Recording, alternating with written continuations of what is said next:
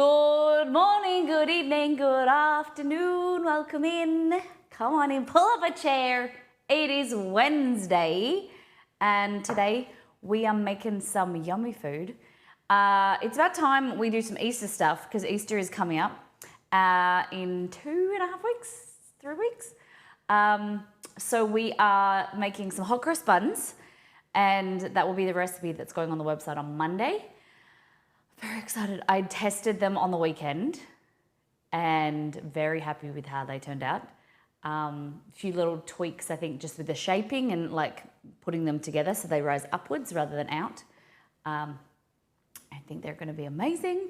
And then we're also doing lemon chicken. So this is the third time making lemon chicken, and I've wrote some tweaks and changes to the recipe from last time, and I think it's going to be great. I love hot cross buns, and now you'll be able to make them for yourself. Thank you, Liz. I put lipstick on today. I'm wearing a headband, something different. Before we go into today's stream, let's go back to last time on. What we did on last time on was, it was a big stream on Monday. We didn't stream for very long, but it was action-packed. That's a good photo, Exceed. We did crispy chicken burgers, or sangers, or sandwiches, crispy chicken sandwiches, using the soft burger bun from the website, missmollymakes.com, crispy fried chicken with slaw, and then we used some of the offcut, like the little tender little bits on the side to make like a honey butter, kind of like a spicy honey butter. It was really good. And then the coolest thing, we made our first ever, well, we did two firsts. We did our first ever Google Translate recipe, and then we also did our first ever chiffon cake. So don't forget to reset the sub goal, by the way. Oh, okay, will do. I didn't even realize. Thank you. It was a bit of fun, to say the least. We had some Google Translate mishaps. The cake tin that was gifted to us by the wonderful Liz came with a recipe that was in Chinese. We translated it with Google, and it was hilarious. There was some bits about sending the eggs and whipping the eggs and some naughty adult words. And the cake was delicious. It's definitely something that I think I want to build on and make some cakes like that. That you guys don't need a tin to make at home, and you can make some really simple like chiffon style sponge cakes. Chiffon nice. Yes, it was really good. I think we need to find more recipes in other languages. Yeah, that's what I said. We should do that. So if you guys want to find something for me to make next week, I'll put it on the menu. Yeah, one day next week we can definitely do it. I think that will be a bit of fun. I thought it was really great. I'm planning, so next stream is St. Patrick's Day. So we're going to do some Irish food. I'm still kind of looking for some suggestions for that. I need some creativity. And I think you guys would be able to do something fun. Curry pan, Benita? Curry pan? And then I'm thinking we should do some more theme streams. We haven't done some theme streams. I haven't dressed up in a long time, so curry pan, Japanese style. I found a cool recipe where you make shepherd's pie, but in twice baked potatoes. Okay, yeah, that sounds good. Liz, I'm always keen for you to share recipes. Lemon chicken makes me laugh. If you watched Everyone Loves Ramen, you'll understand. It's a running gag. I don't know it.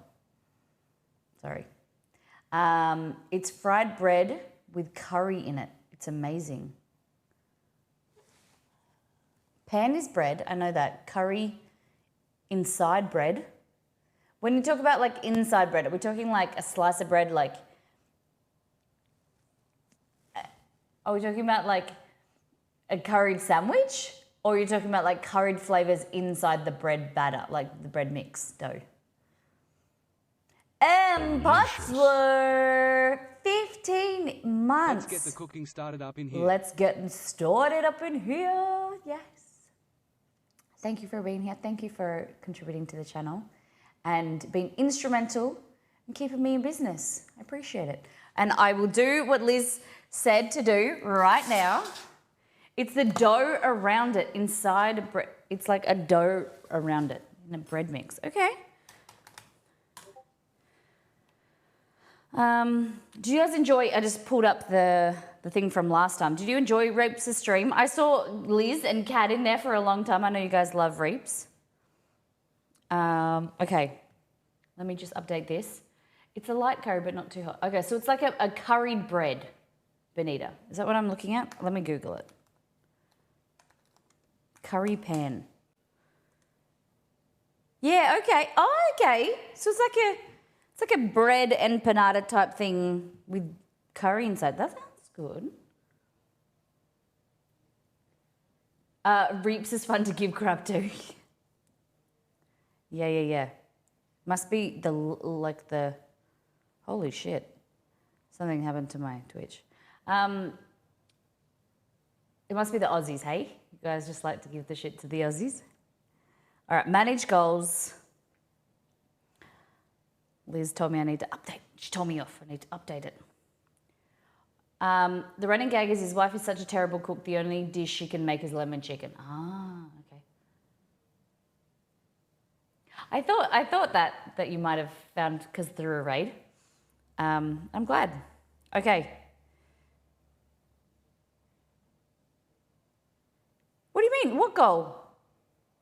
New sub goal? It's saying, I've updated it. It says 0 of 10.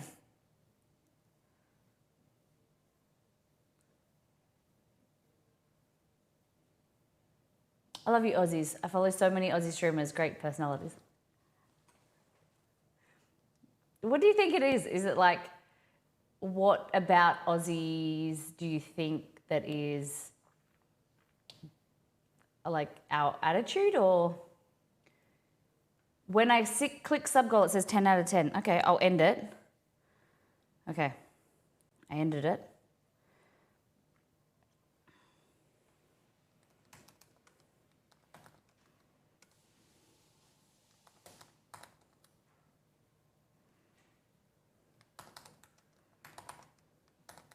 Can you do bit goals? I don't think you can you?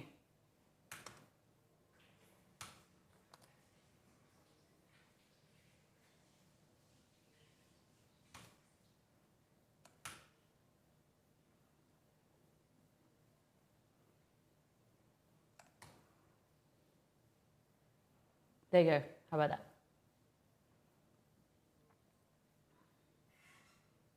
Does that work? I made it 15. A little stretch than usual. I'm not sure. Honestly, I'm drawn to it. I think you all don't take things too seriously, are down to earth, easy to chat with. Oh yeah, sub follows, 19 new people on follows. We made food. Should take that off. I did accidentally put on too much bronzer this morning, and so I look like a little bit of an orange potato. So.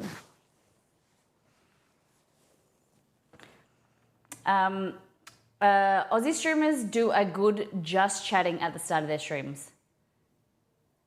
Yeah, you think that I feel like sometimes we've become a little bit too after 6 years, it just become you get set in your ways and you do things, and I feel like sometimes I feel like I get stuck in a routine, and I just want to change it up, and I do just chatting and feel like. Because at times I feel like less connected to the community, you know what I mean? Things, doing what you're doing and everyone's doing what they're doing and getting busy, and I haven't seen you guys. I haven't we haven't chatted and it's good. I think a good segment at the start is great. And throughout the stream, just having a chat and sass and things like that. I think that if you get too caught up in, because at the start when you start streaming, it's a hobby and it's really fun and exciting. And the more you get into it, the more you put pressure on yourself, and there's external pressures and things like that, it becomes like, how can I make this my job? How can I do sponsorships? I have to get sponsorships. I need to be more professional. To do this, I need to do that. I need to do that. And it just like, it has this ability to suck the life and the fun out of things. And I think you just need to sometimes reevaluate and get back to having the fun and enjoying yourself, because that's what people are drawn to. If you are enjoying yourself, if you are having fun, if you are lighthearted, and that's what people want to be around. Do you know what I mean? So if you see me not having fun and you see me being too serious, you just slap me on the wrist. I just find you all warm and inviting. It's also been easy to integrate myself into communities versus some American streamers. Okay, I understand that. That's really great. I'm really grateful to hear that. That's really lovely, because, you know, the Aussie kind of streamer pool or demographic, like here, you know, we're in a smaller pond, I think, and there's so many amazing Aussie streamers that I like to share them with you. Very similar to me, and that's why when we stream it sometimes in the evening streams, or like different audience, there's more Aussies, and you can just have a little bit more joke and don't take things too seriously. I think sometimes, depending on who you're talking to or you're streaming with, sometimes you need to be really politically correct and worry about what you're saying, because people will take it seriously or whatever. And we're a little bit more, you know, we as a community, Exceed and myself, we are we aim to be very inviting and very non-judgmental, and there's stuff going out in the world.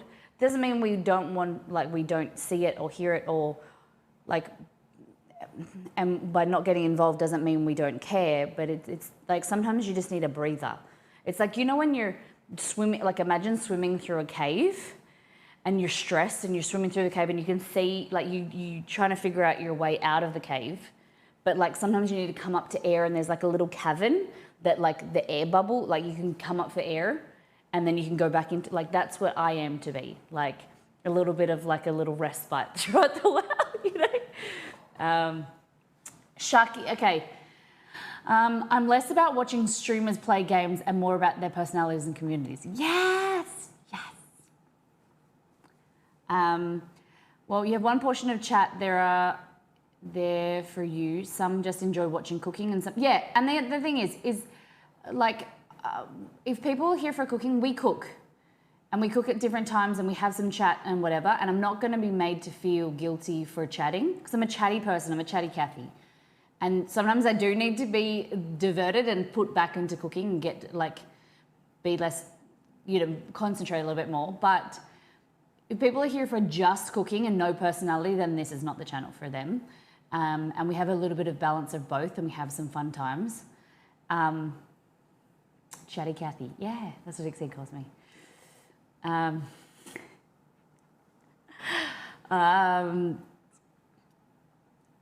watched 2 late night Aussie streamers, Sharky and Walkerman. It was very different with a more Aussie chat versus a American chat, but I love it. Yeah, okay. Yeah, that's great.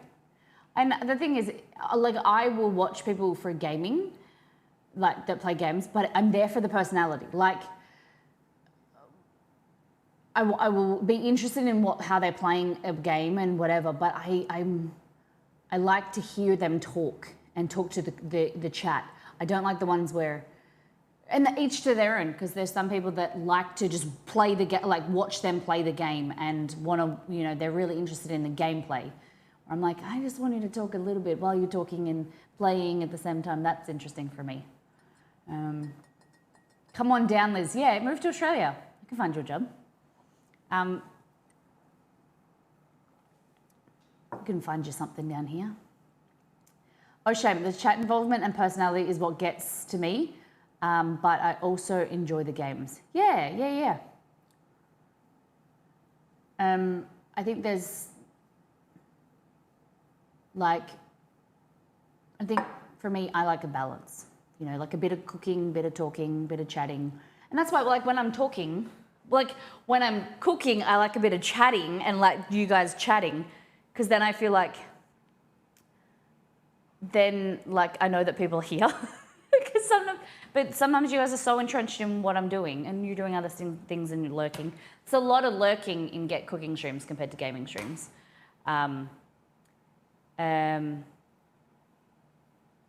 Personality is definitely what get me to stay. Then it's a conversation. Yeah, back and forward.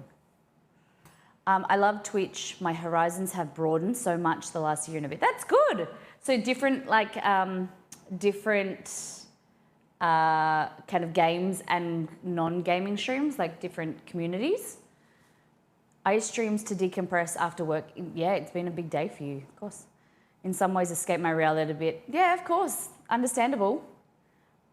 And feel connection, right? Like sometimes we work so hard that you're around people all the time, but you don't feel connected. Like the way that the world is at the moment is we're connected, but more disconnected than any time in the world. And so allowing, like Twitch allows you to get a connection, to be a part of community. Tried your slow cooker brisket recipe from the cookbook. So good. Which one? I'm really glad to hear that. That makes me really happy. Share in Discord. We took some photos. For me, I am like an all-in type person. So like if I watch a stream, I need to be chatting and I need to be watching actively. I can't do it on the side, even though I try. So I don't spend as much time on Twitch because I like to give it my full attention and I don't have sometimes the time.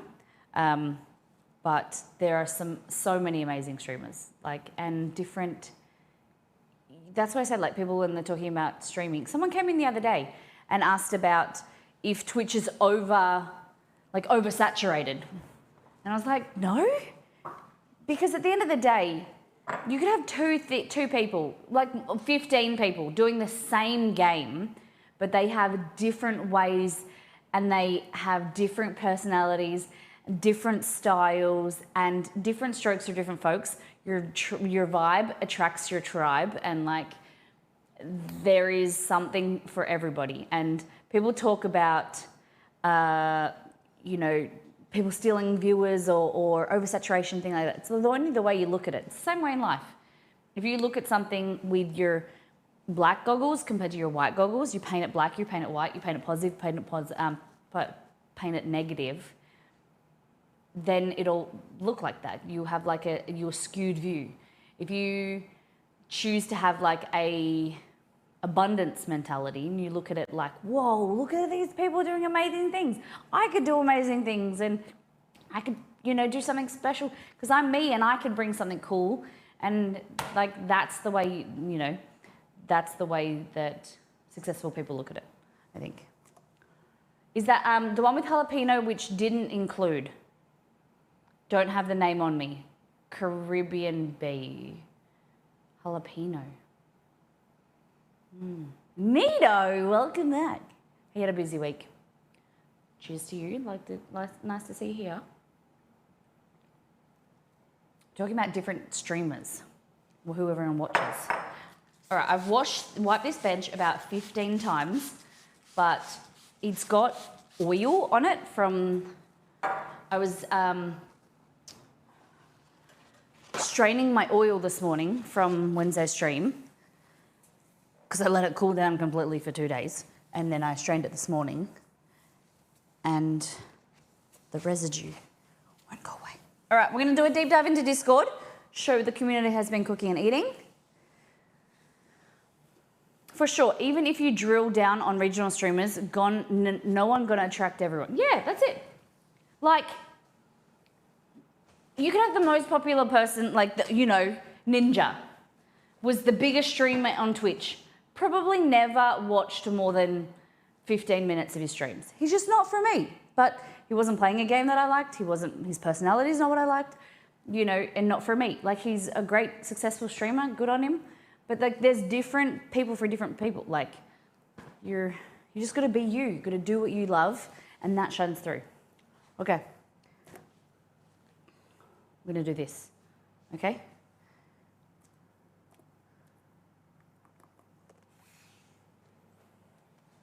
Okie dokie. This is a sponge. Sponge. One of my favorite streamers' wife is in labor right now. Who? Who's in labor? Right now. Is he giving updates? Is he streaming it? This is our chiffon cake from Monday's stream. Delicious. Definitely gonna have to make it again. Big fan. I want to make an angel food cake. I don't feel like I'm gonna like it as much, the angel food cake, in comparison to the chiffon. I like the eggs, the yolks and the oil. I think I like that better. Not the birth, but they did stream their wedding. Wow. Okay. Bryce Supersaurus. Australian? US? That's exciting for them. Is that their first baby? Amazing. It's really cool. My lunch of California avocado Benedict at Perkins. Okay. Perkins is a chain, like, restaurant. Is that right? Is it like Culver's? I think I get confused between Culver's and Perkins. I think Exceed and I have been to Perkins. Aussie, it's where Tam and I met. Oh. Who are your other favourite streamers? Nito.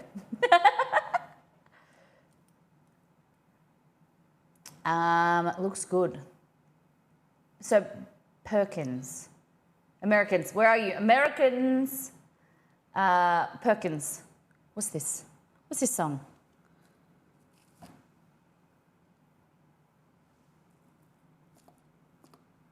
Next. I added some new songs. Took some old ones away.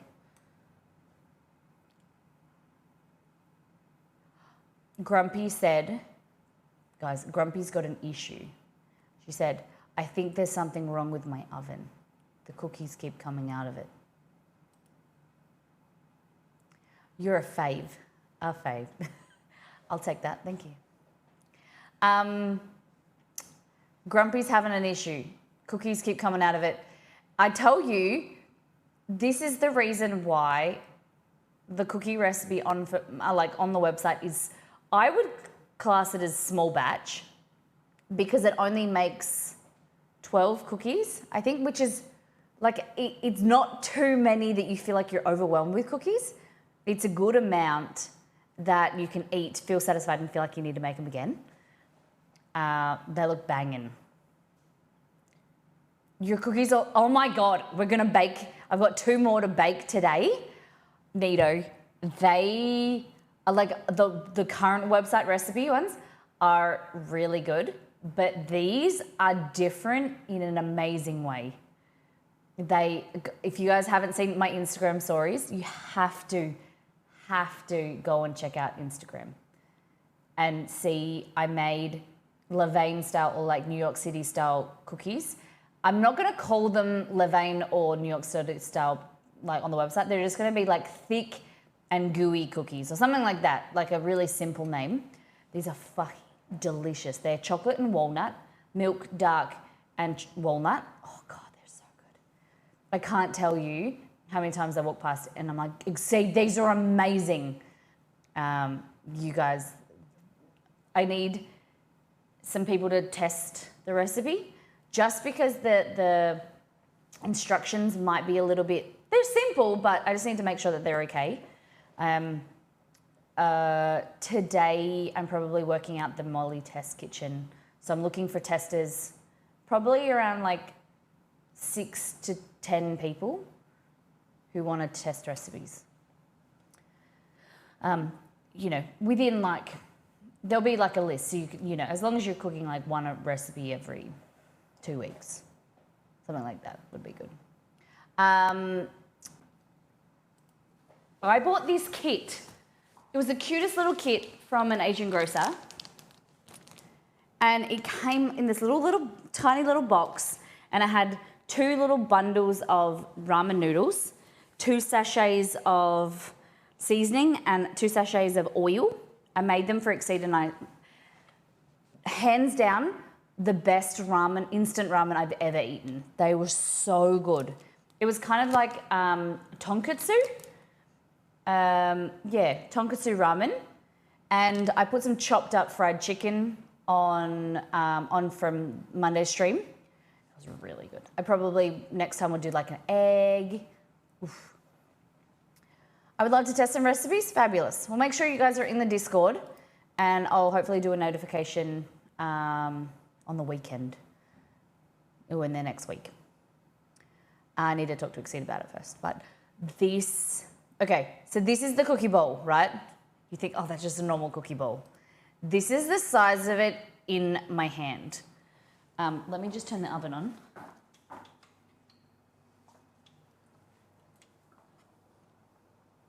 So the oven needs to be at 210 degrees Celsius. This is the dough bowl. This is probably 3 times as big as a normal cookie dough bowl. It's amazing. So we're gonna bake them in a minute and I'm gonna show you what they turn out. They're huge, but they're really domed and you break them in half like that. Molly, off to Pilates, be back in 90 minutes. See you soon. Yeah, they're phenomenal. 3 times, yeah, maybe 4. They bake for about 11 to 12 minutes from cold. This is frozen, so I'm gonna test, what they turn out like. And they're crispy on the outside, you break them, and they're like, kind of like semi-cooked on the inside, and they're just like, they're not chewy, they're not fudgy, they're just like gooey and magnificent. Yeah, I love that emote. So that's what they were looking like. I just quickly got a snapper from my oven. I need to clean my oven. I need to put that on my list of things to do. So this, I couldn't really, the photos didn't look good. So this is a video. They were this big and that fat. So this is milk chocolate, white chocolate, milk chocolate, dark chocolate, and walnut. We'll probably try some new flavors as well. I was thinking maybe adding some like bourbon in there as well, or like some type of bourbon and walnut would be quite nice. Look at that. They're thick boys. They look, because I always looked at like a Levain cookie and thought that they looked really dry, but they're deceiving because they're so good inside. What choc chip brand? I use Calabao. So it's a Belgian chocolate that I buy in bulk. I don't often use chocolate chips anymore in a chocolate chip cookie, but they turned out really nicely in this. I usually like in my recipe on the website, use chocolate chunks. Like you get a chocolate block and you chop it up. These use these chips and they work out really well. I don't think chocolate chunks would work in these because it would just like be too wet. These need the firmness of a chocolate chip. I always do a mix of dark milk and macadamias. Okay, these will have walnuts, but you can always change them out. Cadbury dark chocolate, half price. Okay. I'm not a fan of dark chocolate, to be honest, because I find it, Cadbury chocolate, I find it too sweet.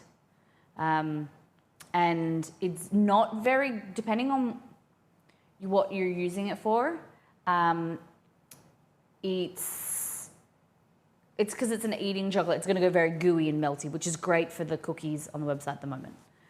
It's not going to set firm like a chocolate chip would, because the chocolate chips have high percentage cocoa butter, whereas like a Cadbury eating chocolate sometimes have like vegetable solids and stuff. Have I got it the other way around? No. Good quality chocolate you want with cacao and cocoa butter. Try 70% dark chocolate. Yeah, you need 70% at least, yeah. Like a nice dark. So this is the other photo. There are broken bits, that I've eaten for breakfast and I've had to like wrap them up and then put them on the other side of the kitchen because I was snacking on them this morning. Make myself feel a little bit sick because they're so good, but not at 6 a.m. Grumpy made the slow cooked brisket ragu. Look how good. Yes. That looks amazing. So good. Thank you for sharing. What else we got? Hey, I saw this morning. Rosalarita made dumplings. So these are chicken and vegetable. They steamed. She said, I know frozen isn't the same as homemade, but at the end of the day, they're quicker and they're easier.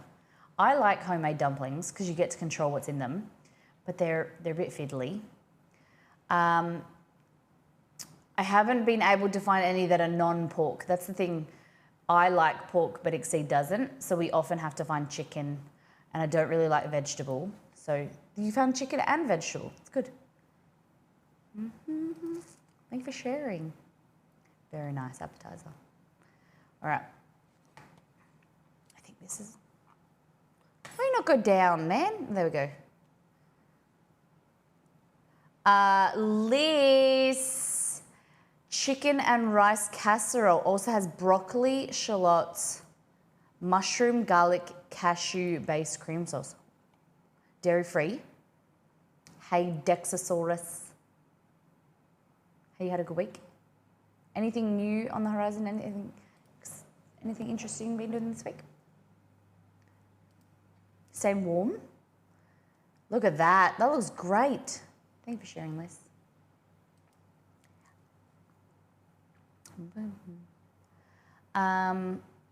Is that a Sam emote? I heard that she's not. I read that she got a new job. That's exciting. Must be really exciting for her. Exciting time. Sad for her community, but obviously she'll still be streaming. It was good. Nervous to make it. How come? It turned out great. Yeah. You're perfect. Cottage pie baked potatoes. Ooh. Can you do me a favor and at me? Can you just make sure I see that?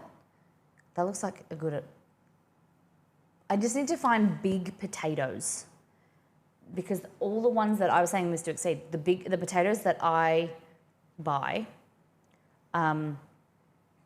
are smaller, and you can't really do like a nice jacket baked potato.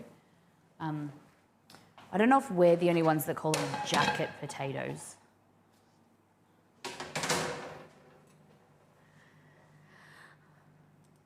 All right, what is this? Can't scroll down. Here we go. Nido, zucchini and prawn baked risotto. Fabulous. And who are we watching here today, lady? Looks good. Very nice. Thank you for sharing. Royal blue potatoes. Yes. But they don't grow big, Dex. You have been added. Legendary. The dairy-free aspect with the cashew sauce. Oh, okay, you were nervous about that. But it turned out great. Liz, would you change anything next time? Nita, have you made this before? Is this something like a regular rotation? Anything you loved? Anything you do differently? I like your indoor plants, by the way. I'm a bit of a plant lady. None are really dead, so I'm doing okay. Delicious. Liz, thank you for giving to Dex. Really appreciate that. Dex, welcome back to the community. You are now a Mollytopian for March and April. Thank you, Liz.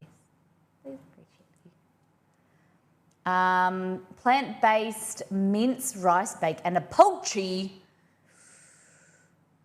It's HelloFresh. I love that they do a lot of baked risottos, so you can walk away that does it. Is that something you guys like? Emily D. Baker, a lawyer and YouTube. She follows a lot of trials. Oh, like, okay, when we talk about trials, are we talking like, is it like a gossipy kind of like a follows trials and like, you know, like a gossip column type thing? Or is it like, like a Johnny Depp trial or like a Ghislaine Maxwell trial, or is it like legit like criminals? Like, no, I'm not saying they're not criminals, but like really like grungy stuff that's like really interesting and like, you know, true crime. A mix of both. Okay. Are you on Instagram? I liked it. I don't like it as much now. I was following House in Habit on Instagram. It's a bit too gossipy for me now, but I did like her trial kind of synopsis of like the Ghislaine Maxwell trial and the Johnny Depp trial and things like that. But sometimes it's a bit too gossipy for me. But that is interesting because she was like going to the trials and like, especially the Ghislaine Maxwell trial, was going like into the courtroom and, you know, give her daily wind up and things like that. It's really cool. Anyway, plant-based minced rice bake. Is this another HelloFresh thing? Plant-based. When we're talking about plant-based, what do we got in there? Some like tofu, or what is it? Delicious. Dex, thank you so much. Thank you for paying it forward and gifting it to Zeusalicious. Welcome in, Zeusalicious, for another month. Appreciate you.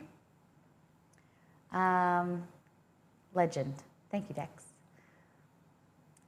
Liz and Dex, legends.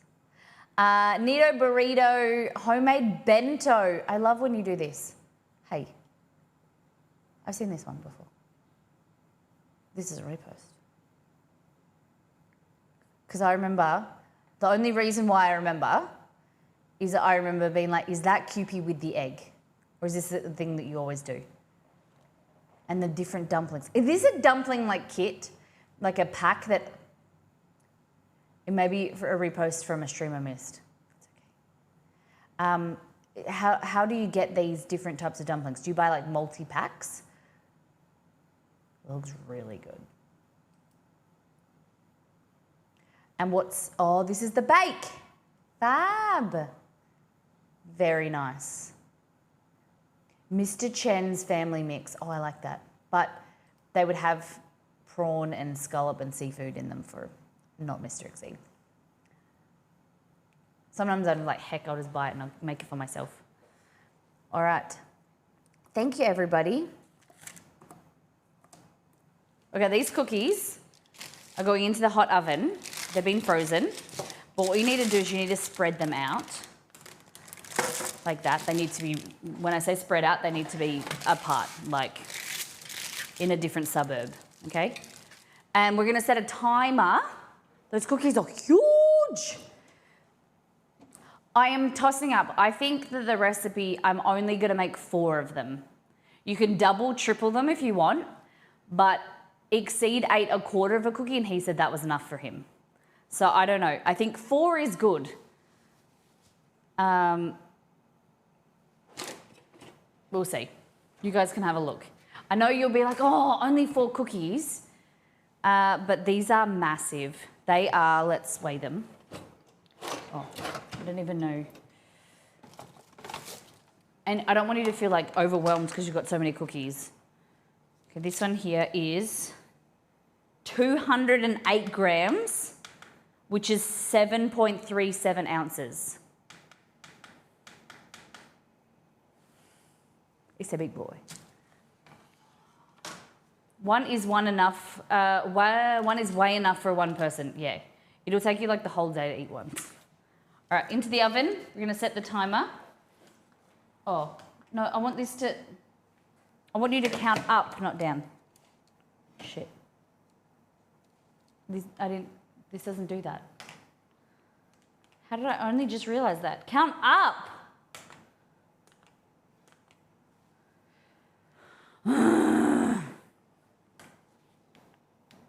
All right.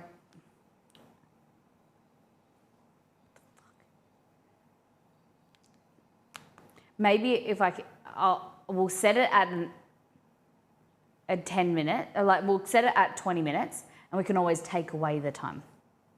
How about that? Oh, it doesn't work anymore. Okay, cool. Cool, man.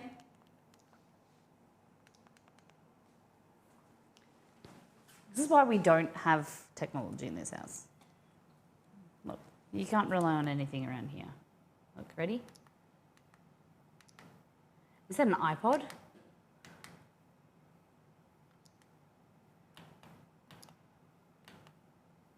I've only used this about 5 times.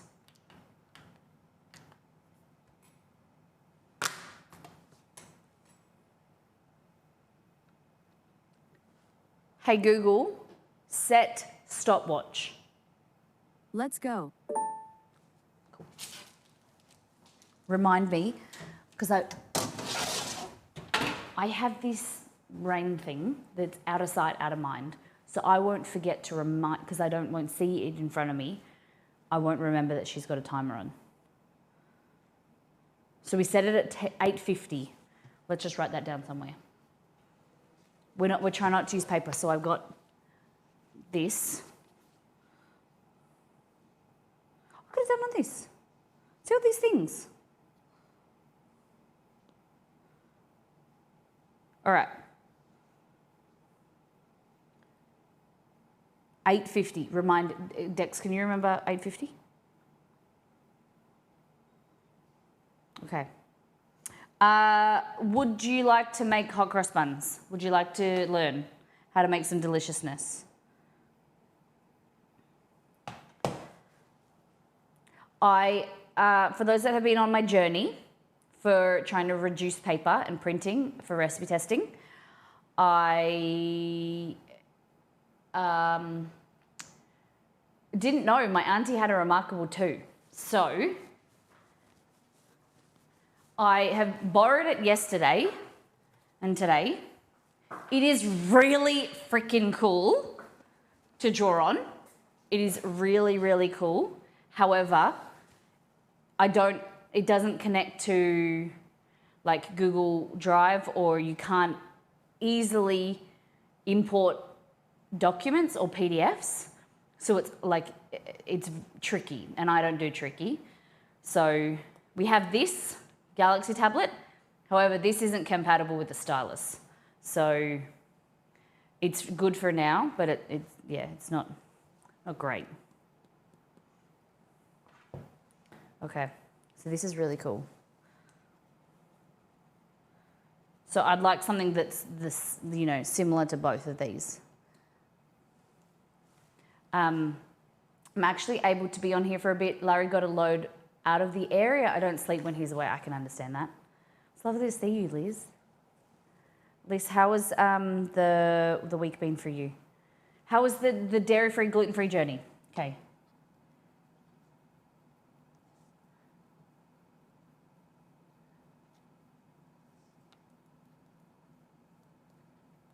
Okay, so then you can do this, and then you go, oh, this one? No, this one. Convert to text.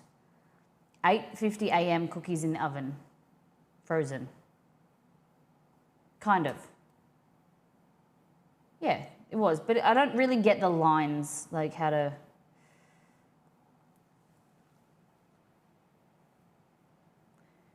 Cookie, it like puts them on a different line, but that's fine. Okay.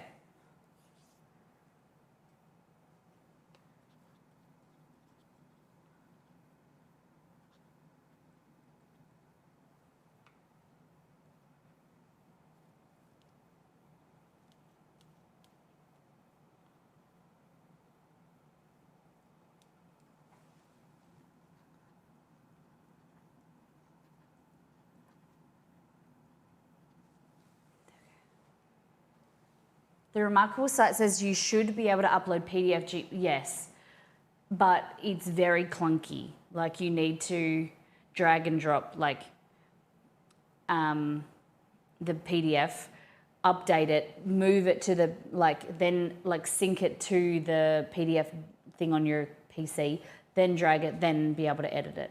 So it's like, or the Google Doc, I'd have to export it as a PDF, transfer it over, write on it, transfer it back. Whereas if it's Android, which there's something called a Books, which I really like the Books, or possibly the Lenovo Smart Paper, I think it's called. That's coming out later this year, I'm hoping. that might be an option because it's Android. It works on the Android operating system, so that like with this is my Galaxy tablet. I can do like open my, what are we doing now? Hot cross buns. So this, and then I can edit straight on top of here as a Google Doc, or I can export this as a PDF, take a screenshot, and then I can draw on it with a stylus, or like with my finger. At the moment, this isn't stylus compatible, but that means I can make track changes onto here, and then it's automatically on my computer, like they're synced, and it's just a lot less work. So it's kind of like beggars, being choosy beggars, I suppose. Like, wanting something, like ideally, but having to settle for something. I don't know. So I'm not really sure. Because I like the drawing and writing and scribbling and stuff, but I also don't mind being able to edit this with my, I can do this, suggest changes like this, and then I can edit, and then it will mark it as green. There's a guide for setting up Google Drive integration with the Mara Michael stuff. I can post it in Discord if you want. Yeah, try it. I did do a lot of Googling the last 2 days, so, but if there's anything I can look into. You should try some Spirit House recipes. These are free through Spirit House. I never heard of Spirit House. What is it? Is it Australian, or whereabouts are they in the world? They do great tea, smoked trout, coconut soup.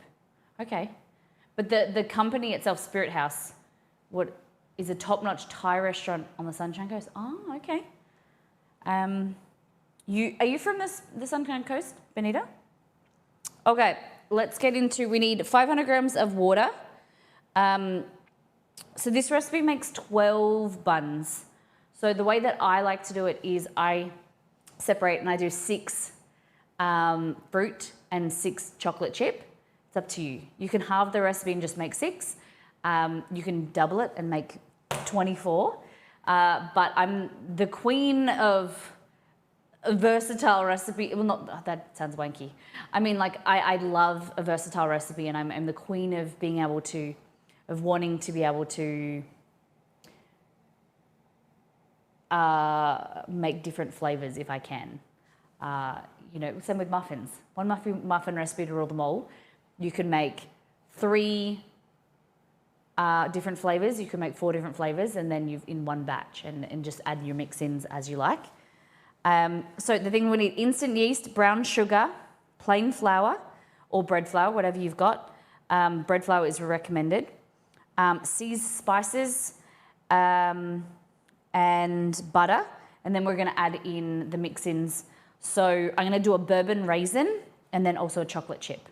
So you can add whatever you like.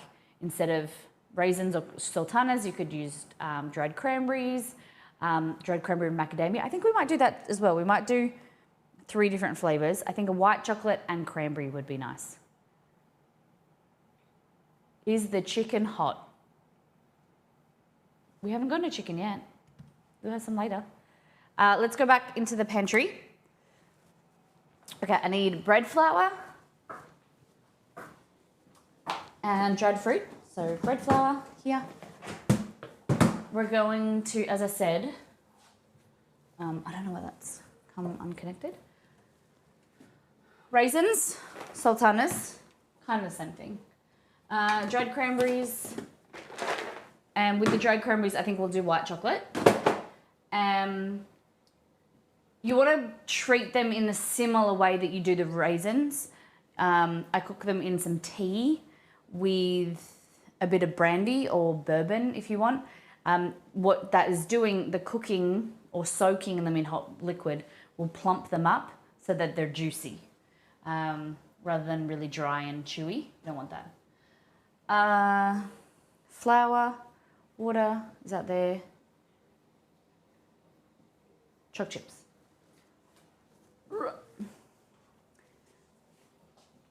Milk, dark both. This is a mix I've made up yesterday. Half. I think we'll just go with that one. So altogether you need 200 grams of chocolate.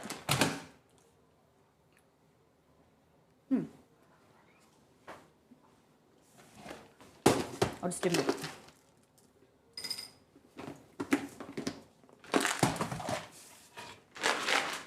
Nice.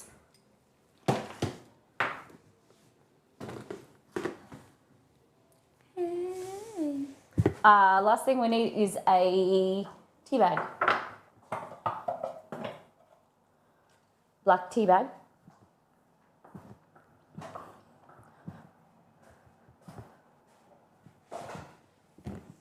All right. I'm from Brisbane. Fabulous. Okay. So the things you'll need: chocolate, if you're doing chocolate, raisins if you're doing raisins, cranberries if you're doing cranberries, tea bag, we'll probably need 2 actually because I'm going to do 2 different ways. The base of it is flour, water, yeast, salt, sugar. I forgot brown sugar. We're using instant yeast. Chocolate is the only option. I know you like dark, Dex. How many of you guys, are you a milk dark, white fan? What do you like?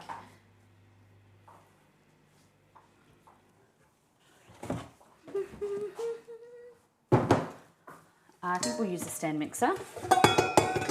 Well, let's speak now or forever hold your peace. How many of you have a stand mixer?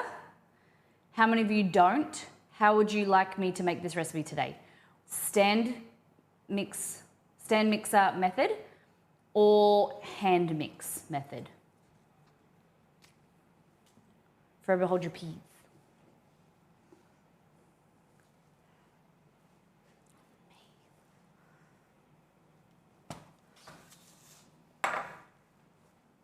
Awesome. All right, so the cookie's been in there for how long? 10 minutes. Okay.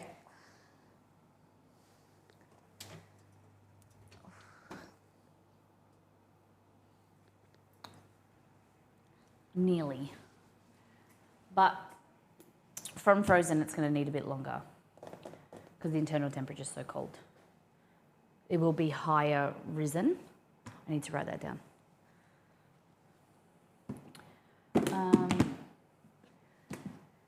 Okay, stand mixer, have a stand mixer, also have a hand mixer, I also have my hands. Okay. But if you have a stand mixer, the currently broke, any news of the hopefully getting fixed? But I do have a hand mixer as well.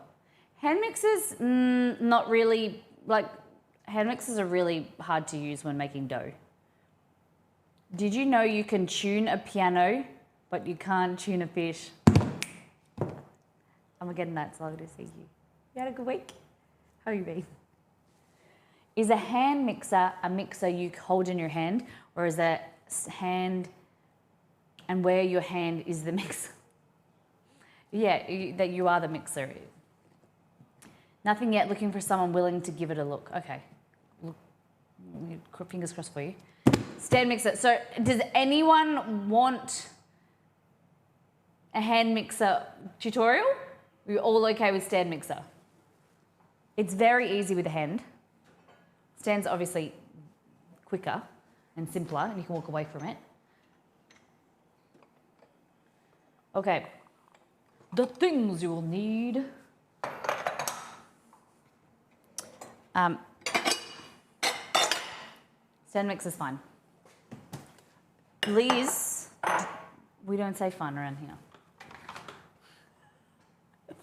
Fine's like, I know this is silly, it's just a me thing, but I always think like, people say fine, fine's like, oh, fine, it's okay, it's fine, like, you know, fine. So we want good, great, fabulous, not great, hate it. A wonderful option, is that better? Is a wonderful option, yes. Positivity. No, but the thing is like, because when, like, fine isn't like, is a what is the word? There should be a word. There's probably a very, really educated term for like when people, it's like they say fine, but they don't really mean, like it's like people, like I'm not saying you, Liz, I'm saying people in general. I'm saying like people say fine, but it's not actually fine. It's like, it's a nondescript,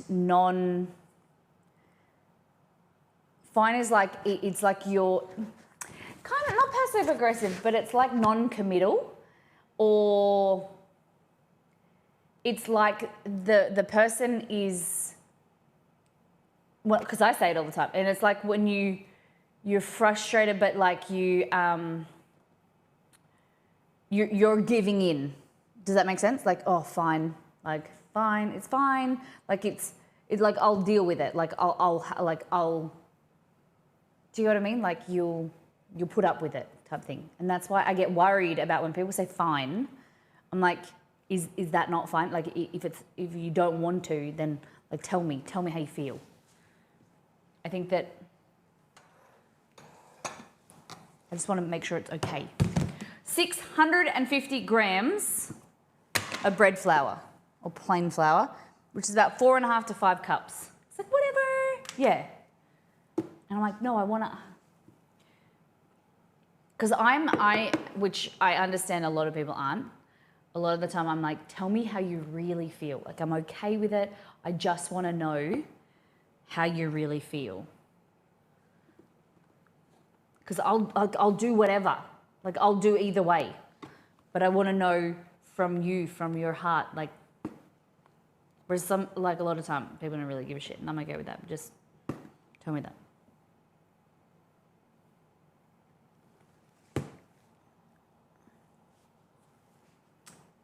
Just got corrected on hot X buns. Now I know it's hot crust.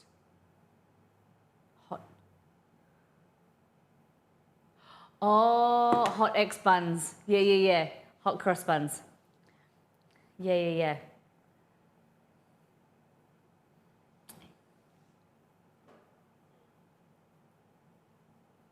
I'm doing good. Dover, do you have a stand mixer?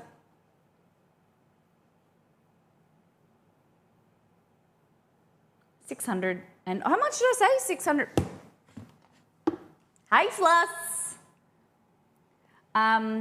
Why don't we perceive great in the same way? Like people say that's just great or oh great, but if someone describes something as great, doesn't sound sarcastic, non-committal in the same way as fine. Yeah. It's just great. Oh great. Yeah. I get that.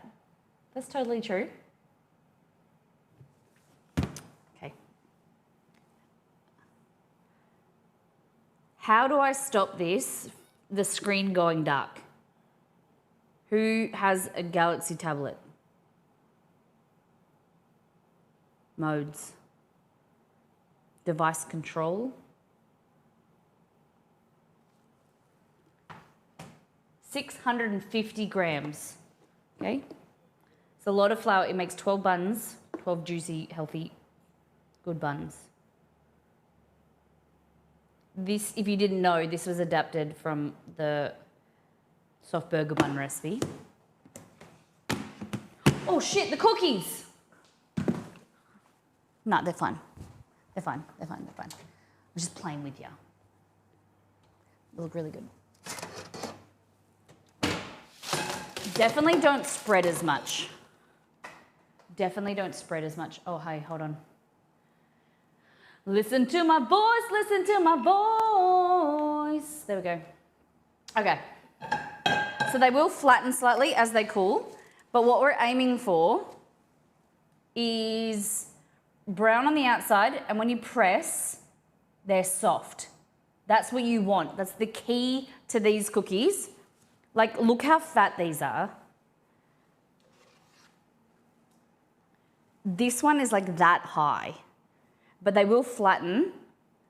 And what will happen is the residual heat from the pan and the internal temperature will slightly set the inside.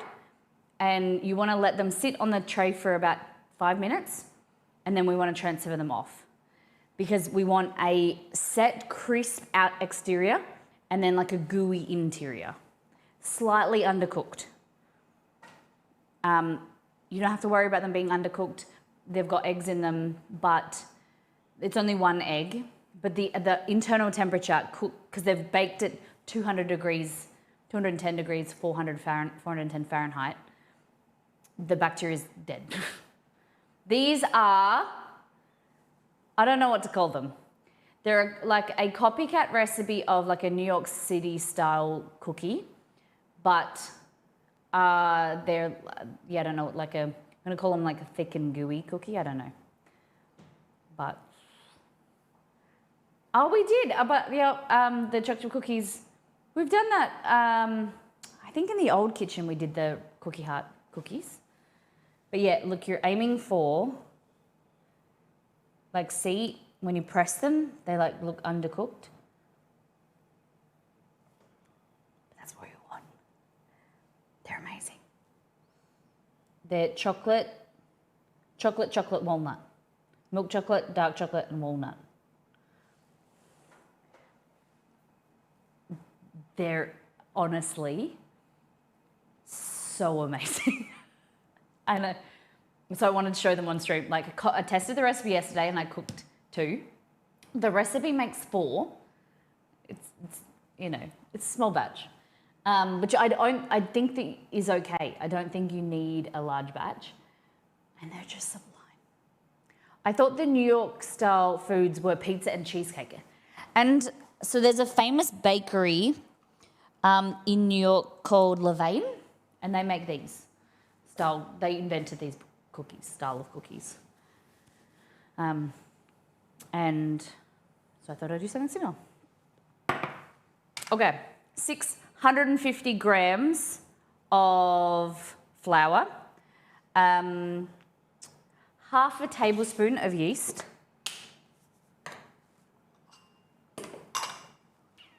some salt. I could go a cronut. Oh yeah. When we were in New York, that was when like the cronut phase was going, and the lines were like going to be ridiculous. So I didn't even bother. I did go to Magnolia Bakery and I got a cupcake.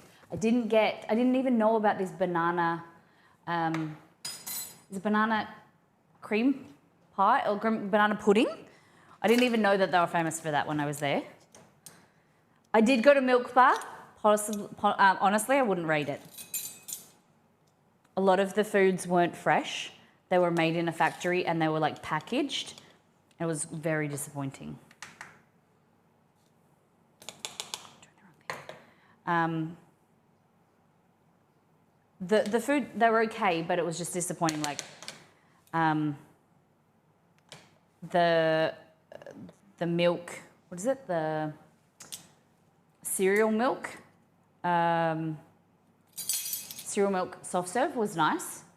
The crack pie was nice, but like it wasn't like fresh that day. Do you know what I mean? Which you expect from like a bakery. It was packaged, and which I understand because they need to do it in mass, but it just was a little bit disappointing. I just assumed. And even like the cake bowls and things like that, the truffle bowls, they were all like in packages and, you know, had preservatives and things. So yeah, it was just a bit sad. I'd never heard of the business before. Really? Looking at Levain's website, it looks like they only make thick cookies. Well, that's what they're famous for. I think they originated as like a full bakery, and then they became known for these cookies. And now they're known worldwide of like Levain style cookie. So I suppose they're leaning into that. Shiza, okay. Half a tablespoon of yeast, which is 7 grams.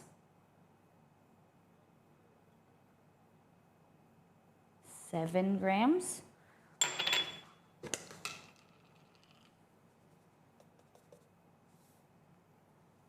There we go. Okay. You said it's in the settings, hey? And it keeps locking as well. Okay. Locking settings. Can I talk to the assistant? Open lock settings. Hi, miss. I'm your assistant, here to help you throughout your day. No.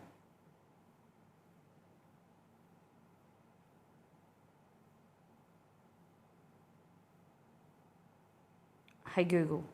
No, I don't. Why isn't it? Go away. Go away. Go away. Settings. To find the settings for this device, open the Google Stop. Home app, then tap this device. You stop. You keep going. Okay. Notifications, display, brightness, home screen, lock screen. Here we go. Got it. Touch and hold to edit. What? Face. It's got face recognition. Biometrics registered. Cool. No security. Medium high security. Password high security. What the Smart lock. Yes, that's what I want. It's like when it's in the house, it's not locked. Got it. Trusted places.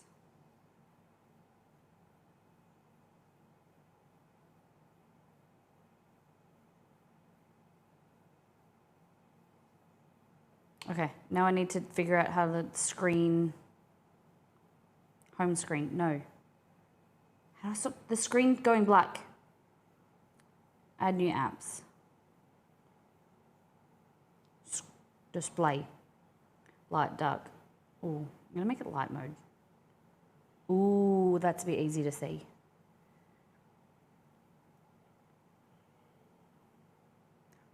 I like that too.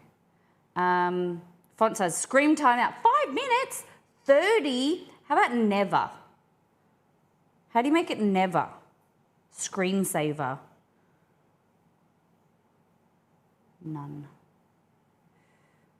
You can't make it always stay on? Okay, hopefully that will do something at least. All right, we got it. Sorry guys, I feel like I'm distracted. Sorry. Progress Buns. $6.50 to $7.25 per cookie for their signature cookies. Yeah. Okay. Now, so yeast, flour, brown sugar, 120 grams. We're making hot cross buns. It's very common growing up in Australia. We should look at the cookies. Very common having hot cross buns. I don't like dried fruit, so I don't really eat them. But Exceed loves them. My family, I grew up with them. But I found when I started streaming that it might not be as common around the world. Have you heard of a hot cross bun? Have you tried them?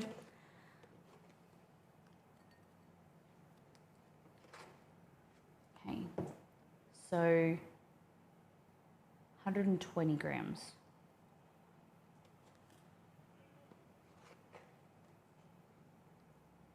So 2/3 of a cup.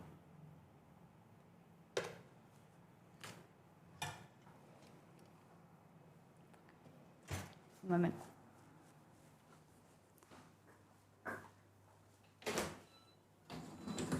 Achoo! Okay.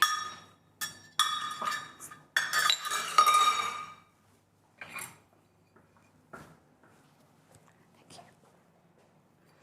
All right.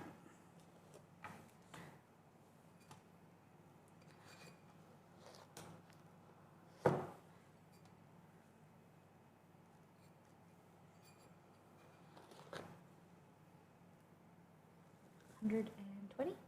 Yep.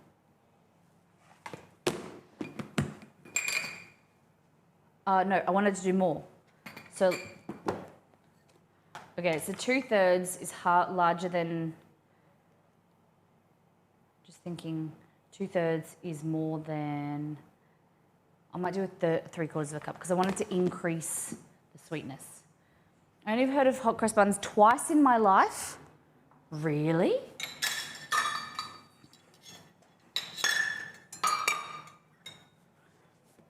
Once when I was a wee lad and we played a song, the hot cross recorder, and then on this stream. Really? How many of you never heard of hot cross buns? Really?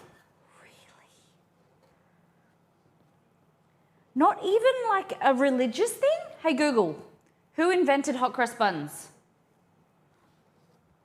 Here's what I understood from the website countryfile.com.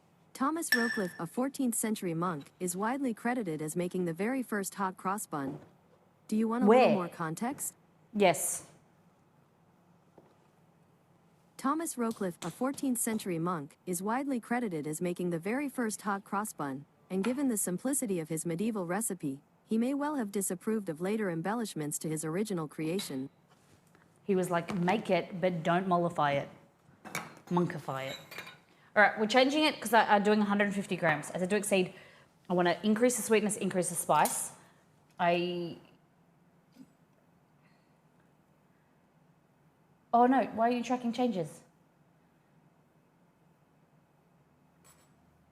Suggest changes, there we go.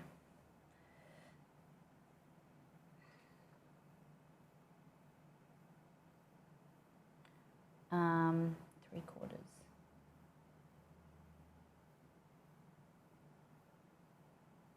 Okay, are you ready to see this cookie? The bakery by my childhood home. Oh, really? So you had them when you were growing up? Okay. So this is the cookie. Let's do it over in this camera. This is the cookie.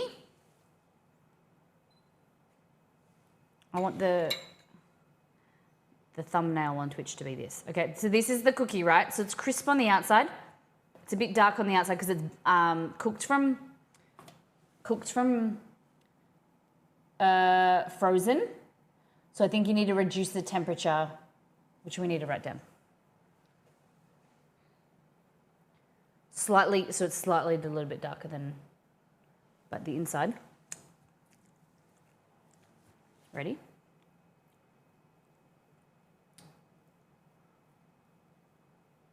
Ready?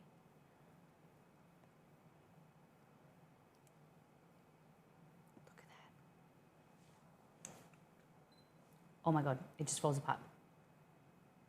If you let it sit there for a little bit longer, it'll firm up even more.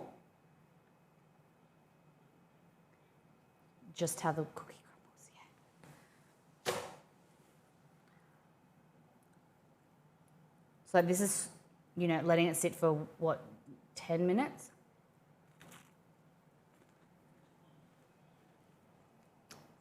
It's crisp. It's gooey. Sweet. The interior, like the crisp exterior, the gooey interior, it's amazing. It's really, really good. What do you think? Is it something you'd be into? It's a little bit. Because I froze it, this is a test from Frozen. Needs a little bit longer to set. But holy dooly, is it good.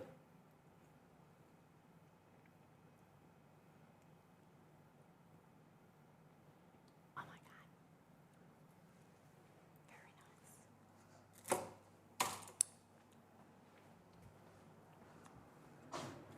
Oh, I just thought maybe some coffee in there would be good. There's a coffee version.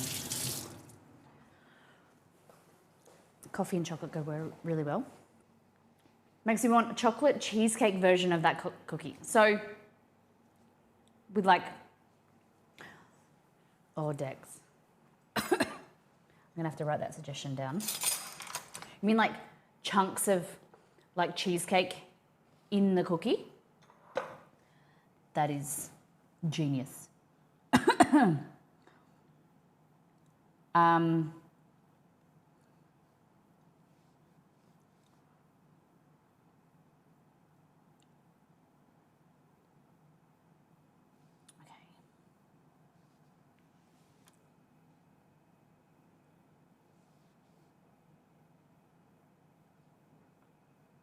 Hey, welcome in. Guys, we just are making some hot cross buns. We're talking about that North Americans aren't as familiar with hot cross buns than we are in Australia. We baked a Levain style cookie. So this is a recipe test that I made up yesterday, and I'm just testing them, baking them frozen. And so this is what the cookies look like, and this is the interior.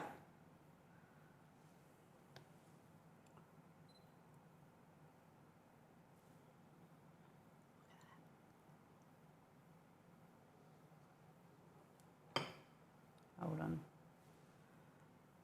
Look at that.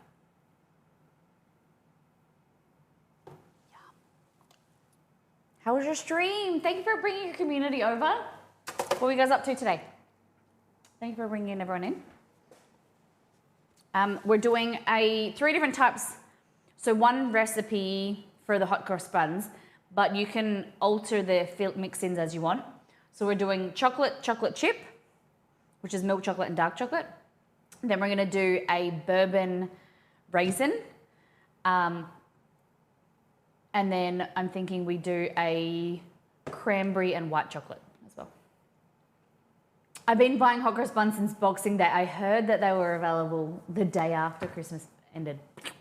Out of here. The new stuff's in. Stream was good, thanks. Great way to wake up. I made sushi. So is this a new stream time for you, or is it just something different? Because sometimes you stream in the evenings, right? Or the later. Sushi salad. Wow. Okay. Here, Levain style cookie. So Dex, you wanted a cheesecake cookie. All right, I need to suggest changes. Welcome in, everyone, if you're coming over from Connor Carbonara's lovely stream and lovely kitchen. Come over in here. This is a little bit about us, who we are and what we do around here.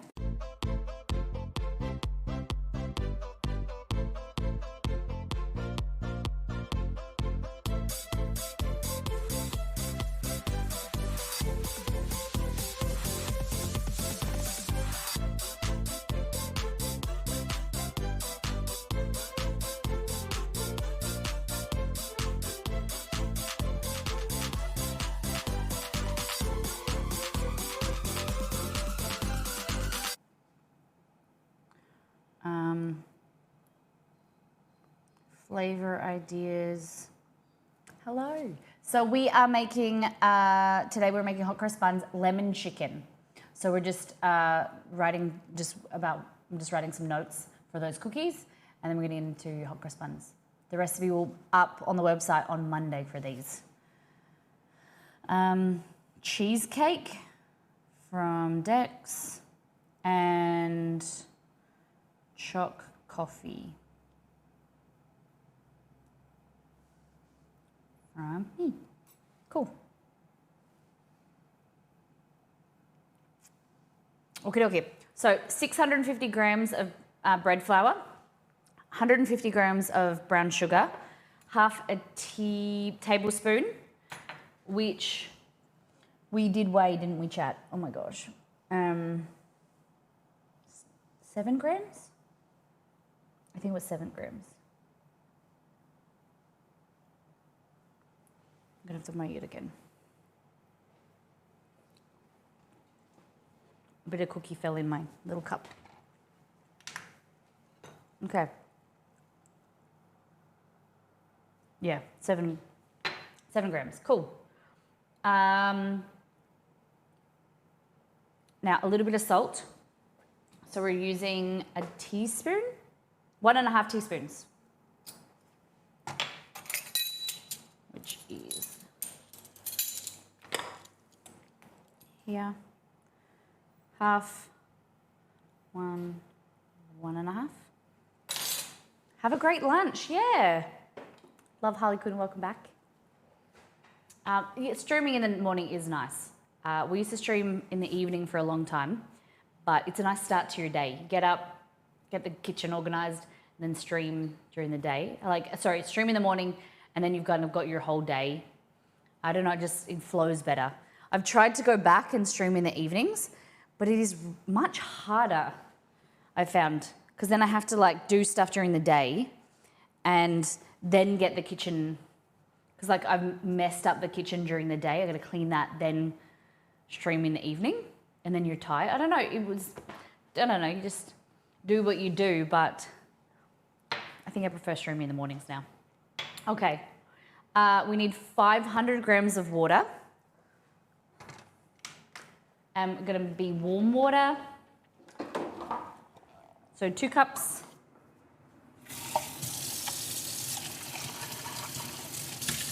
Just slightly warm, tepid.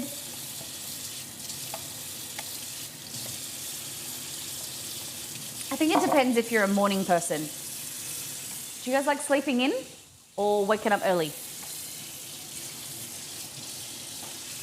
I like to lay in bed, and I like the idea of sleeping in, but I can never do it. My body clock just isn't a fan. So like my idea of sleeping is like 7:30. That's my sleep in. And also when you have 2 dogs that walk around the bed.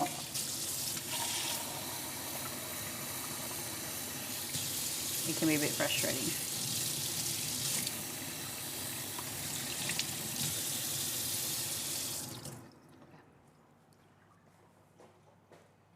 I wish I could sleep in, but still have the time. Yeah, I get that. Not a morning person.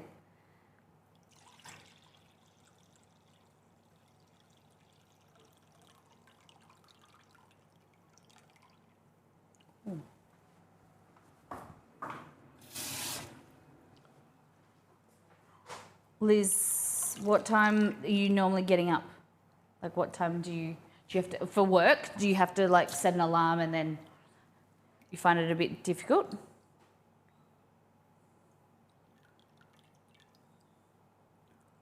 There we go. 500 grams. And now we do our mix-ins. So I've got written here, which I'm going to halve because it's for a full recipe. For 12 buns, this is the mix-in, which is 200 grams of raisins, 1 black tea bag, 1/4 cup of bourbon, and a cup of water. So I'm going to halve it.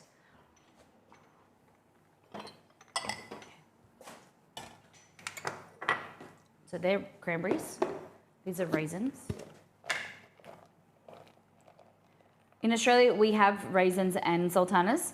They're slightly different. One has got, but you just treat them accordingly, in my opinion. Treat them the same. And I will just say raisins sometimes because Americans have no idea what sultanas are. Hey Google, what's the difference between a sultana and a raisin? On the website healthline.com, they say, raisins are made from a range of grape varieties. They are dried naturally and are usually the largest of the 3. Sultanas are made from seedless green grapes. They are often dipped in a solution prior to drying, which speeds up the process. People So it's also like an ask acid, me, I think. can I use sultanas instead of raisins? Want to hear the answer? Yes. On the website thekitchen.com, they say, since they're used in many of the same ways, they can be easily substituted for one another. Do you want a little more context? No. Okay. I was going to say, hey Google, how are sultanas made? On the website webmd.com, they say, to create sultanas, the grapes undergo a different drying process. They're first dipped in a sulfur dioxide solution to keep them from turning dark. Then, instead of being dried naturally, they're put through large dehydrators. They only take a few hours to dry compared to a few weeks for natural raisins.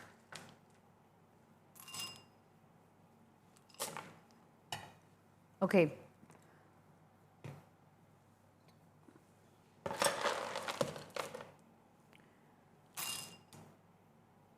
$85 grams?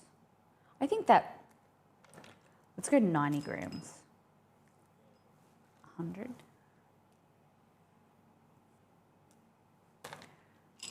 Okay, let's just get a heaped half a cup.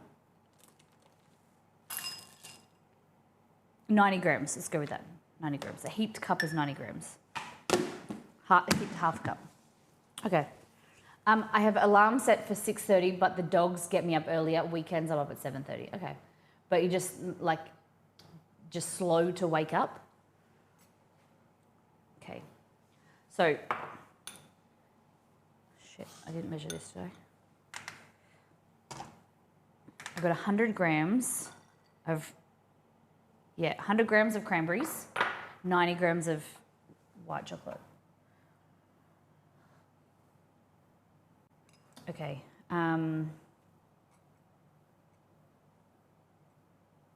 White chocolate and cranberry.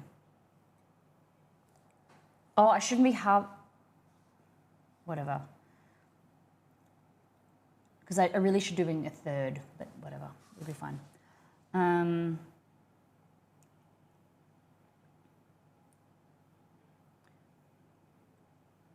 That is half a cup.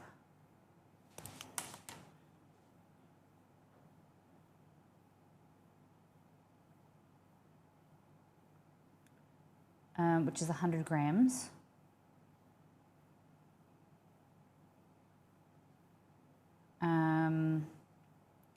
Half a cup white chalk,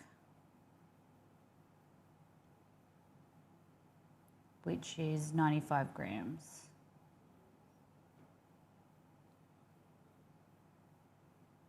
Here we go. Cool. And then chocolate chip. We're gonna do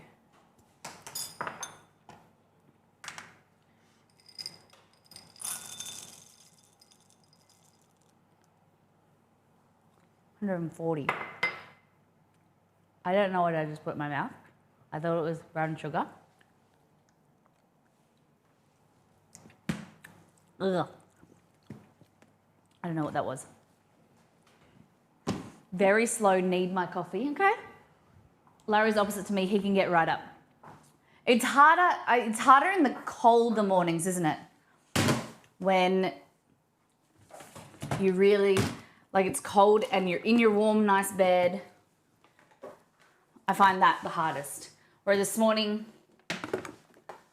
I like to lay in bed and be on my phone and whatever. I suppose it's a bad habit that we all do. But this morning I got up, because it's a warmer day, got up straight out of bed and went on the treadmill. Now that it's fixed, but it is hard in winter, and it's darker, gloomier mornings. You guys feel the same thing? Kind of, you need more motivation. All right. Just getting some more cocoa powder. So this cocoa powder is, I just buy this from Woolworths. This is more Dutch process. It's a much deeper, darker color. But it doesn't say anywhere. Oh yeah, made using a Dutch process for a cocoa flavor. Yeah, so I recommend Dutch process because it has a deeper color, less bitterness. But the problem is it's less acidic. So when you're using to make things like chocolate cake, you're using baking soda, it won't react because it's not as acidic. So you need to add some lemon juice. If the recipe calls for cocoa powder and baking soda, you just need to add some lemon juice or vinegar or something like that. Or substitute with a bit of baking powder. Okay. To the chocolate chip cookies, come on, Lauren. To the chocolate version of the hot cross buns, we're going to add a tablespoon of cocoa. Wayno, I'm from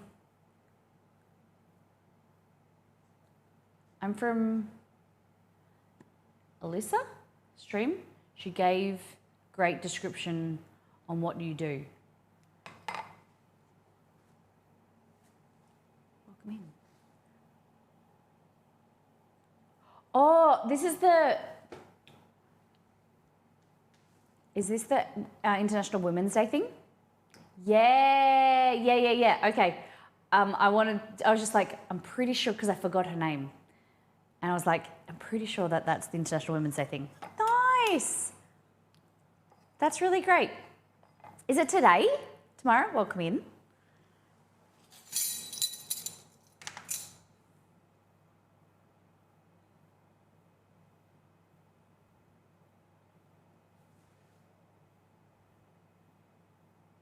It was Monday night. Okay. Because I didn't know if she was doing a stream or how it was, like being presented. Cool. I'll have to, can someone send me a clip or something? What did she do? Just like show photos or? I didn't know what she had planned. But Tamara submitted me for International Women's Day. And Alyssa was, do I pronounce it Alyssa? Oh, that's really cool. Yeah, you would have been shouted out on Monday night, Arvo. Fabulous. Cool. Well, yeah, I'm Molly. Okay, cocoa powder, you need to sift. Remember that. Alyssa, okay. 7 grams.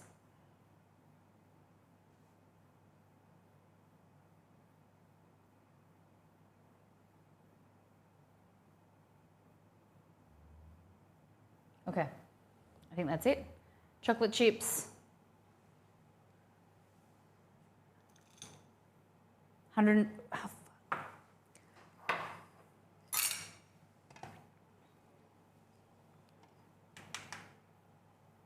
Zero. 150 grams, okay.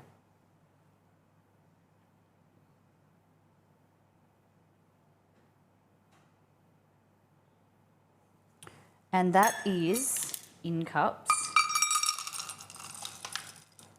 I'm getting distracted myself. 1 cup, okay.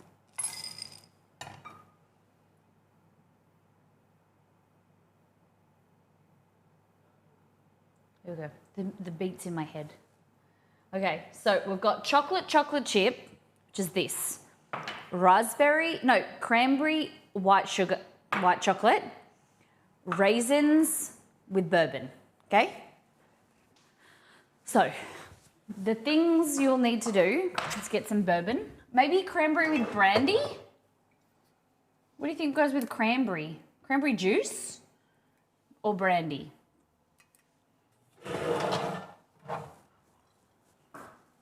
You just need, or you can do bourbon as well. You just want something to plump up, add some nice flavour to plump up the berries, the dried fruit. You want to undry them.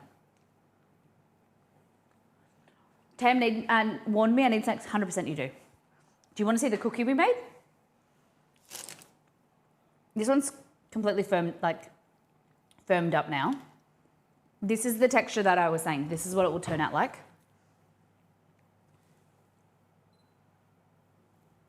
Ready?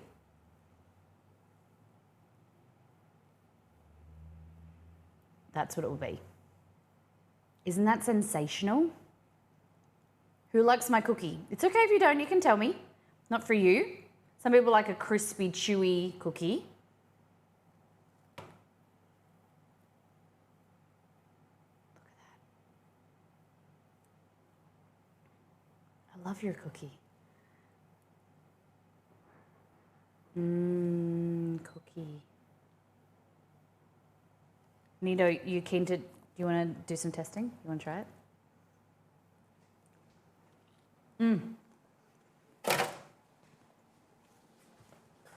Okay. 1/4 cup of this. I'm just going to put it in here. Bourbon raisin.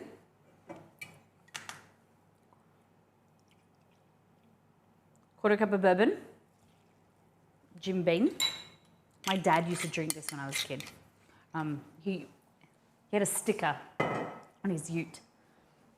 And I just remember when I was a kid that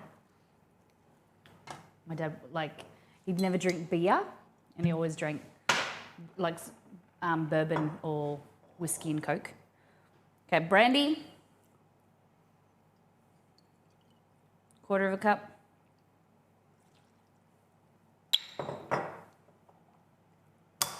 That. Bit of Hennessy.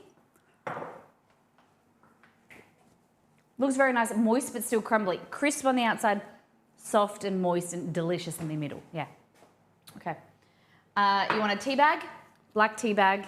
You just take the string off and then pop that in there. Like that.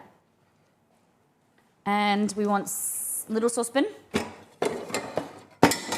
Basically, we just want to simmer it, or you could put hot water over top, but it does not as good. You want to simmer it with a little bit of water until it starts to absorb all of the moisture and they go plump and beautiful. Okay? So into there.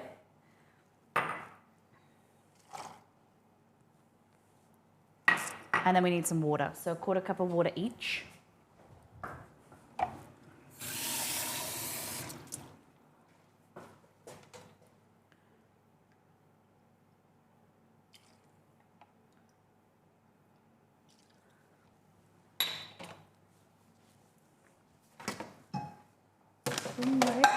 The room where it happened, the room where it happened. There's no sugar. I don't really think you need sugar. Everything else is going to be sweet enough.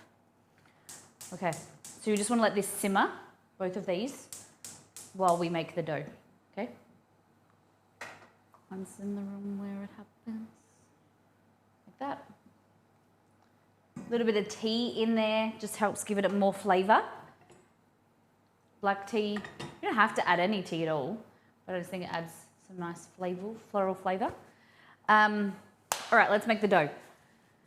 We decided, everyone agreed, stand mixer. Stan was the man. You'll need a dough hook.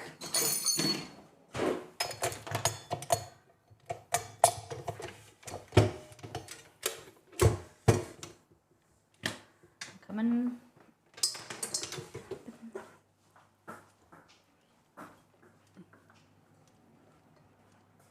Blame Stan.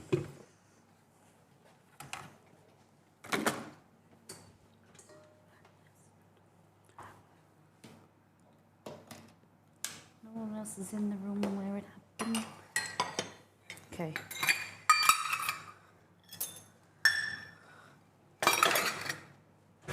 Okay. So the things you do first are bowl, any type of bowl, whatever you want. You want to place in to here, like that. The recipe says, we do it by the recipe. Add the water. It's got a bit cold, so I'm going to warm that up again.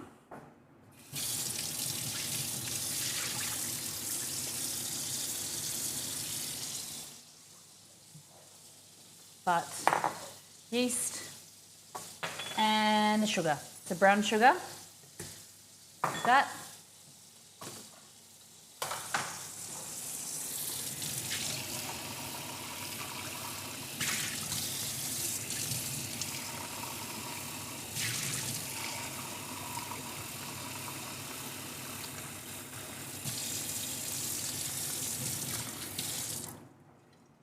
Okay.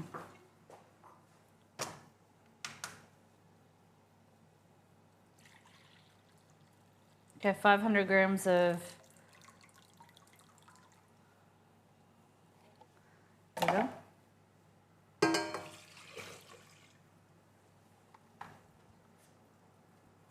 Those of us who don't have a machine like that, get a workout. Nope, nope, not true. Because the way that I've done it is by stretching and folding. So you want to mix it together, stretch and fold, cover it, set it aside for 10 minutes, come back, stretch and fold, so it's not a rigorous activity. I was asking before, Peter, you weren't here before because we did a bit of a poll, and I was asking, should we make it with a stand mixer or a hand mix today? A lot of people said stand. So I'll show you another day how to make it. It's very, very simple, and you don't need to knead it. It's a very wet dough, so you use stretch and folds instead. Okay. So while that is just proofing, let's have a look at this. So just let these simmer. Cranberries are cooked in sugar. You can get them sugar-free, but not as easily available. The raisins, I don't think are treated with sugar. I'm not really sure, but I know cranberries are quite sweet. So that's why I didn't add any other sugar. I know, how dare you get a phone call? Crazy. Okay. So here, we're looking at some activation for our yeast, some bubbles, which is happening already. The water is brown because of the molasses in the brown sugar. Even stretch, oh God, oh my goodness. Stretch and fold is a bit of a workout. Yeah, not as bad as kneading, but yeah, I get what you mean. Okay, so into here, we'll go like this, and then we're gonna add in our flour. Oh, I didn't weigh out the spices. Okay, flour like that, and we're gonna add in the spices. So we want 1.5 teaspoons of cinnamon, ginger, cinnamon, ground ginger, ginger,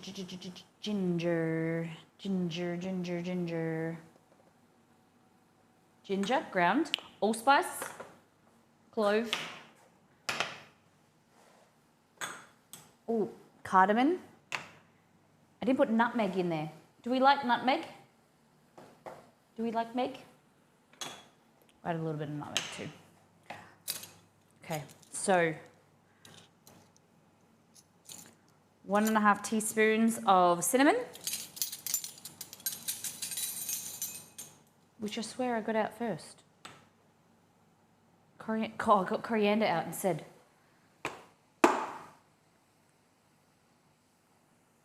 Cinnamon.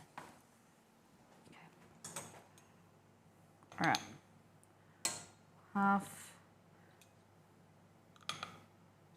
1.5 teaspoons. Then we want 1/2 teaspoon of ginger.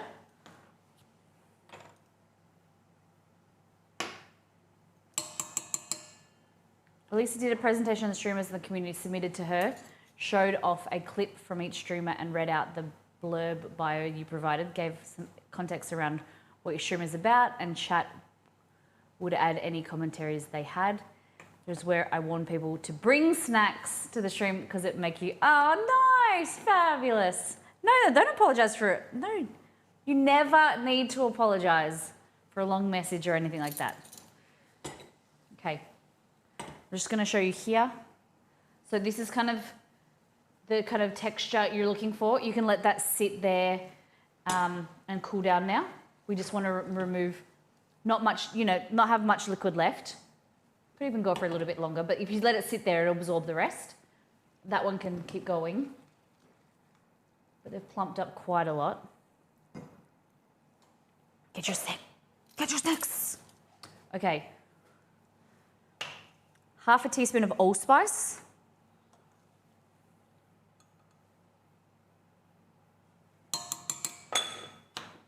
Half a teaspoon of cardamom. 1/4 cup of cloves, they're whole.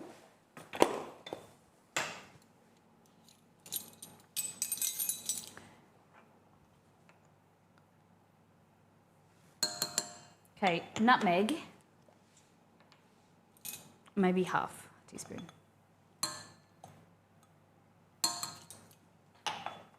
Okay, now that's all of our, we've added our, in the large bowl, water, yeast, sugar, let it stand for 5 minutes to activate.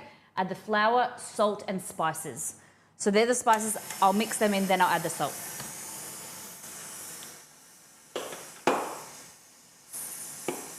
Cardamom, allspice.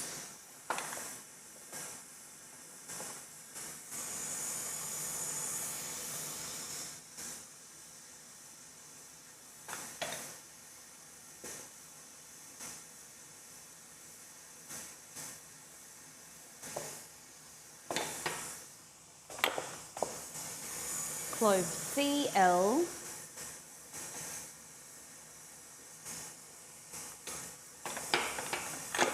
And then ginger goes there. Okay. I love the difference in the naming of spices between languages. Yeah. Okay. So that, and then we're going to add in our salt. Fabulous. And then let that do its thing. So we're going to let that become scraggy. Turn it off and set it aside for 10 minutes. Okay? Because what's going to happen, it's like an autolyse process. It's going to start to hydrate the flour. Beautiful.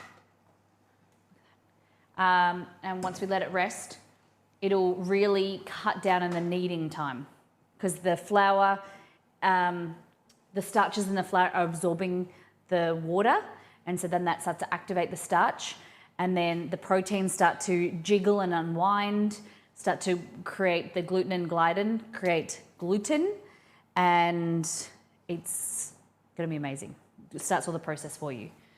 Okay, some of this yeast. Okie. So we've got our white chocolate, our cranberries. We want to keep them separate because the cranberries are obviously hot and we need to let them cool before they come in contact with the white chocolate. The regular chocolate, and then we're going to sift this cocoa powder because, should I test you? Do you guys remember why do we need to sift the cocoa powder?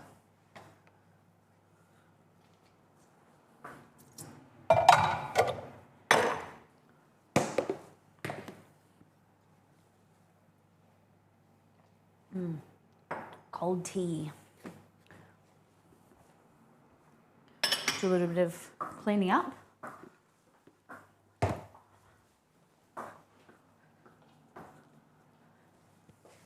It's just like flour. In what way?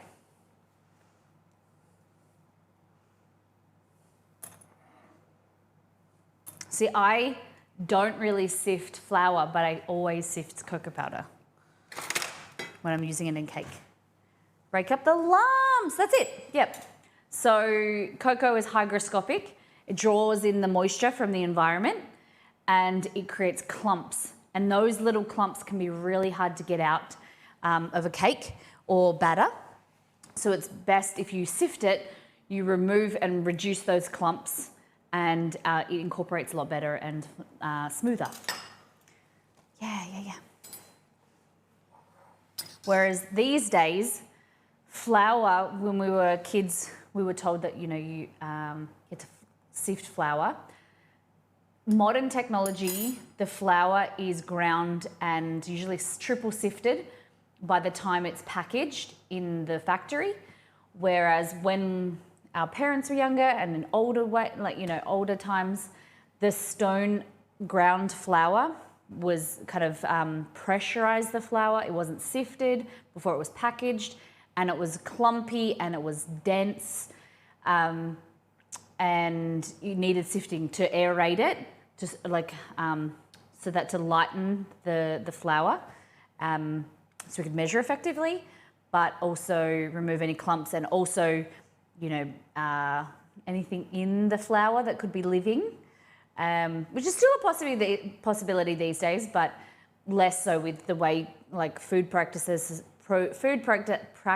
are done in factories. And if you get it from your home, store it in a airtight container, you're less likely to get buggies. Still could happen, but I like to think that it wouldn't. It's less likely having bugs in there. And if you don't sift, you don't know. No, I haven't really had any issues ever, so it's okay. All right, has it been 10 minutes? I didn't measure the time. Turn it back on. Okay, you can already see that it's starting to come together better than it did before. Could have given it a little bit longer. We've got a stream to get on with. Okay, so we want to let it knead. So we want to let it knead for about 5 to 8 minutes until it starts to come together with a bowl. It's kind of clears the sides. See how it's very sticky? As we keep kneading, the gluten will form and the structure will grow. Don't worry, don't add more flour here, okay? It's one of the biggest issues that people think, oh my God, it's too sticky, and they add more flour. That's how you create dense, dry cakes and dough. You want to give it some time to knead, build that gluten and strength, and it will start to come together. After about 10 minutes of kneading on low, if it doesn't start to form up, then you can add a tablespoon or two of flour, but you don't want to before then. After about 5 to 8 minutes of kneading, we're going to add our butter. So we need 100 grams of butter, softened, okay? So look how it was before, look how it is now, and how it starts to come together. Some people say this makes them dizzy. How do you guys feel? You doing all right?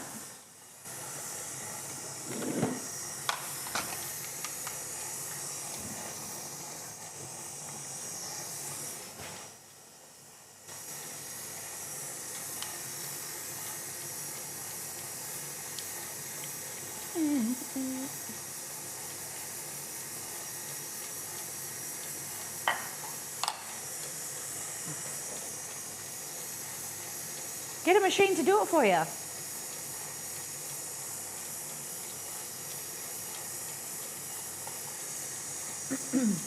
grams. A little bit too much.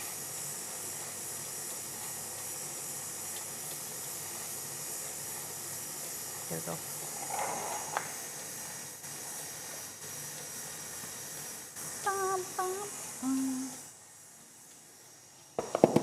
Okie dokie, so the oven is on. We don't need it anytime soon, but the oven's on because it's warm already from the baking the cookies.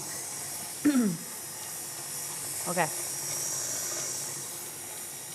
So it's coming together slowly, slowly. The jars, they're really good. I just definitely, Delirium's asking about my new spice jars and containers.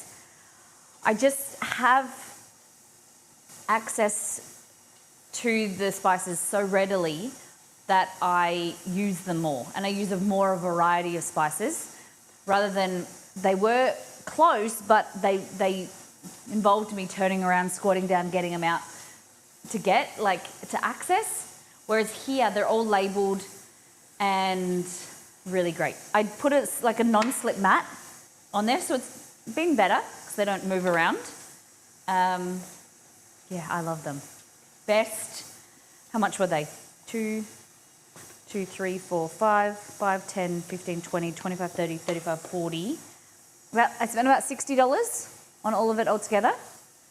And yeah, best thing. And I open it up, so I open the drawer up and I'm like, and I get I'm very proud of it. It's one of those things that I've always wanted. Like, you know, you've always dreamed of something specific in your kitchen or in your house or whatever. People dream of, you know, I don't know, like things in their computer room or their PC or whatever. This is like something simple that's big for me, is having spices like labelled in similar containers and just pretty. Thanks for asking. No, I'm just sitting here. I think one of the things that would have been great is square jars, because so they didn't like turn. You put them in and they stay there. The cylindrical jars turn, but I don't really care too much, as long as I can read it. Yeah, they're great. So I've got salt, garlic, chicken and beef stock and butter. I think I could do for like another row. I keep the pepper just here. I like to have the jar of salt with no lid, because I'm always grabbing like pinches of salt, big pinches. And then vanilla bean paste. I have a drawer separator, like a little under here, and that's got Szechuan chili oil, French onion soup mix, smoked pepper, some sugar, and some rosemary infused oil. And chippy salt. Gotta have chippy salt. Okay, yeah, a freshly organised area. Mine usually revert to a bomb. Yeah, and that's why I've been. You have to. You have to be onto it and be like get lazy and put it in the wrong order or whatever. It is awesome because everything has a spot. When you take it out, there's a hole there. So then I put it back in the same spot. So it isn't as bad. I was worried about keeping them in alphabetical order, but if I take 2 or 3 out, then you know where the holes are.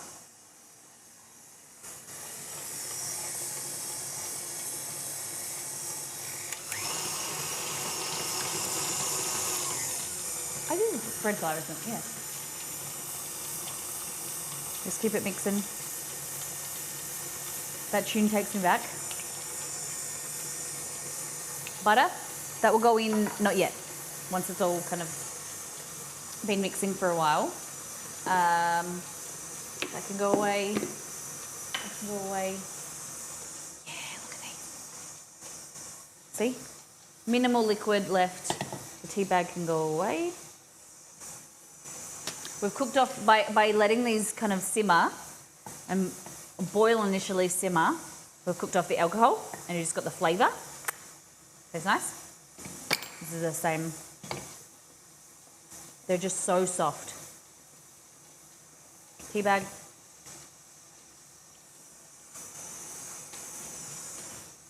But just the best way to re-plump the fruit.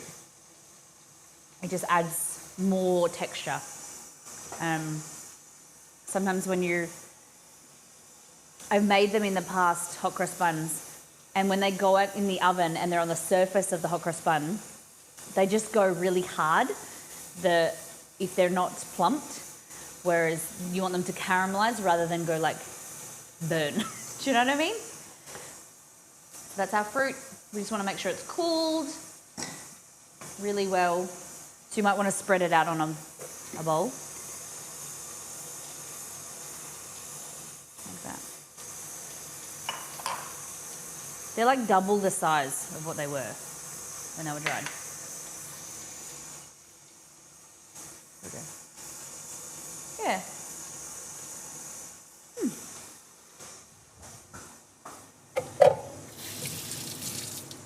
Very sour, the cranberries.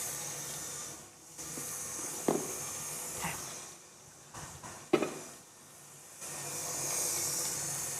So that's enough to freak anyone out. Worry, oh my God, like there's not going to be enough gluten and it's not going to mix effectively and whatever. Trust.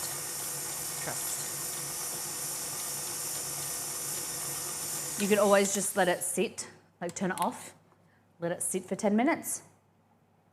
Because there's instant yeast in it, it's going to be very active. So you don't want to let it sit for too long before kneading, because you need to build some structure to then capture the air bubbles that are created from the instant yeast. If you don't, then you'll get a really dense dough, because the bubbles, the carbon dioxide was released into the air rather than encaptured like a bubble collector. You know, like a, how do you explain? Like, you know, if there's air bubbles and something that captures like a net type thing. Cool it down while hearing the Corona song. All right. So that's all really ready to go. The last step to this is the cross on top. We can make that now, we can make it later. It's a quarter of a cup. The crosses are 75 grams or 2/3 of a cup of bread flour and 5 tablespoons of water.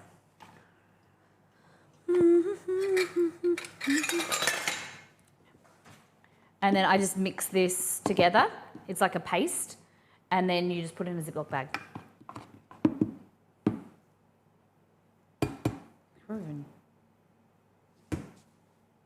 Yeah, we'll do that.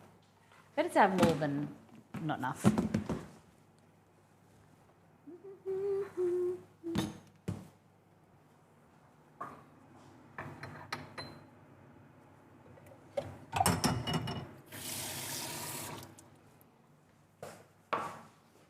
Okay. 1, 2, 3, 4, 5. Get yourself a spoon.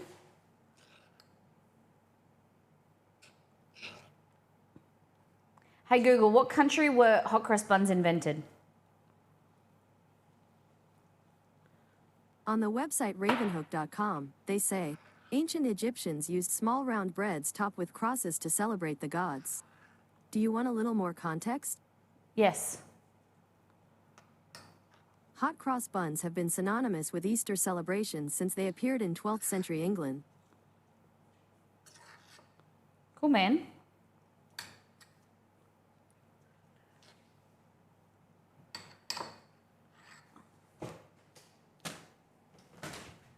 And more water. There we go. All right, so 75 grams is not 2/3.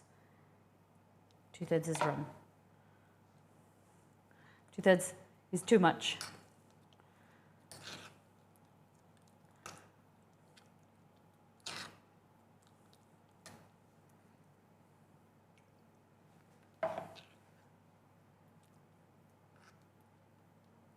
It's not a purple consistency, Molly.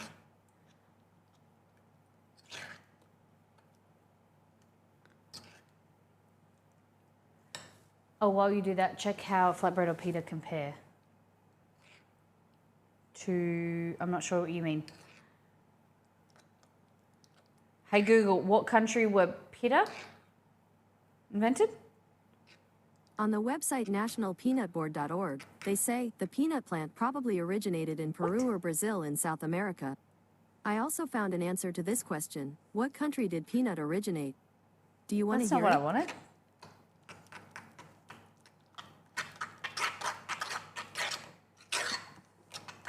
What is going on here? I made this 2 days ago.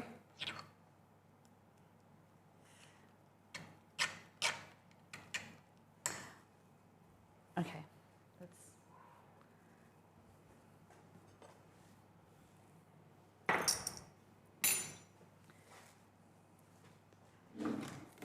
What's the scales now? Okay, 75 grams. Don't you know it's bad for you? That's why you gotta. This is why you gotta check everything, because shit happens. It's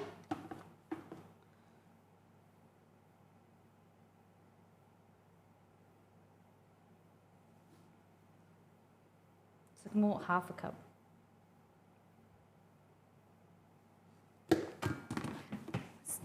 That was too late. Now she can go on my back. Gotta do now. Body back. Boop, boop, boop, boop.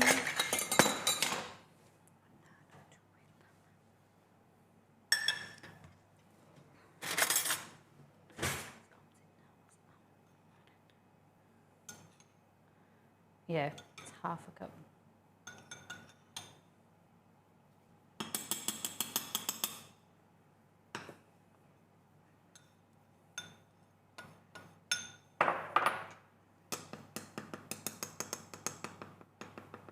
Yeah.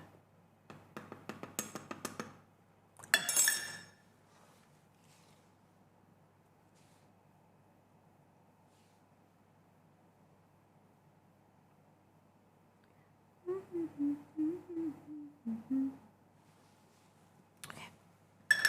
And then 5 times is 100 mils, 100 grams.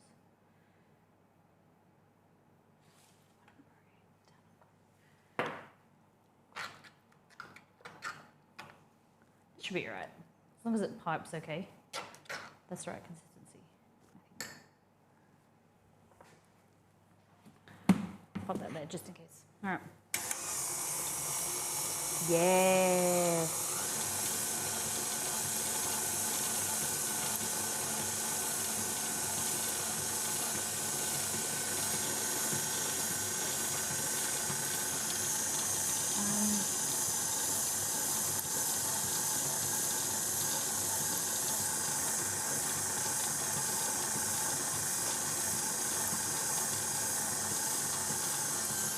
Fabulous. Okay, so we'll put that there until we're ready to make them. I think we should get into the lemon chicken.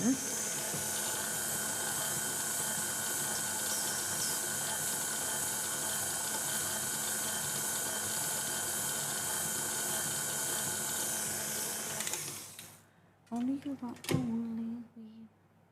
It's getting there. See?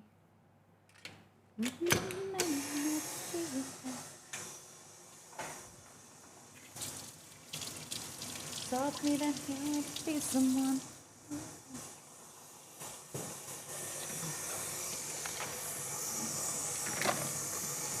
And then butter will go later. It's just taking a lot longer than. Okay. All right. How many of you guys Chinese takeaway? How many of you are a fan? How do you like lemon, sesame chicken, orange chicken? How do you like it? Do you like it crispy? Do you like it sweet, saucy?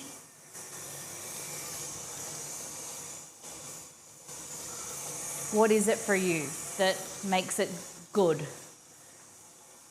Do you like it too saucy, like quite saucy?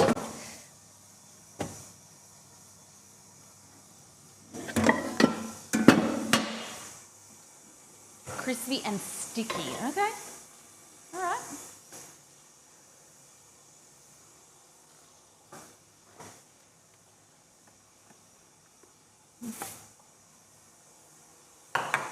Okay. I need to defrost some more chicken.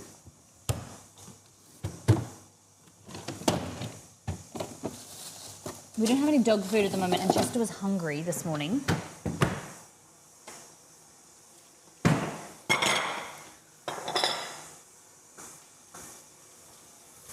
I like things a little bit saucy too. Mmm.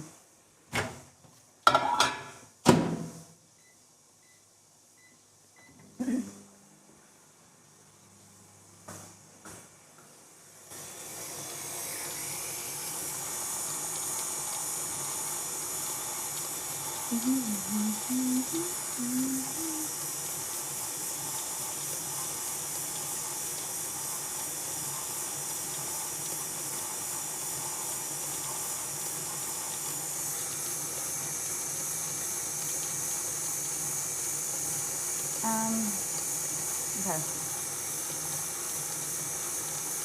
Sesame, no please. Do you mean no sesame?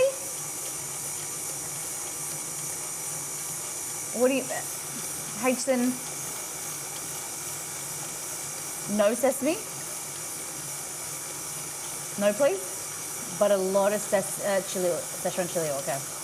You don't like sesame. Okay, what about lemon or orange chicken? What do we think about that?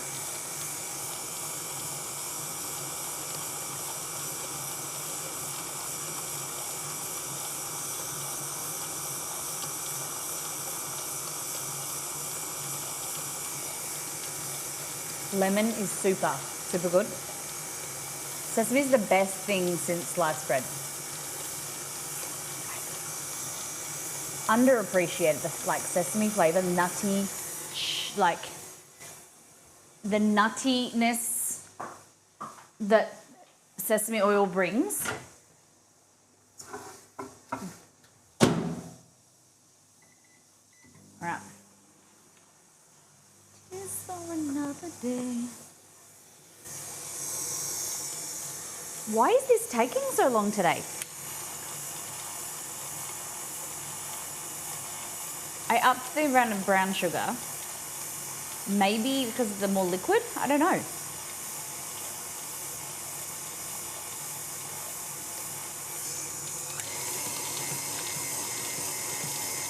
Something with sesame that turns me off. That's fair enough.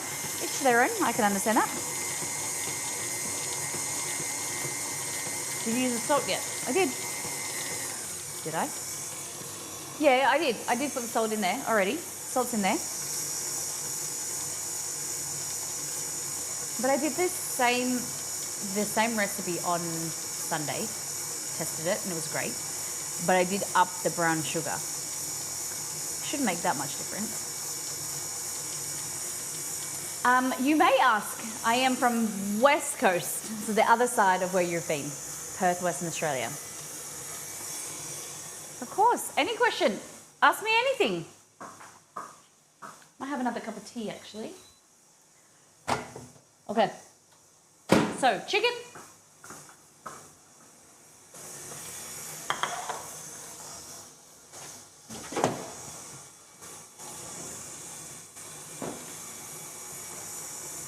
Like this. No worries, no worries, no worries. So chicken breast. We're gonna tea, black or milk? Always milk. Don't know. I can't drink. Can't drink tea without milk. I don't need like peppermint tea. Not as big a fan. I like strong English breakfast or Thai tea. My dad and to-be stepmom, they get married in a month. They brought me home some tea from Thailand. So good. I had one this morning and still kind of there. It's a bit cold, so I'm going to make another one.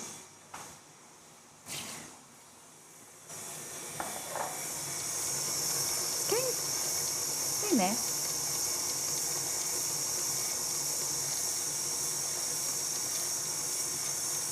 How do you pronounce that? Soshong? Lapsang? When I read the word lapsang, I think of, is it lapchong? Is the Chinese sausage? Is that what it's called, lapchong? I don't know. It is on the floor. Chatramoy? It's smoked tea. Oh, I can't do smoked tea. Very distinctive. You like, is it you that like smoked tea, Shadi? This is red tea powder, vanilla flavour. Product of Thailand. I've got this one and a red one. Good morning. The Milk Squad, have you ever had a hot cross bun? We have been streaming for 2 hours and 22 minutes. We have done some preparation for hot cross buns. I showed you my new cookie testing recipe. Look at this.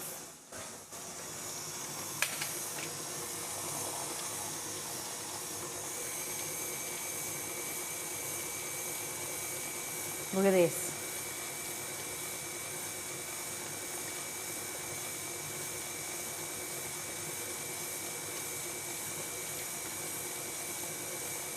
This is a Levain style cookie or a fat, thick, chewy cookie. It's not chewy, it's thick and I don't know how to explain it.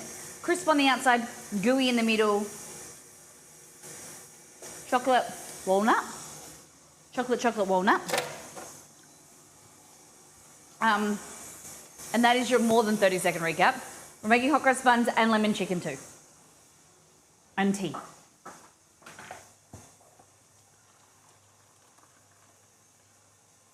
All right.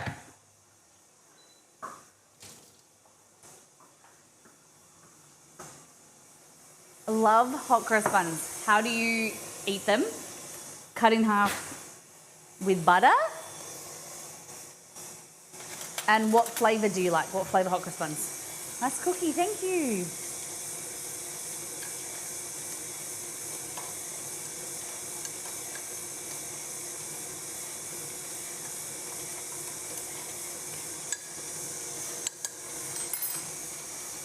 I'm going to add a little bit of extra flour to this.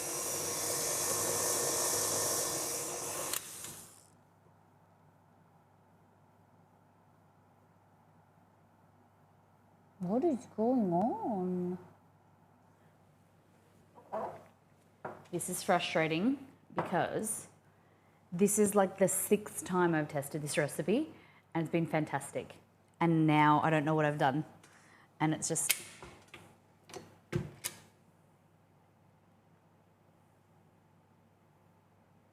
Maybe? I don't know. It's not failed, it just needs a little bit of extra. Sometimes just cut in half, toast it, sometimes, oh, nice, okay. Okay, 1, 2 tablespoons. Should have weighed it, but.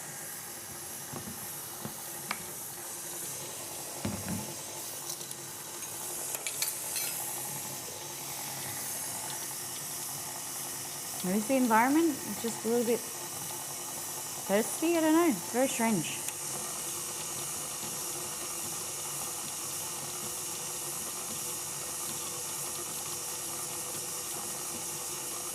Looks like I'll be making hot cross buns on Saturday. Just to make sure the recipe goes, before the recipe goes out.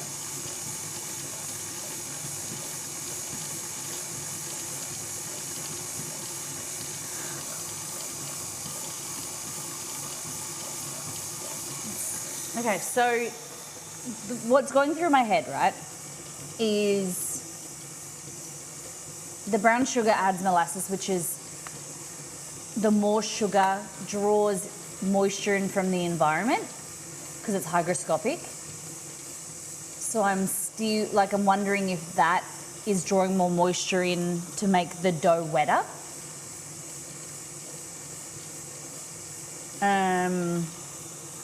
And that would mean I need to increase the amount of flour or decrease the amount of water, which I should probably decrease the amount of water.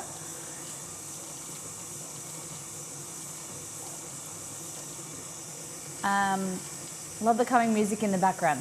Nice. Thank you. Glad that you like it.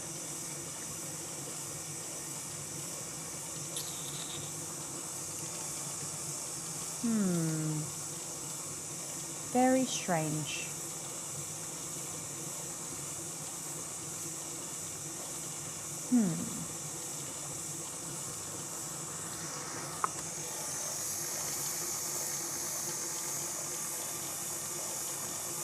Or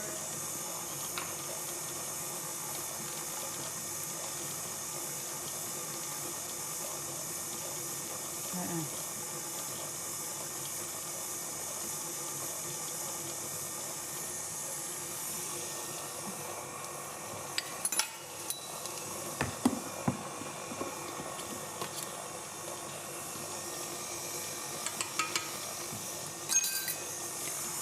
Man, I'm so angry. Oh, not angry, but just frustrated.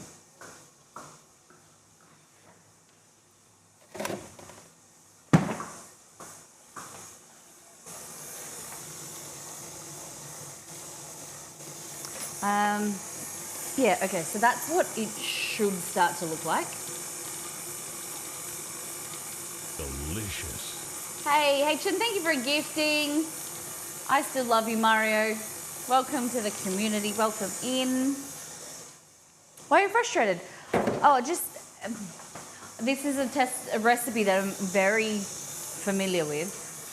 Had very consistent results. And I made it on Sunday and it was fantastic. I was really happy with it. All I wanted to do was increase the amount of spices and increase the sweetness, increase the amount of sugar. And I've added 30 grams of sugar. 30 grams, that's it. I added 1/4 cup of sugar. That's all I can think of that's thrown the recipe out. And it's just really wet. I've had to add 3 tablespoons more of flour. Very strange. I did pick up some salted caramel and blonde chocolate hot cross bun. Blonde chocolate? Do you mean white chocolate? What is a blonde chocolate? I like it. Haven't tried them. Go and try them right now, the Milk Squad. Is the humidity higher here? Yeah, it's not. I would say it was more humid on the weekend. And I have the aircon on, which is dehumidified as well. Let's go and get it. And like this recipe was ready to go to upload on Monday. And now I don't feel comfortable in it. Yeah. Sometimes it's the huge changes, yeah.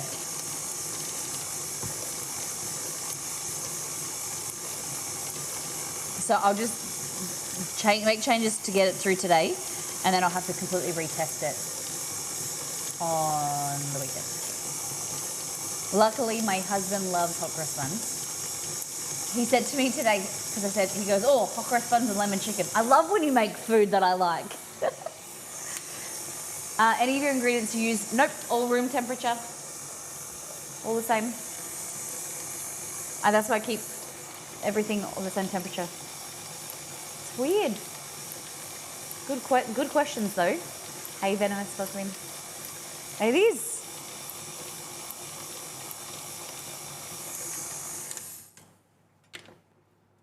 But it's good to show people that, you know, things happen. See how it's coming better? Better structure, but still too wet. And another tablespoon of flour. But I've given it time, you know, like I let it knead for about 15 minutes, and then I've added flour as the last resort.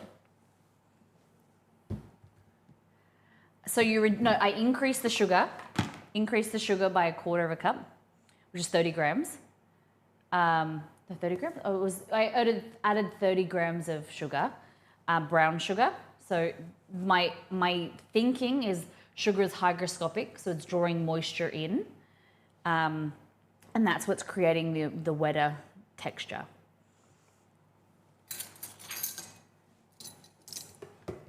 So for cooking, there is humidity a factor and not elevation.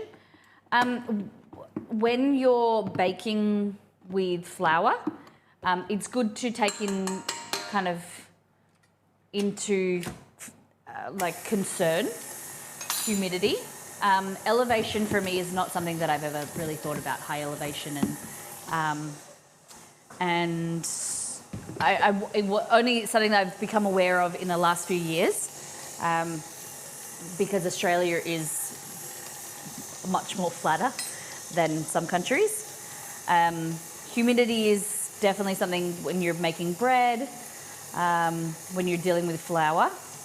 In larger portions, like if you're a bakery, if you're making large portions, humidity is something to understand. But it doesn't really play a huge role when you're making small portions just in your own house. So it's not something that I often mention. Because you can usually like bypass it, you know, you can usually get through it, a recipe. Here we go. Did I end up adding more flour? I don't think I did.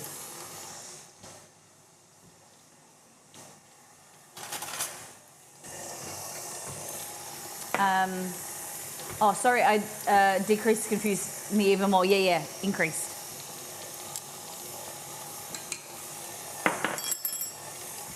Humidity is a thing when you're close to the equator. Yeah, okay.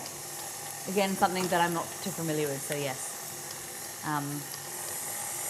Never thought of that for Australia. Humidity when you're close to the equator.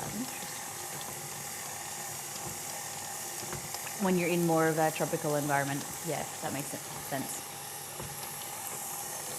When we talk about sourdough and things, I think more about humidity when making bread.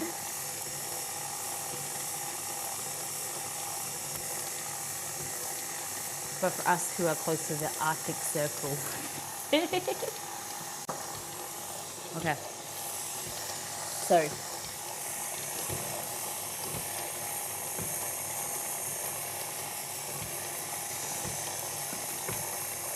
Try if I can get that. Okay. 7 months of snow. Hayton, whereabouts are you in the world? So see, this is clinging to the hook a lot better. The structure is a lot better. You see that as I'm pulling it away? This is coming close to what we want. I don't want to add the butter. You might have been wondering why I'm not adding the butter yet. Is what happens is butter or fat shortens the gluten proteins. So you want to build the structure first before adding the fat in. You want to knead it for quite a long, get it almost there how you want it, then add the butter in and mix that in until it's just incorporated. Just the way I've always done it in the last few years, or months really, getting better at not adding everything at once. Just gives you a better structure. You build the structure, then you coat the proteins in fat so they soften, creates a softer texture. To be honest, when I was there, I never really cooked anything except microwave. Fair enough. Sweden. I remember you saying. I think I remember you saying that now. Always wanted to go to Sweden. Exceed and I, we talk about all the time about moving to the UK or moving to Europe or going on like an extended holiday. That would be our dream. But at this moment, we have our dogs and whatnot. But yeah, we love Europe. We nearly moved to Canada. Did look into seriously. This was about 6 years ago, before we started the stream. We moved to Melbourne instead. Okay. You guys can't even see what I'm leaning on, what I'm doing. What's that? Yeah. So that is kind of what you're going for. It's really hard for you guys to see. I understand. So it's starting to pull away from the sides. A lot more structure. The color is good. The smell is good. We just got to work out. I think what I'll do is I will reduce the amount of water in the next test and then add more in as we need. Rather than, I don't like adding flour. I would prefer to add water to add moisture, because adding flour is something when multiple people in different, like you have there's much more variance in a tablespoon of flour. But if I ask, in the recipe to add a tablespoon of water, you're more likely to measure the same amount as someone else, and it'd be consistent. Whereas asking someone to add a tablespoon of flour could be pressurized, could be UK to US to Australian tablespoons, and could be, there's much more room for error. Whereas adding water in is more effective. Kitty's getting a bit warm. How was Pilates? How was bells? Did you have a good session today?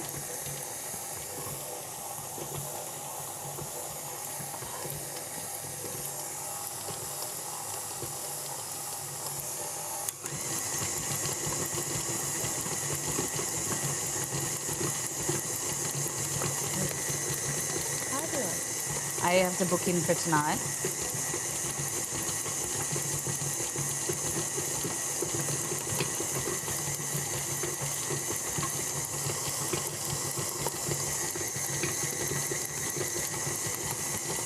I bet. Nice to get limber and stretch out.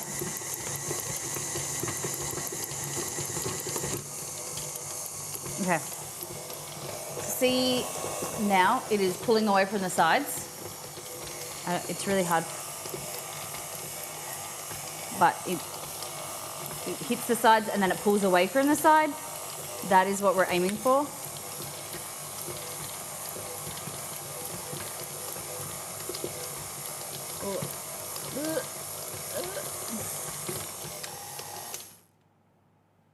So it's pulling away from the sides. It's not perfect, but it's good enough for now.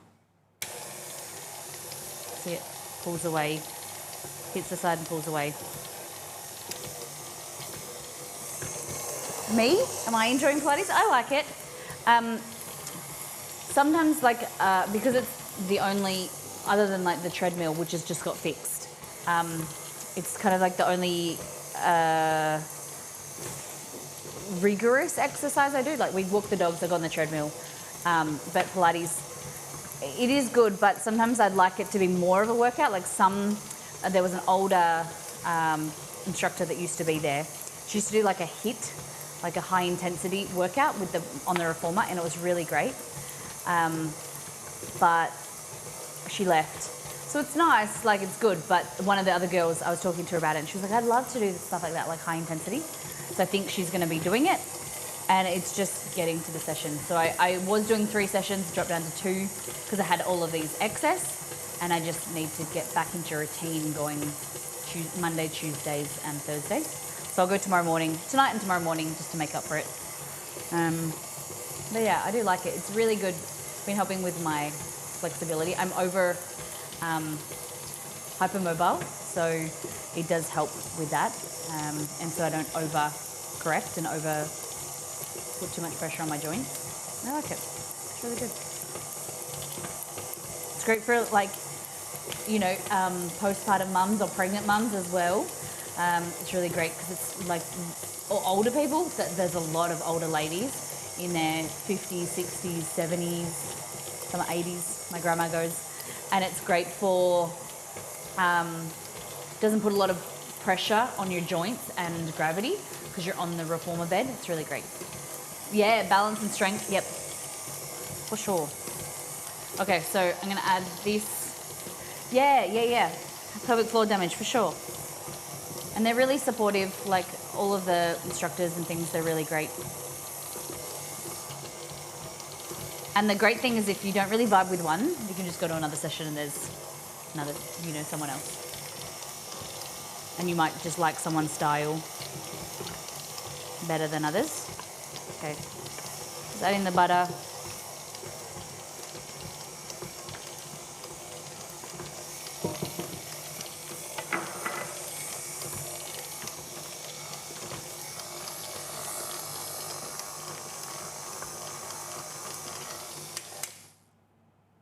Look at that. So here, what you want to do is you want to just scrape the sides. Just lifts it off so it can be incorporated.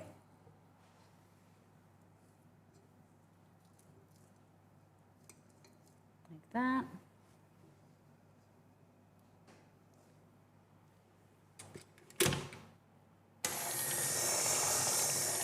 Last week I had to change to an early appointment and was in a class with all older men. No way! We really rarely get men. It's usually they come with their wives, or there's one, I think in the sessions that I've been to, that there's like 1 or 2 younger guys. Very rare. And I don't think they go to like consistent classes. That's awesome.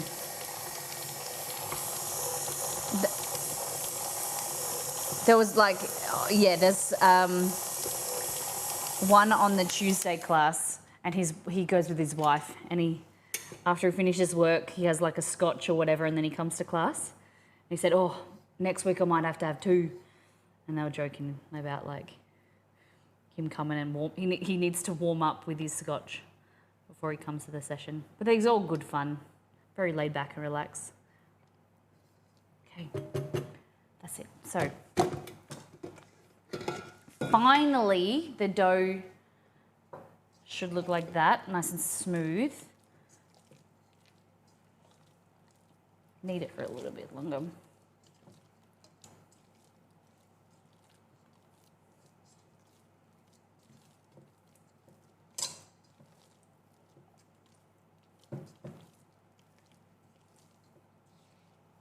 Oh, it's so soft and supple. Beautiful. So it doesn't look great because of the, in here we've got some heaps of spices. So the brown colour comes from all those spices and the brown sugar. It's going to be magnificent. So you kind of like stretch and fold it into like a mound, like that. Beautiful. It's looking good. So you can scrape down the sides, and then we're just going to let that sit and double in size.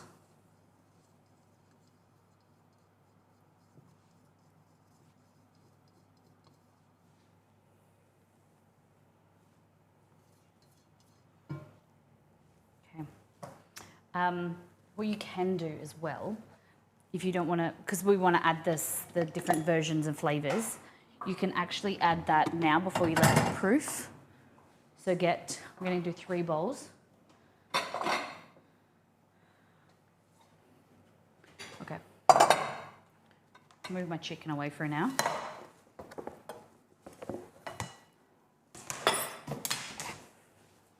So this is the easiest thing, to incorporate it now and let it proof. So just gonna weigh the mixture. 0 that, no. Okay.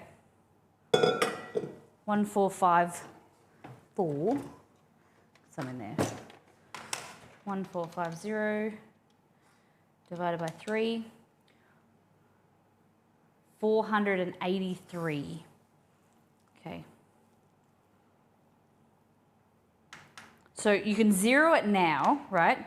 Because I want to take out 483 grams. So take that out. Pinch. I've taken 270 because it's minus, right? It'll tell me.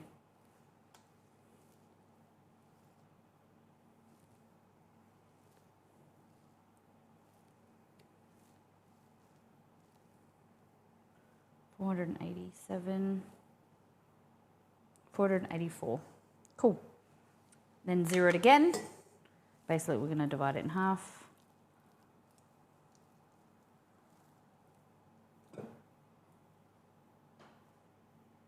Yeah, cool.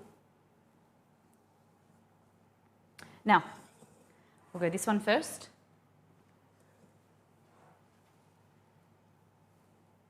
Cool.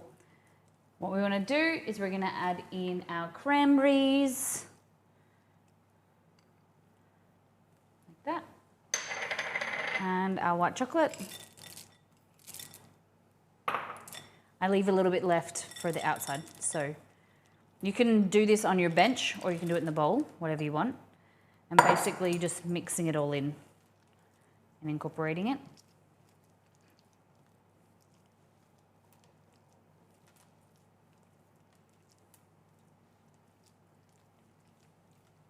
It's a little bit trickier because we've halved or quartered a third the recipe. You could add this all in at the start, but and knead it in. It's a little bit trickier, but you can knead it in now. There we go.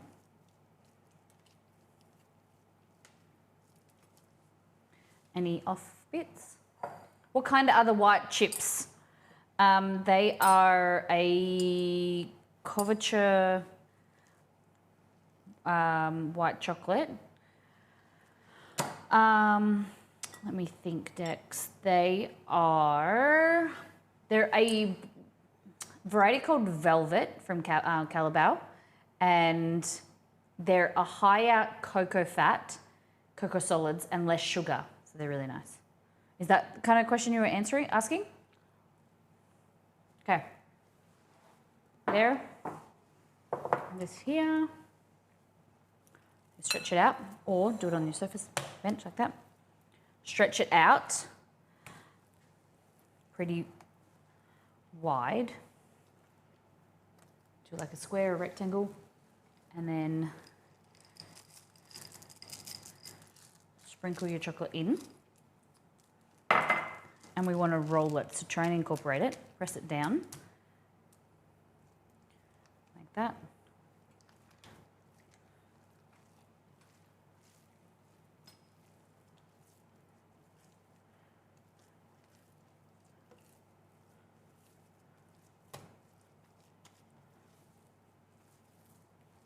There we go. Not really. Wait, this will be made into 4.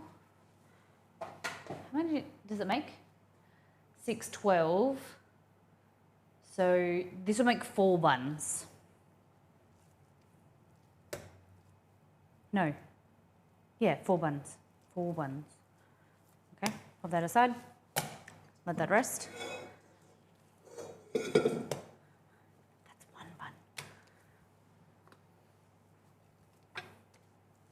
Okay. Where's my... I didn't add the chocolate to that. It's got meant to have cocoa. These are our bourbon raisins. Like that.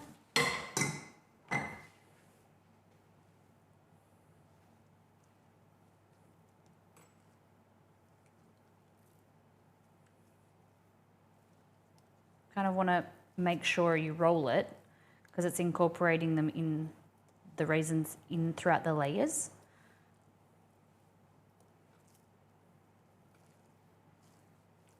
You know what I mean?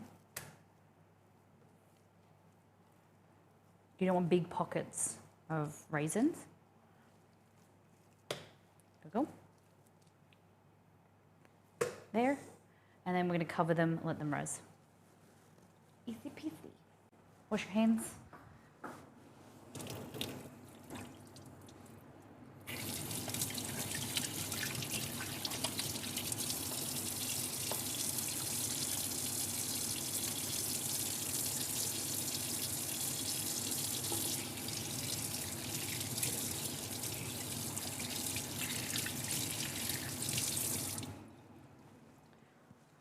Okay. Set them aside over here.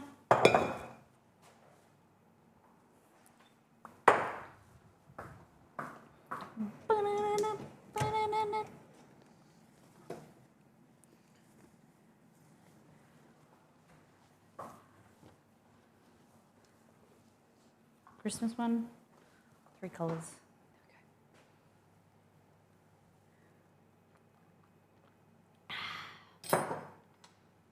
All right, I didn't add the cocoa. I need to find the chocolate one. Do we want cocoa? Yeah, cocoa's good in Christmas buns. Add extra chocolate. Just a tablespoon. I didn't sift it. Didn't remember I said, gotta sift it.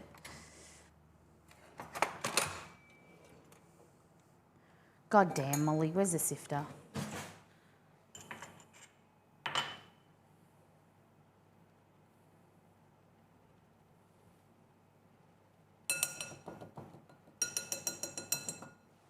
Go.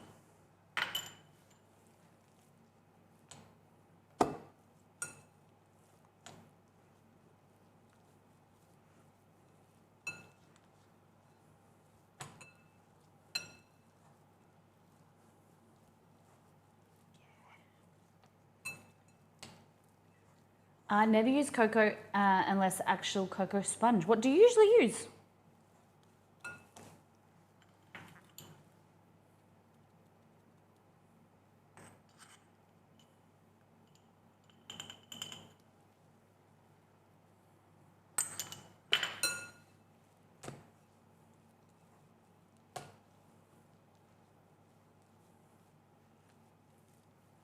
Oh my God, it's gonna be so good.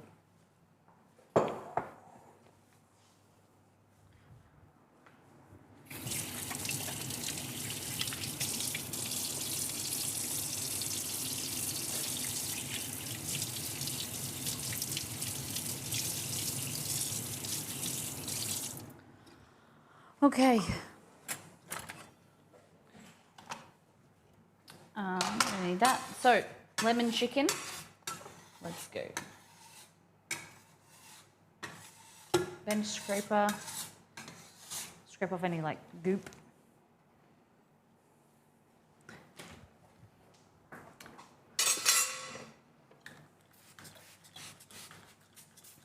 All right. The things you will need are, save that. We're going to lemon chicken here.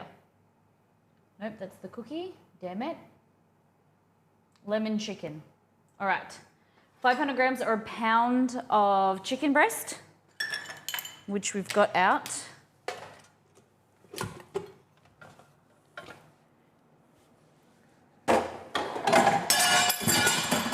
Shizer, sorry. Sorry.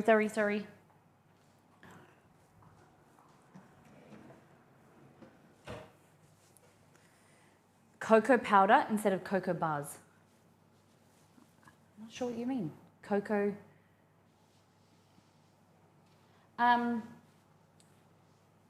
Cocoa bars instead of cocoa. You use cocoa powder? I'm so confused. So, I use cocoa powder.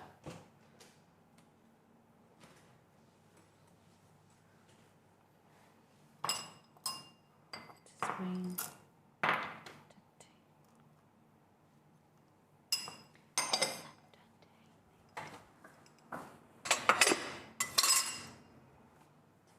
Right.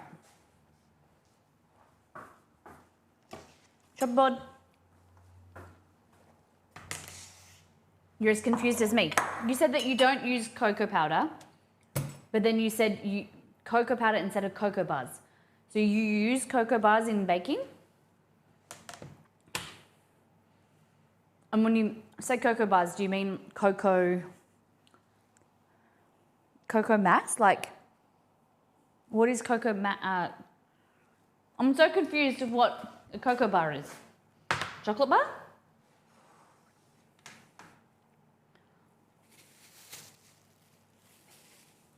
Okay. So zero this. We want 500 grams. It's 260. Problem is this is a big boy. Yeah. How much is that one on its own? Okay, so that's one mighty chicken breast in Australia is 500 grams, which is a pound. That's insane. It's huge.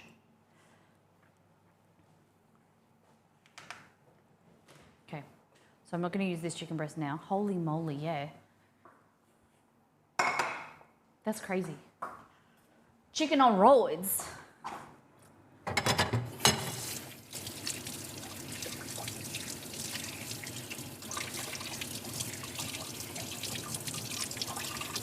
Um, 1 pound is 0.5 kilos. Okay. So, chicken, we need corn flour or cornstarch, some plain flour, baking powder, salt, pepper, and an egg. But, nah, I'm gonna,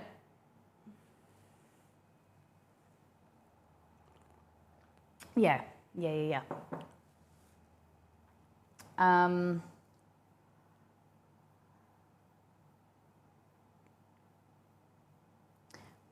Maybe I'll do 2 different versions and you guys can tell me what you like better. Because I made this recipe, this is the 3rd time, and Exceed and I both like both versions, but they're different. And I don't know which one we both prefer. Like which one we prefer to release. So corn flour, 2 tablespoons.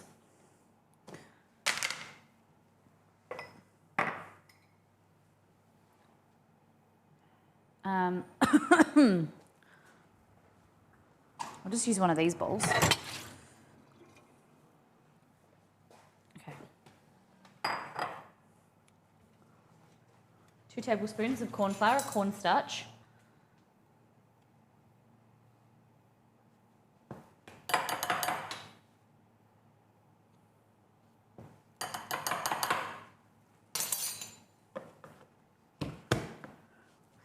An egg. Like that.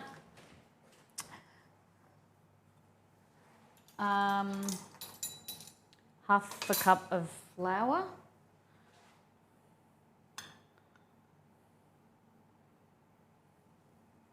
There we go. And salt. Baking powder. It's just around there.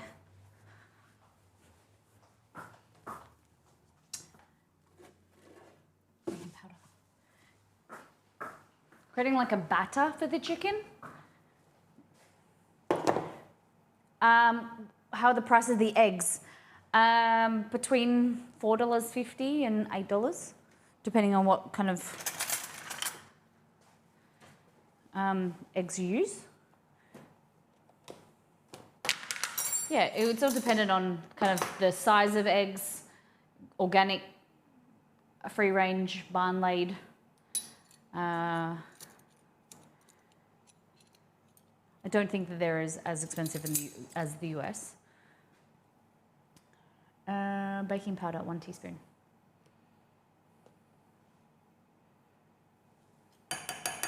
That. Here the cheapest is like $3 in Walmart. That's not bad. Are they quality eggs? How much were they? Was that like in pots? Is that gone up?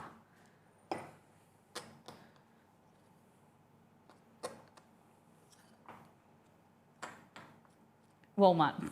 It's gone way down. Oh. Okay. What were they?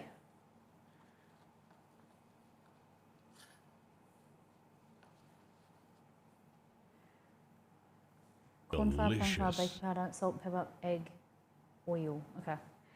Hello, Harry. Welcome in. Hello, guys. Pull up a chair. Come on in. We are making some hot cross buns. The dough is proofing behind me, and we're also making some lemon chicken right now. So, time to think about your favorite Chinese orange chicken, lemon chicken, sesame chicken. Give me your feedback of what you like about it. I'm testing a recipe for our website. Come on in, pull up a chair. My name is Molly. We're a cooking stream. All we do is food related things. A little bit of an intro to who we are and what we do is this.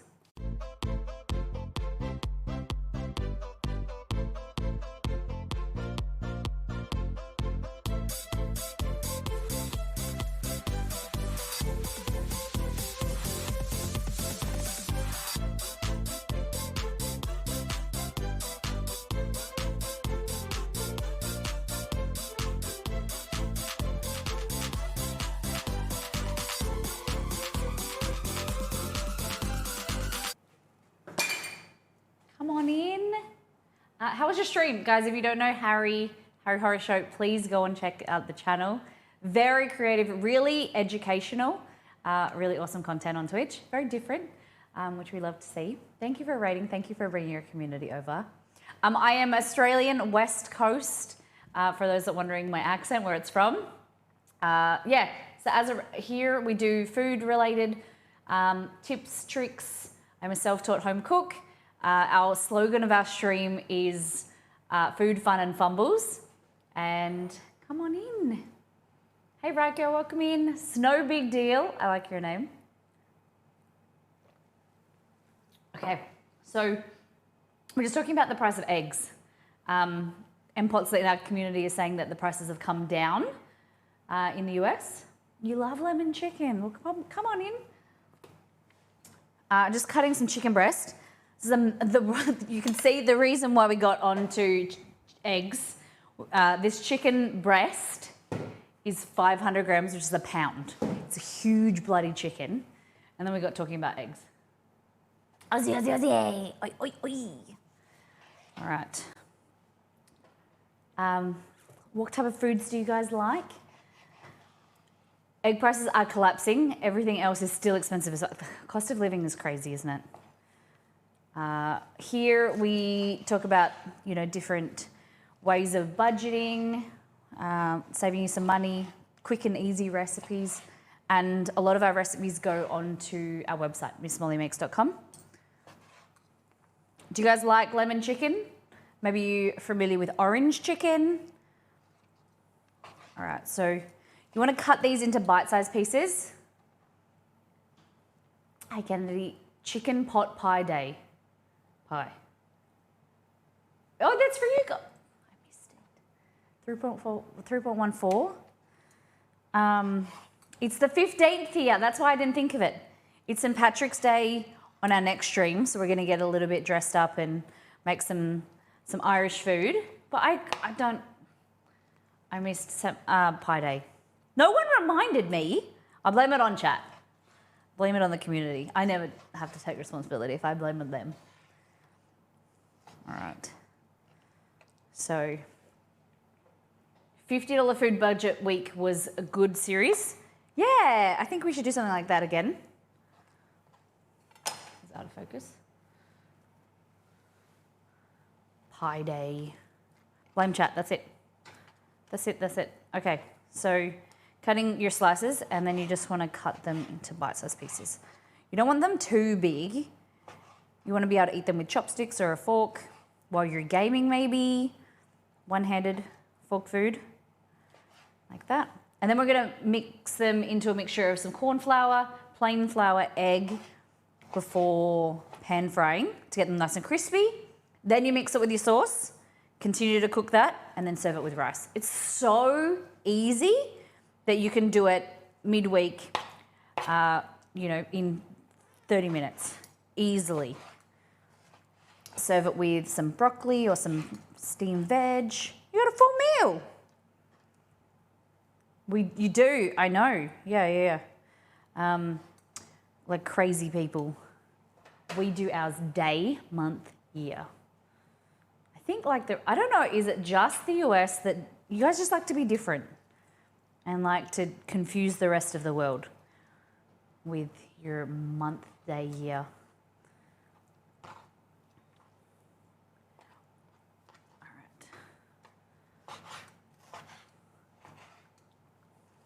Okay.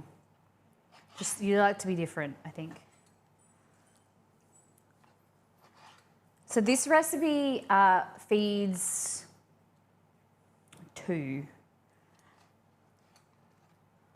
I think. You can be the judge. I don't know how big your portions are, but I think this would feed 4. Feed 2 with rice and stuff. You could stretch it out to feeding 3. I don't know. We'll see how it comes to. Might even feed a bit more. No, it's just the Americans and British. I don't think British. Hey Google, what is the date format for the UK? According to Wikipedia, date and time notation in the United Kingdom records the date using the day, month, year format. Yeah. The ISO 8601 Yeah, format so it's is increasingly just, used that's what for I all thought, Demilk's numeric got. dates. So Kennedy, The time it's can be just written Americans. using Hey either Google, the stop. 24-hour clock or the 12-hour clock. Stop. Okay.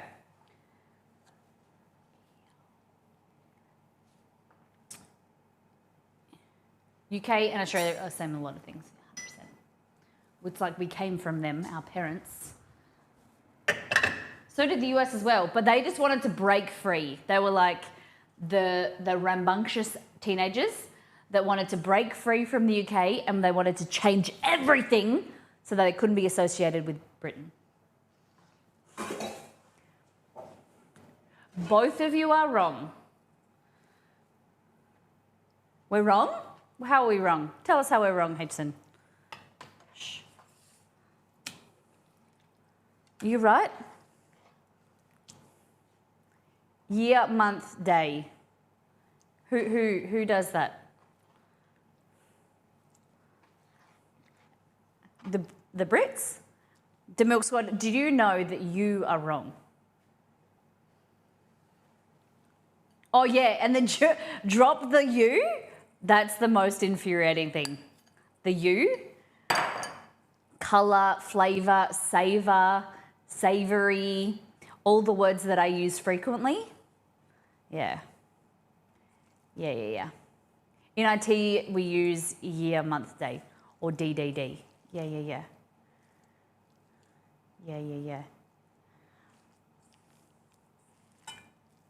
All right.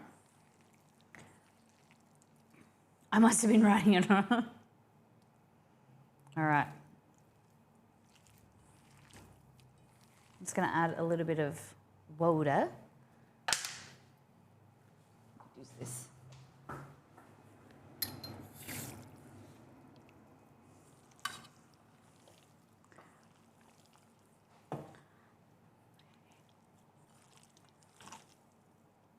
It's one of those days where just things aren't going right for me in the kitchen. I don't know what it is. It happens. It happens, chat, doesn't it? Like if you're in my community, you'll know that sometimes I have these days where recipes I cook all the time, they just don't go to plan. And today is like 100% the day.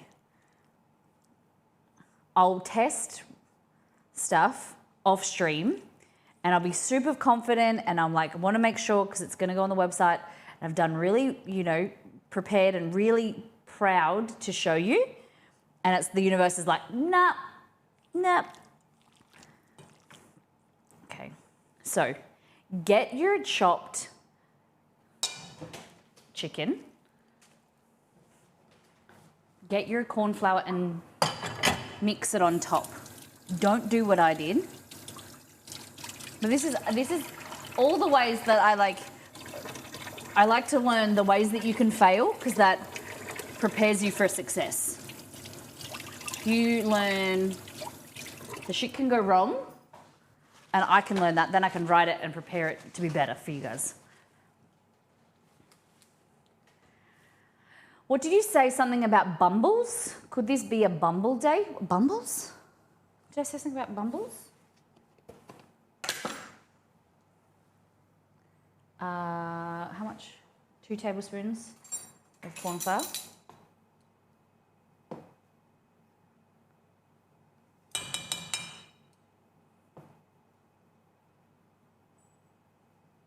Fumbles. Yeah, fumbles. Fumbles. It's like me dropping stuff, thing going wrong. Yeah, fumbles. Okay.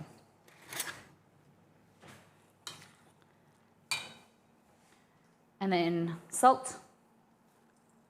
Like that. We need an egg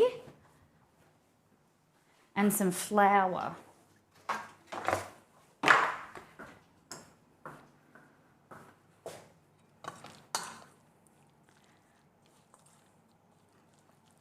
So usually this is what I do. And I thought I'll be a bit prepared and I'll mix the batter together and then add the chicken. Turns out you can't do that. You need to add it like this or it clumps. What the heck?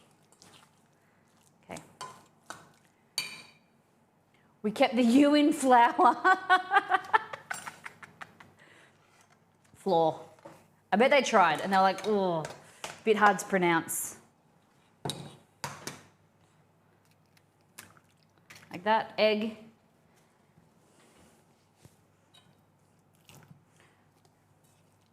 Where did Harry Horror go? You're with Molly Horror now. Harry's gone to sleep. He's passed you on to us. Buckle in. You're here for a ride. He went to bed. What time zone is Harry in? What time zone is Harry in? East Coast? Okay, yeah, so it's like 11:13 right now. That means I need some sleep. Okay, like that. We're gonna add some pepper.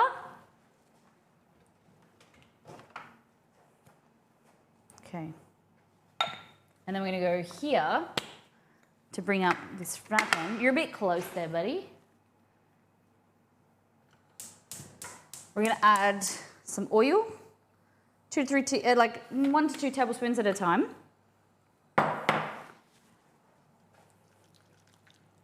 And we're gonna add 1/2 cup of flour.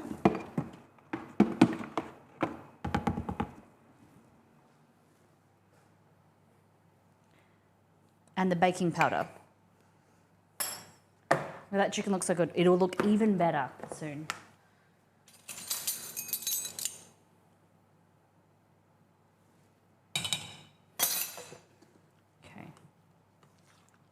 So this is what it should look like, not what I had before. The batter kind of like sticks to it. Delicious. Yo, H&M for real. Thank you for giving to Curval. Kate Curval, is that how you say your name? Thank you so much. Appreciate the support. Welcome into the community. Welcome to Mollytopia. Look at that. And then we go over here. And you want to heat that up. We're going to fry in batches. So like 1/3 at a time or 1/2 at a time. We want to get it nice and crispy before we add our sauce. So just break it up like this. Pan's a little bit, checking to see if it's sizzling. It's not. We can wait for it to heat up a bit more.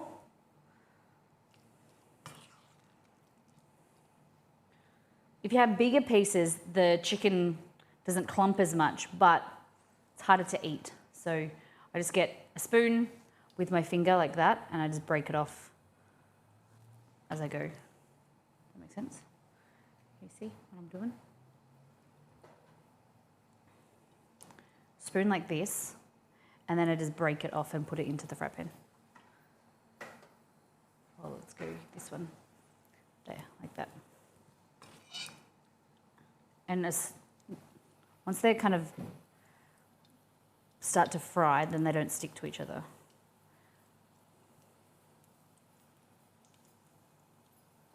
I'm one of those super lurkers who have been following since, really? Here or Harry? You've been here with us since? No way. Oh my God. Amazing. What's lovely to have you here? Very deserving of a sub then. Nice to have you. I love that.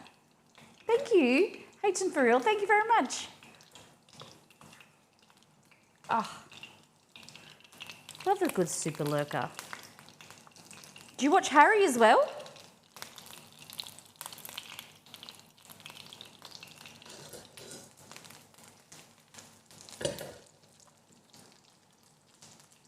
Yep, I mod for him. Hey, fabulous. So maybe that's what brought you in. He rated us around then a while ago for the first time. Harry's fantastic. We're in a different kitchen back then. Hey, Peanut, welcome back. Okay, so anytime we cook chicken, we get a guest.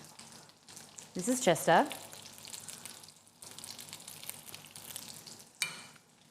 One of two. Holy fuck. That's amazing. I can't believe that. I feel terrible. Because you never know, like, oh my God. I love that. Oh my God, you're gonna make me cry. Oh my God, I love that.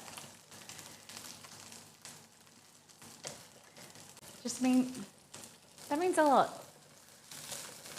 To know that. So you're not deep frying, deep oil frying, no. No. Yeah, it's healthier for sure. I'm using olive oil, extra virgin olive oil. So I don't want to deep fry, I don't want to get it to a really high temperature. And you don't want to absorb too much. So all in here, I've used about a tablespoon so far. And then I cook in batches. If you want it to go really crispy, you can add more oil. You can like pan fry it just a little bit, or you can even put these on a tray and bake it if you want to go even healthier. I work from home, so put streams up and listen while working a lot. I love that. So I usually do this, so I pan fry it until they don't stick together.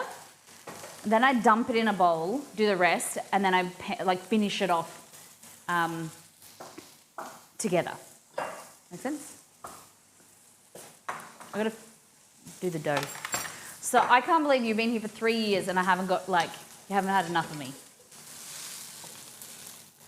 Obviously I'm doing something right. Okay. Go here. A little bit more. It's like half a tablespoon of oil. It looks like a lot in the pan. It spreads very easily. And you just dollop them around like that. This is a big puppy.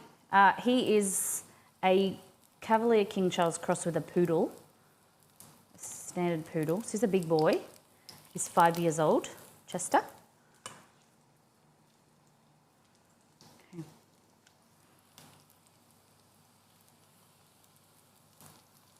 got to get these buns going as well. Proofing, second proof so I can get them in the oven before the end of stream.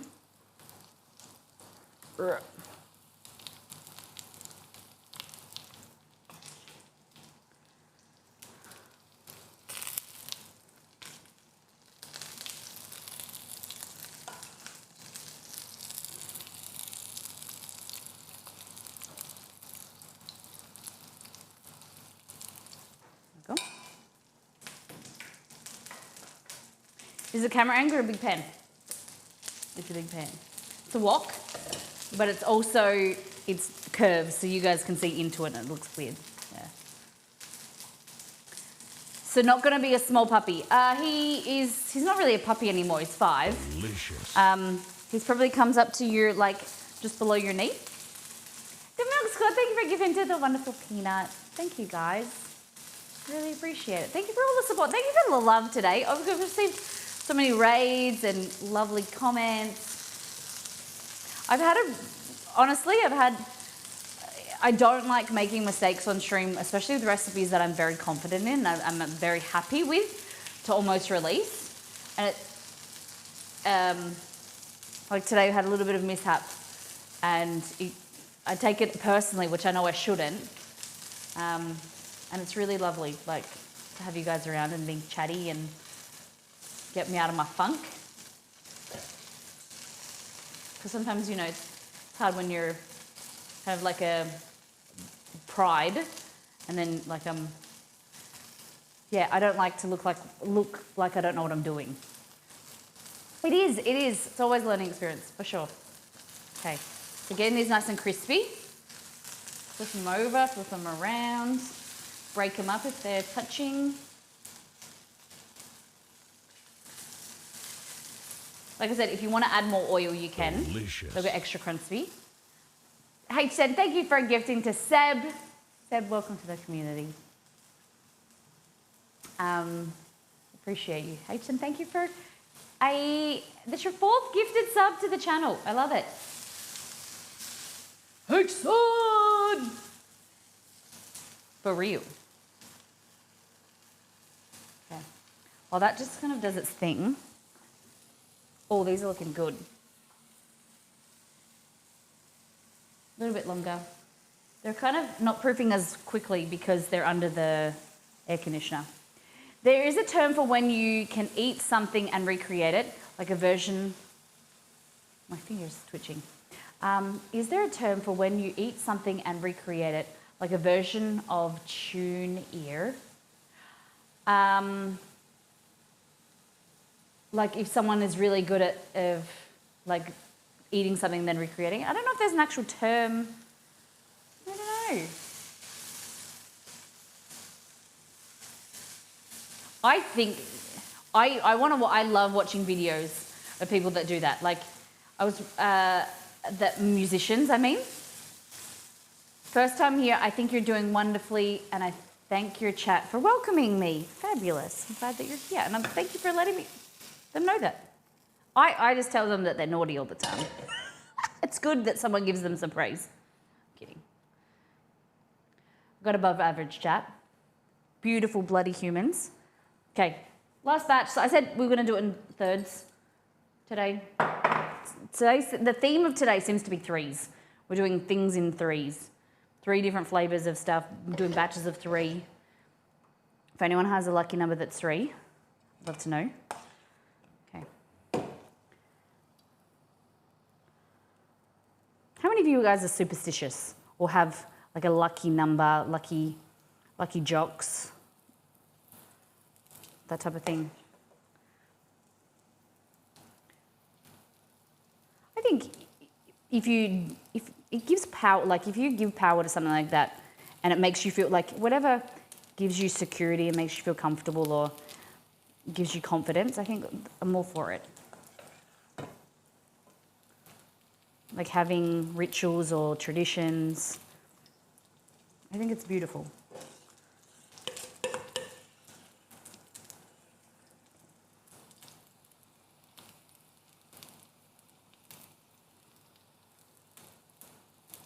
Just a little bit of batter.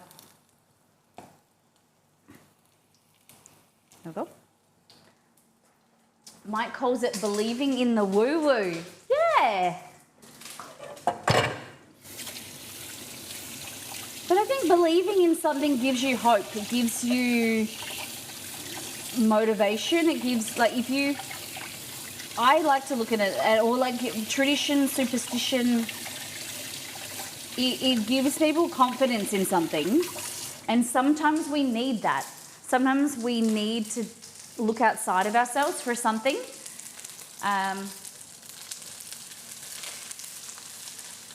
And that might not be right for everybody, but each to their own. If it's right for you, it might not be right for me, but if it's right for you, then go for it. I love that. Some people are more religious than others, more spiritual. And if that is helping you feel stronger, helping you improve your life, improve your mood, then I'm about that.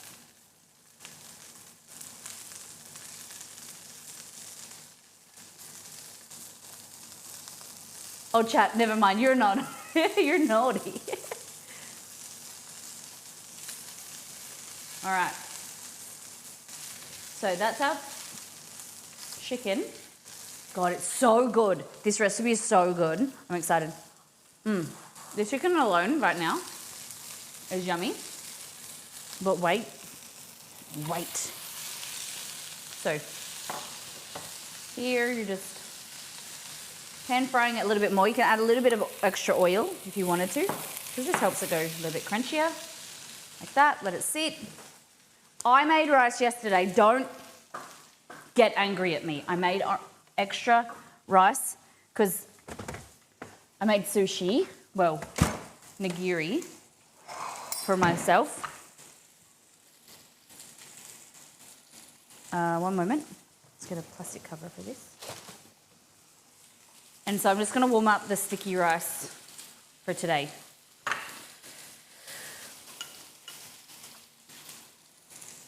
But this is going away. This is for raw chicken. Raw chicken shouldn't come in contact with anything else. Cross-contamination is bad.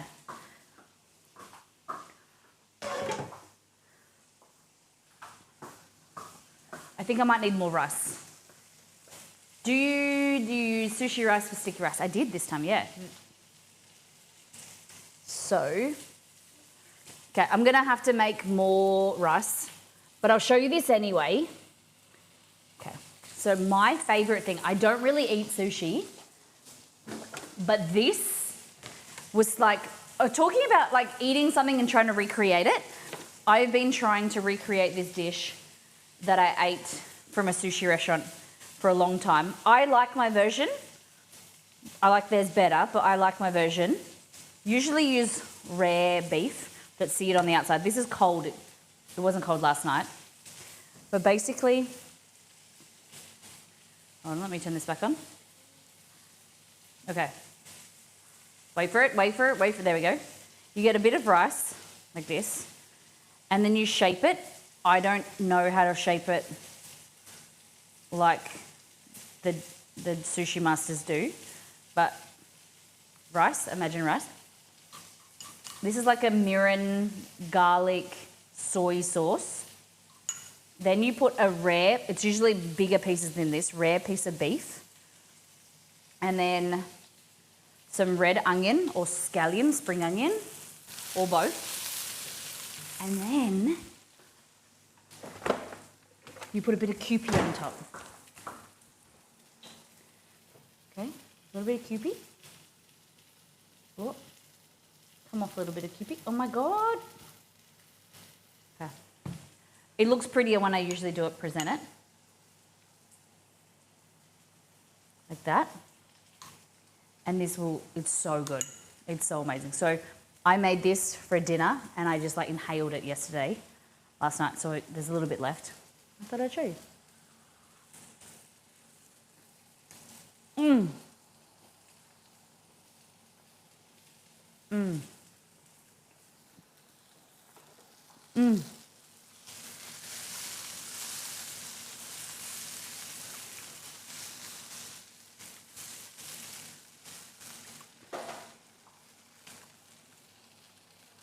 Oh my God. It's so delicious. It's really hard when you have to eat the whole thing because you can't really bite it in half because you take half of the topping with you. So I usually make them a little bit smaller. Okay. Yeah, you can't bite it, right? All right. Oh, my earpiece just dropped out. So I'll show you one more time because there's 2 pieces of beef. I just need to eat it. Okay. So you usually wet your hands, and then I saw a sushi master do something. He does something with his finger like that, and then he does this. I don't know how to do it, and I don't profess that I do know how to do it. But you do this sauce. Okay, like that. The beef. This. Like that.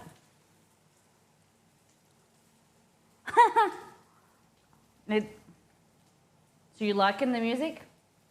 Okay. Like that. And then just for good looks, a little bit more sauce. Seriously, this thing, it is Kewpie. Kewpie Japanese mayo changes your life. I used all the Kewpie last night, so that's a new bottle. This looks yummy.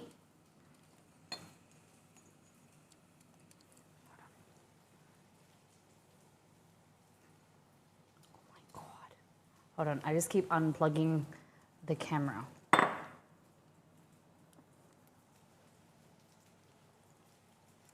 Look, cheap piece of rice. Come on, there we go. Okay, so that, I make it on Instagram all the time.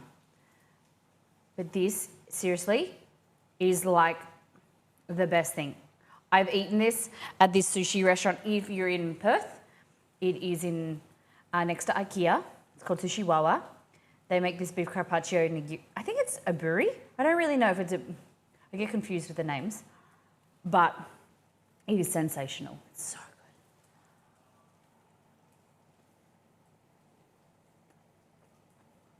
good. And it's so simple as well. I'm not a fan of seaweed. Okay.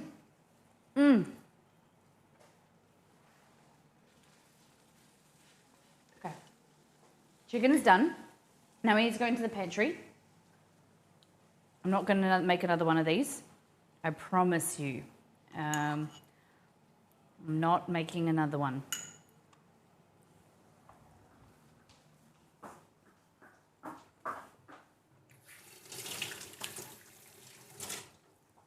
I mean, what? Rice? White rice? Pressure cooker? Pressure cooker bowl, which was in the dishwasher. Pressure cooker bowl in there. Okay, one more thing, we need some chicken stock. Let me run around. Kewpie. Sounds like something you find on the Urban Dictionary.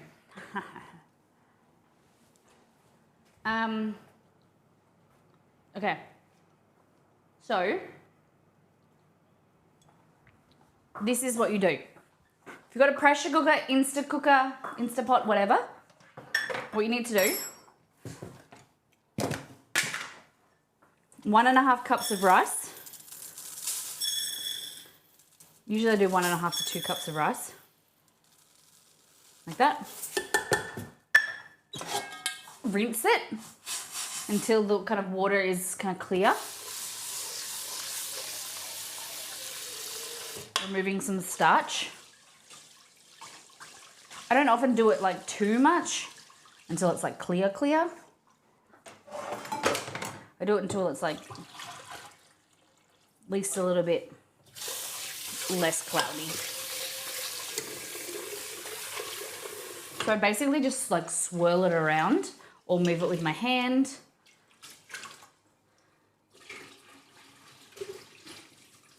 And then so we added 1.5 cups of water. 1.5 cups of rice. So you want to do about 1 3/4 to 2 cups of water.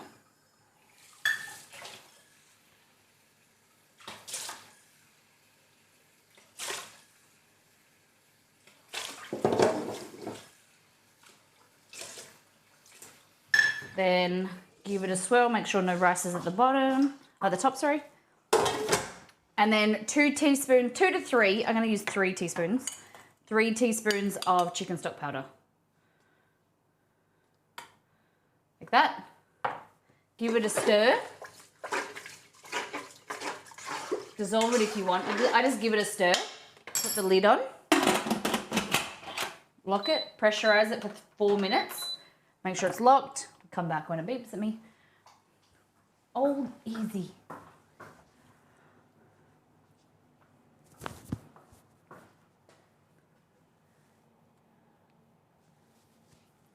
I'm sold when you Google and the first result is what is the best mayo and what is cute. Yeah, so the only thing, if you're in North America, in USA, you need to make sure you're buying the right Kewpie because it needs to have MSG in it.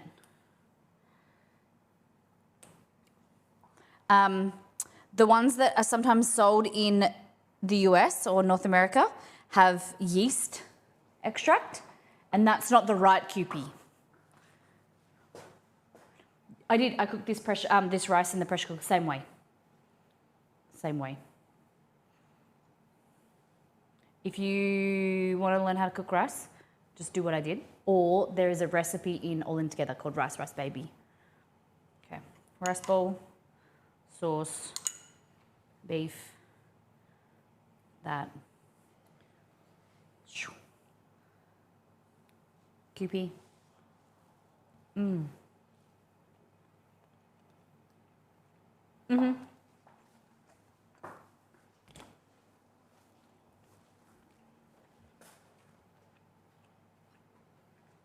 It's so good.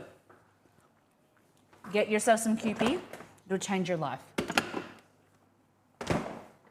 There's just so many of those things that we grew up with, like regular mayo. But once you learn a different way, once you learn a different form, like a different version or a different brand, like sometimes it just changes your life. Like it's not that groundbreaking, but sometimes you might not like something because your mum bought a certain brand, or your mum or your parents, your dad, mum, someone in your life cooked a certain dish a certain way. But if you try it in a different form, in a different brand, a different version, you might love it. And like you live your life not eating mayonnaise, or you might not eat chicken or duck or something. So it's always worth trying dishes at least 2 or 3 times to make sure you really don't like them. Or foods from your childhood, trying them again, because you might like it. You might impress yourself. You know, you might have gone your whole life thinking that that was gross. And yeah, you might try it and love it. Okay. Getting a silicone mat.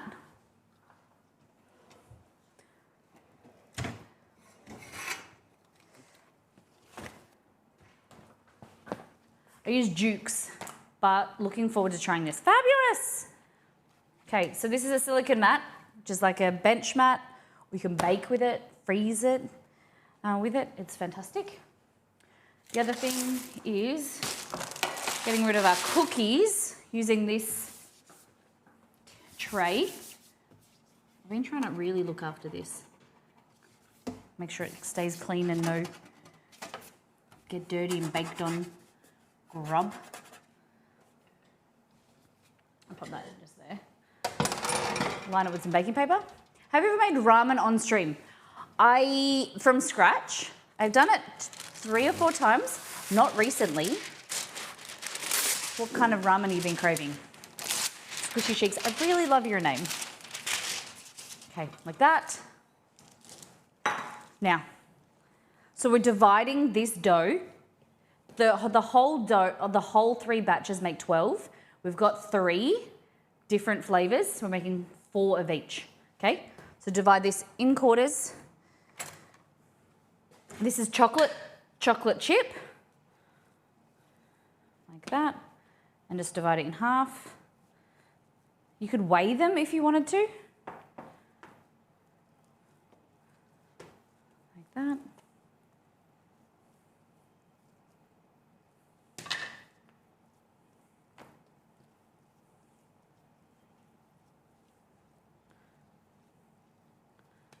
That. So all you want to do, today's one of those days that have a lot of dishes, I think. Okay, so get your mounds. I invert them, so I put the outside on the inside, like this. You pull out and bring into the middle, like you would with a dumpling, like that. Flip it over, pull it towards yourself, and what you're trying to do is stretch the surface tension on the top to then go smooth, to make it into a ball, like that. Great. Looks good. Set it aside. Do the same thing with these ones. Stretch out in. So these are chocolate, milk chocolate and dark chocolate with also some cocoa in there as well, and all of our spices. This is like the runt of the little, this one's a bit small. Okay. So these are a sweet spice bun that will then have a cross on it for Easter. It's very representative of Easter, and you know, it's Christ. I'm not a very religious person, but it's something that's done. Can't have hot cross buns without a cross. No one will know what they are. Okay, like that. This one I'm going to take a little bit off him and just add it to this guy to make him a bit more even. Like that.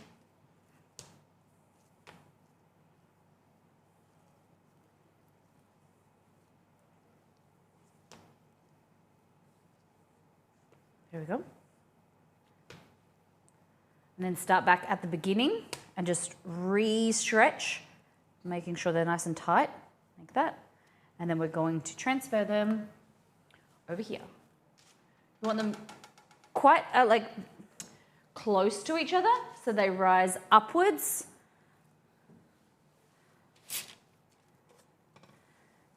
Rather than out. So give them a little bit of spacing.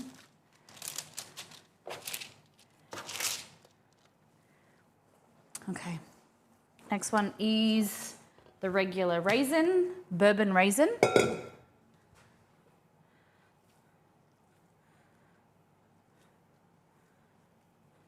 that. The tray's still warm. Oh my God. I was wondering why the tray's warm. It's under the hot plate. Okay. So, same thing. These will be smaller because they don't have the choc chips that will take up space.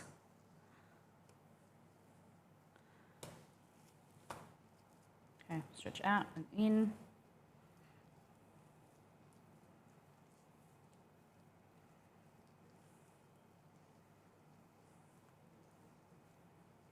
There we go, like that.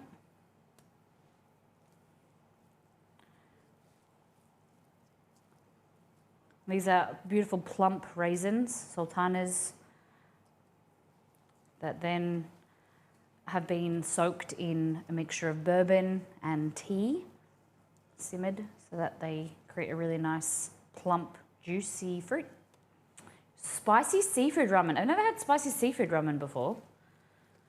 I'm honestly usually like a tonkatsu, a nice rich pork broth fan. Everyone has been talking about Japanese food recently. I've seen on my Instagram feed, Japan. One day I'll get there.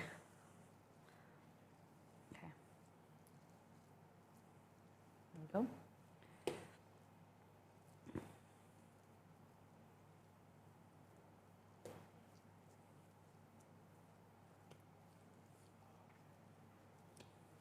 How many of you guys have been to Japan?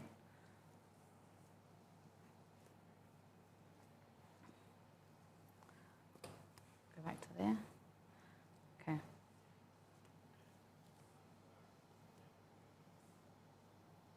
Could take a little bit off that from the bottom. Add to this guy. There we go. We like to say you steal from the rich and you give to the poor. Do a little Robin Hood when you're baking.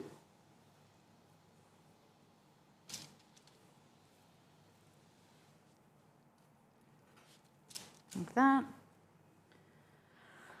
And then the last one is cranberry white chocolate. Cranberry with brandy.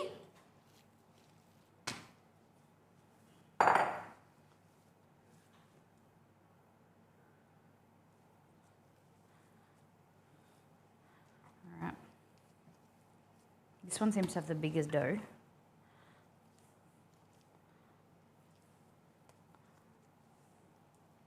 Like that. Look at that filling. It's loaded. Okay. Stretch up. Cranberry white chocolate sounds good. Thank you.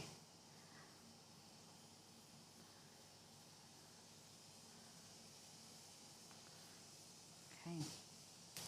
A little shape.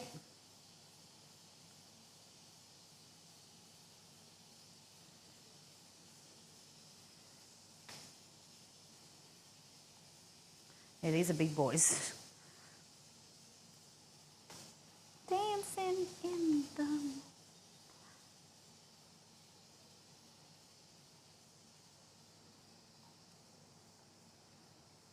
There we go. How many, you guys like cranberry? It's not very common. I think it's one of those things like for instance, like pecans in baking is less common, I would say, in Australia than walnuts, because I'm pretty sure Australia produces more walnuts than pecans, and we don't grow cranberries in Australia. I don't think. Hey Google, cranberries grown in Australia? On the website foodmag.com.au, they say, we have a growing market here in Australia, with a growth rate of about 5 to 10% per annum, said Ms. Okay. But I wouldn't say cranberries themselves are very common in Australian cuisine.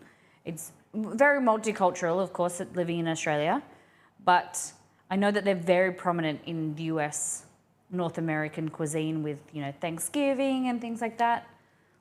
So it is nice to do some recipes with them, but you don't really commonly see, you know, if you raspberry with white chocolate chips would be more common, I think, if you went to a bakery here. Okay.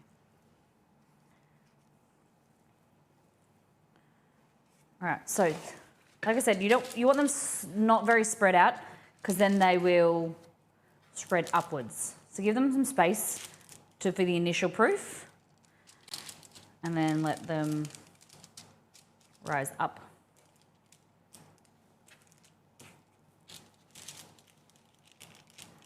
Because they want to grow, so they'll grow upwards rather than out.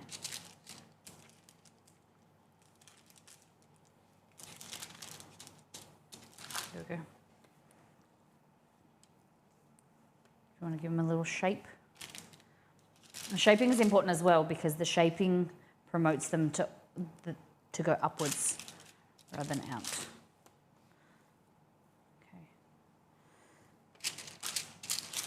All right, so now we will give some egg wash. We'll let them proof, egg wash, cross, bake, okay? They look really great. Hot cross buns. So chocolate, chocolate, chocolate, chocolate, raisin, raspberry white chocolate. Cool. I think they look great. This one's got a bit of weird colouring, but yeah, I think they're great. Put them here, cover them. Rice is nearly ready. So we're ready for the rice is nearly ready. Now we're ready for the sauce for the lemon chicken. Let me just wash my hands. Okay, really simple but flavorful sauce. We want lemon juice, obviously, lemon zest.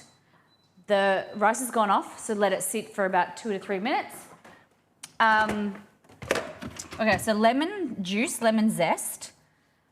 Then we're gonna add some ginger, some garlic, brown sugar or honey or white sugar. Brown sugar will give it a brown color. So if you don't want that, it's not as like kind of, it's not as, the appearance isn't as nice compared to white sugar because it's like bright and, it's never gonna be like, lemon chicken is never really yellow unless they have food coloring in it. Which is, you can use if you want. Okay.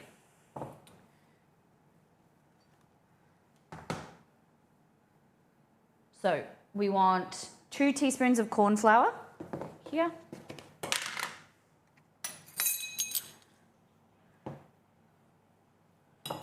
One, 2 teaspoons.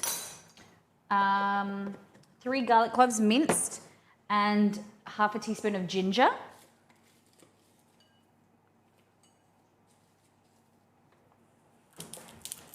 Okay. So peel. Where is, I had it this morning. My garlic press, there we go. New flashbang garlic press. Just got this same version, just a new one. I get one probably every 1.5 to 2 years. Just because it deteriorates. Yeah, every 2 years, I think. Deteriorates inside from the dishwasher. Okay.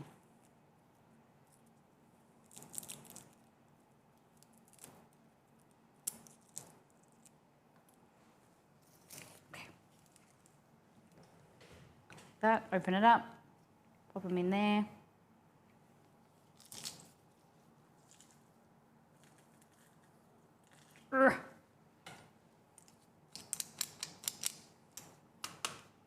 Get the inside. Don't leave the good stuff behind. Grab.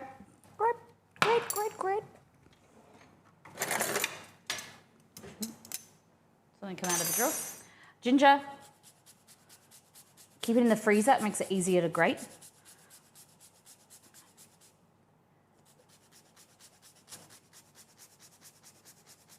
Keeps it fresher for longer.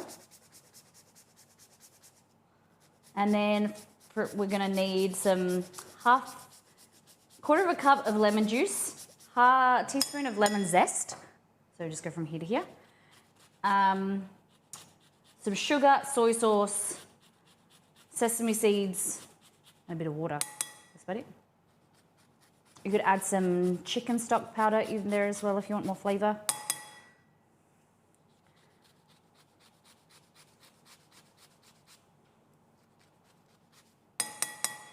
This zester isn't as abrasive as others. Does do a great job.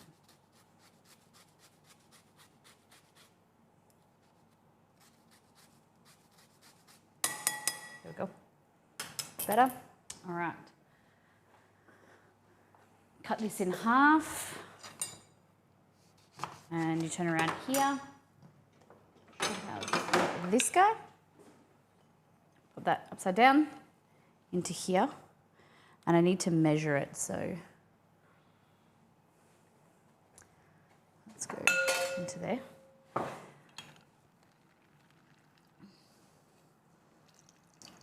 Easiest, quickest juicer.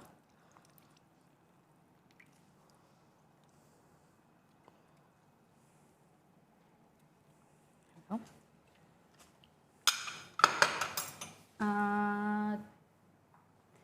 Measure.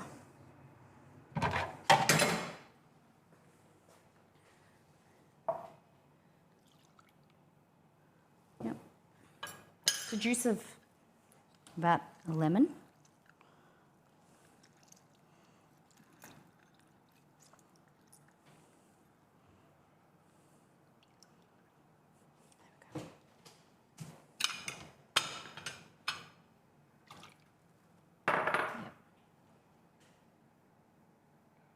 tab into there. Sugar. So I've got brown sugar. I'm just going to use that. Do I? I don't have any honey, which I would prefer to use, but we don't got it.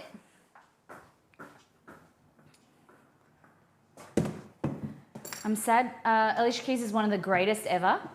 Does she usually do a New Year's concert? 2 tablespoons. There we go. Sesame oil and sesame seeds and soy sauce is the last 2 things.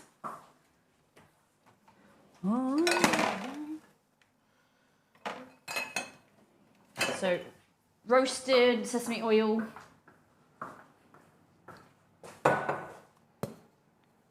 2 teaspoons. And 2 teaspoons of there we go. Sesame seeds. Okay, I'll bring this back to the heat. Warm that back up. We've been doing multiple things at once today, haven't we? Why is the brown sugar tub? Because I make so much. I bake all the time. You should see my flour container. I'm always baking. I buy things in bulk. Saves me money. Means that I always have a lot on hand. This is sugar and this is flour. And I have 2 of these. This is bread flour and I have plain flour. But I have bags of flour that don't even fit in that. So add them, buy flour in 12.5 kilos, which is 24-pound bags, 25-pound bags. I buy 2 of them, 4 of them, 4 to 6 at a time. All right, so 2 teaspoons of sesame oil and then 2 tablespoons of soy.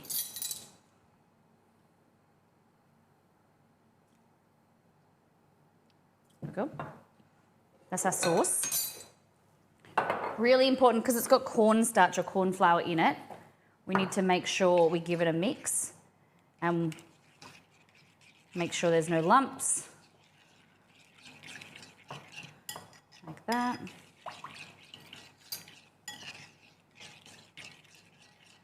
This is lemon sesame chicken. A bit of both. Flavor's gone on. Crazy? How come? Because it's different? I suppose this is my job. My job is to create recipes, to stream on Twitch, and like I cook all the time, so we need a lot of equipment. Okay. So that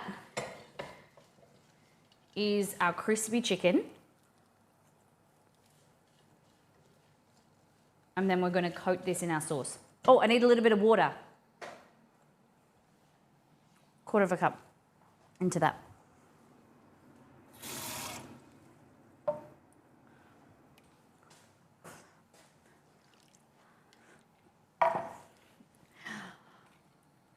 I used to say both. I do like both. I like both. I'm much more creative with sweet recipes. But Exceeds told me this. He was like, shocker. He's like, because I'm always thinking of baking of like cookies and cakes and things like that. And he was like, Molly, said to me yesterday, I thought you were on a cookie ban. So I'm much more creative with savory stuff. I'm good at cooking savory, but I get stuck, for my own cooking, I get stuck in the same thing all the time. My mind is always going about like different cakes and cheesecakes and things I can make. Yeah. I'm good at both. I think I prefer sweet though. I don't know, yeah. What about you guys? So, nice and hot. And make sure there's no lumps. And we're gonna make sure this is nice and hot. We're gonna heat it up, bring it to basically just under boil, because then you'll start to see that the the starch in here will start to get sticky and thick and wonderful. We need to ban the cookies. Find a good recipe you like, eh? And then you... I was saying at the start of the stream, Grumpy, that they're a good portion, they're a good amount of cookies, because one batch that you're like, it's good enough that you eat them and you don't feel sick and like you don't have too many, and they're quickly gone, that you can then make more later. Look at this. How good does that look? The flavor is so yum. Zingy. Oh, add a little bit for salt. Could add a little bit of MSG if you wanted to enhance the flavor. I think I'm going to add a little bit of chicken stock powder into the recipe. I think that would be good. Rice is around here. So if we go around here. I sent a photo to Mum and she requested I make another batch for the weekend. Hey! Are they still over? Because hold on, I'm a bit confused. So which family are from Perth? No, that's your husband's family. I'm confused.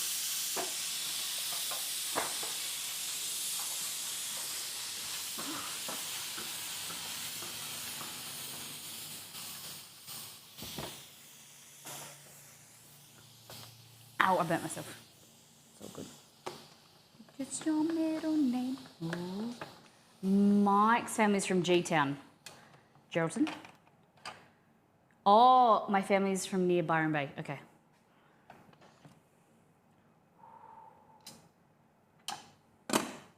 Okay.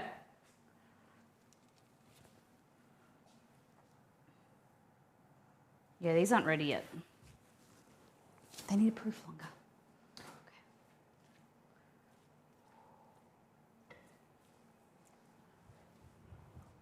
What about the...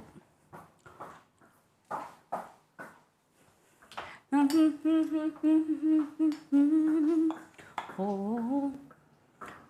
Okay. Okay. Half teaspoon of chicken stock powder.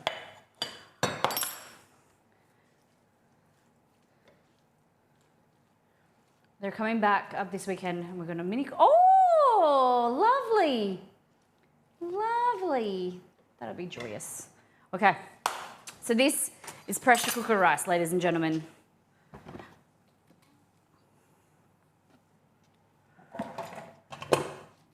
this.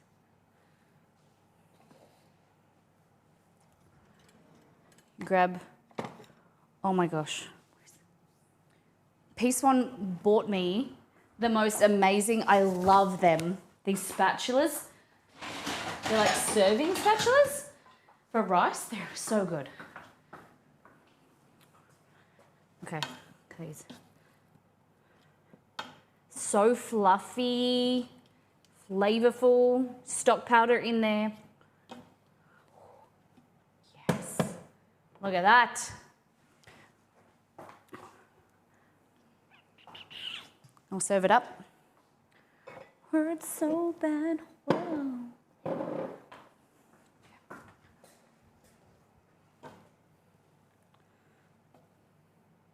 How old is your nan?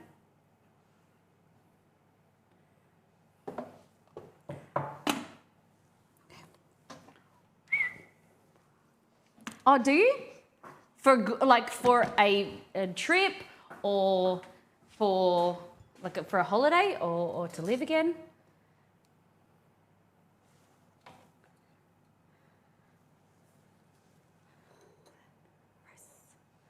Damn! Give the kids some culture. All right, ready?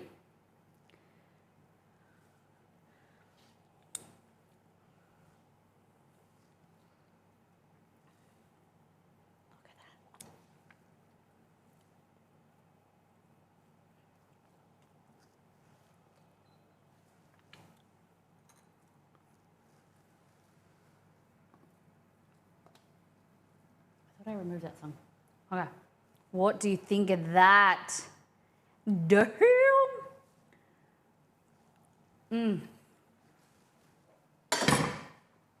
Okay. Nothing on.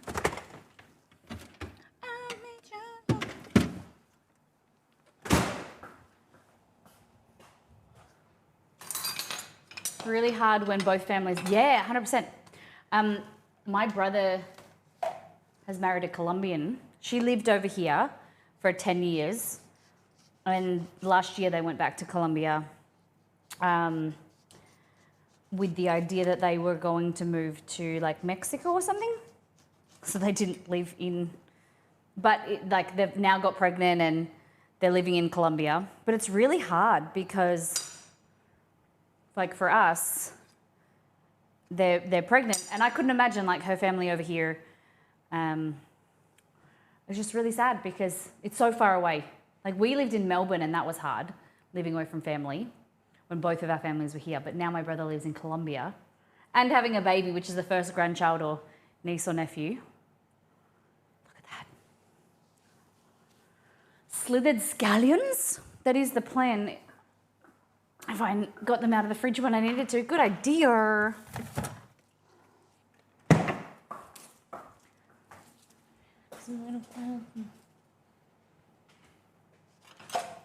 It's on the recipe. I don't know why I didn't follow it. Was the plan on?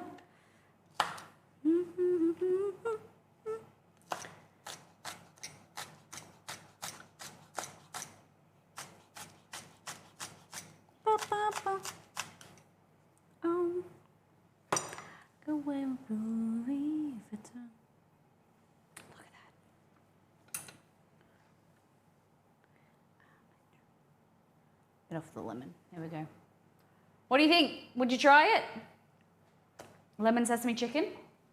Delicious.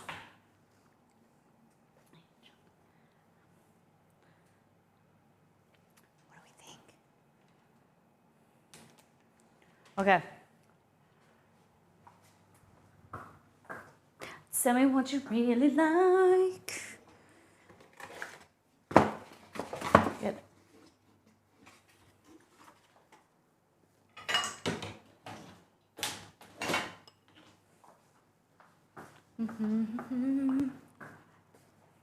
Yeah, you would?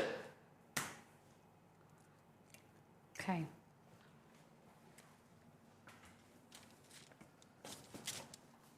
Mms in the chat. Mms in the chat.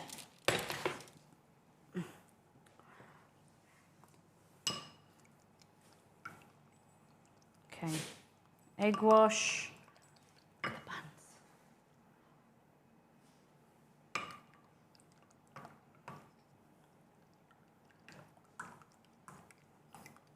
Okay. Egg wash helps them go shiny.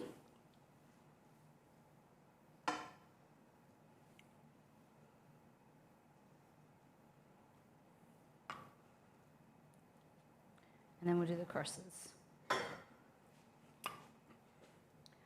Lemon sesame chicken, super easy. It's a riff of the honey chicken that is in our cookbook, all in together.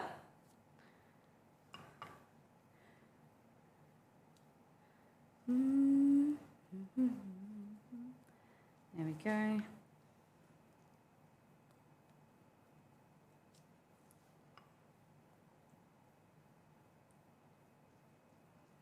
we go. Hey, Chess.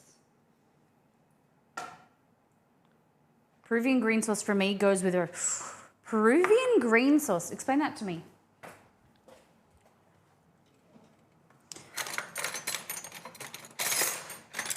Oh.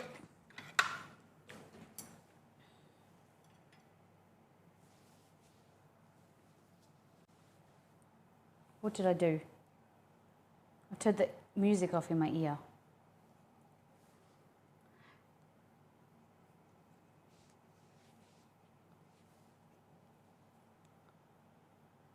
No, I've done something to this earpiece. I tapped it. I don't know.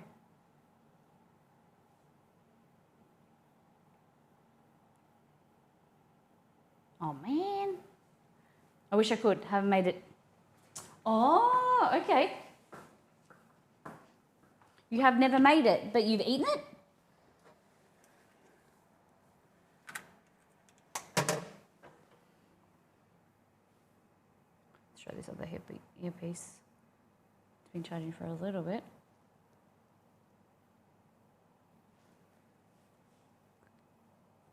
Yes. Hey Google, what is Peruvian green sauce? On the website at cozykitchen.com, they say, it's made up of fresh cilantro, ají amarillo, huacatay and cheese that makes it creamy and spicy. Do you want a little more context? Can you guys hear the music?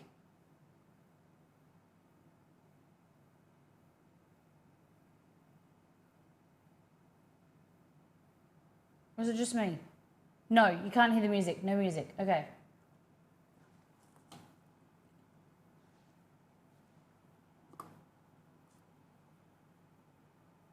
Weird. I thought it was me. I thought it was my earpiece. It just stopped. Can we hear it now?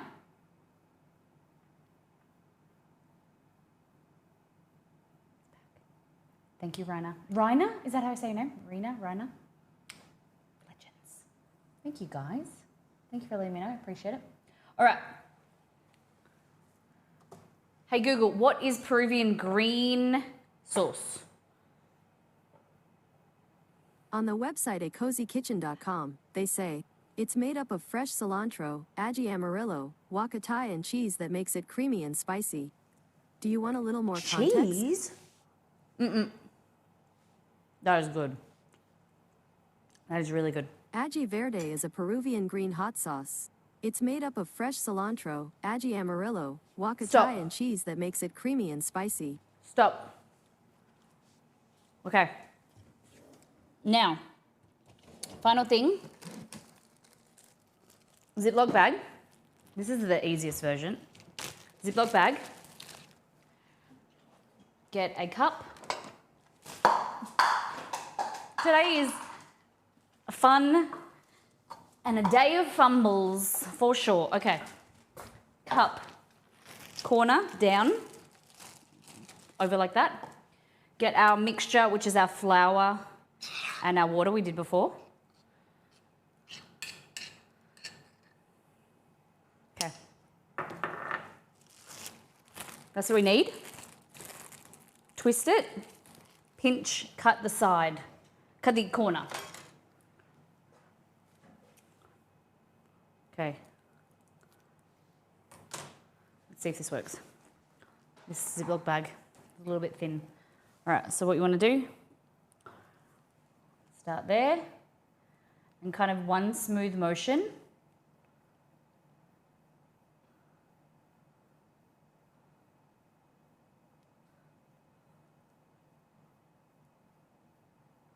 Just go in there.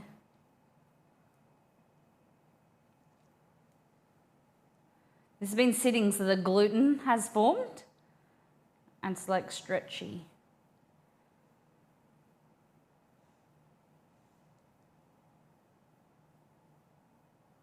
And then you can go over any bits that need a bit thicker.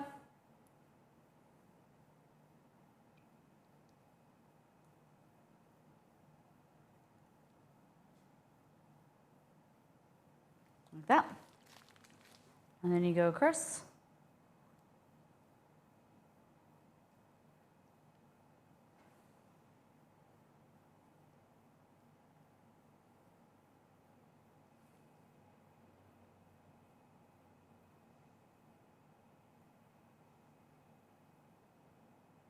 Oh.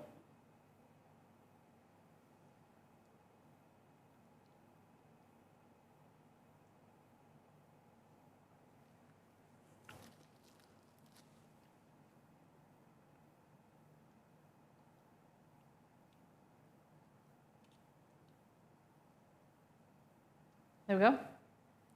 Pretty cool. Yeah, you have to say stop Google. I don't know, sometimes she plays up. All right. So to make sure that these are ready, they are, being honest, these are slightly underproofed, but we're streaming and I need to bake them for you guys to see. So you press And if they spring back quickly, which they are, that means they're underproofed. If they spring back slowly and leave a little indent, it means that they're ready. If you press in and then it collapses and doesn't spring back at all, it means it's overproofed. But I'm testing again for on the weekend to take the photos anyway. So it'll be all right. Can you zoom in on the chicken?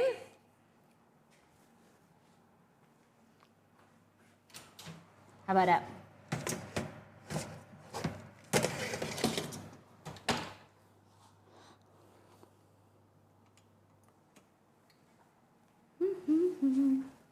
What do you think? Do you know what food looks better? When it spins.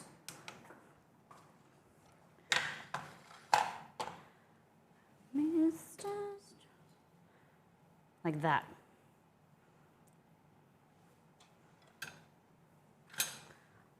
Don't you think? Oh, looks so good. Looks great. Thank you very much.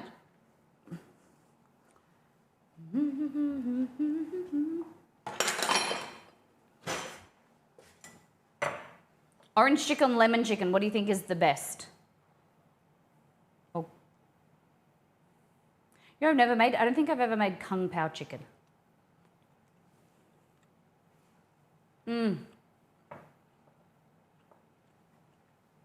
How's Bells likes lemon?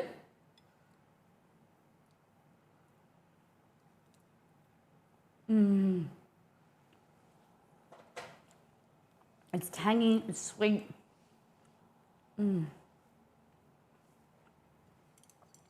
There was something that I added. Oh, half a teaspoon of lemon.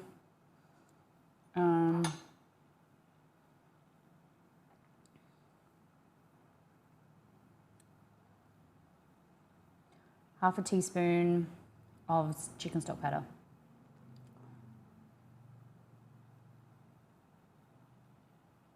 It just amps up the flavor a bit. There we go. Fabulous. Choice again, lemon versus orange chicken. Laser Cat, welcome in. Wowie. Thank you very much. We've got the hot cross buns in the oven. This is our lemon sesame chicken. This recipe will be available on the website soon. Possibly even, depending on how the recipe tests for the hot cross buns go, this might be this week or next week. Or Monday coming, or the week after. Look at that. It makes quite a, I don't know, would you guys say 4 people? Or 2, because that's a bowl, that's a portion. I would say it feeds 3 people? Nah, I don't know. I think it's probably 4.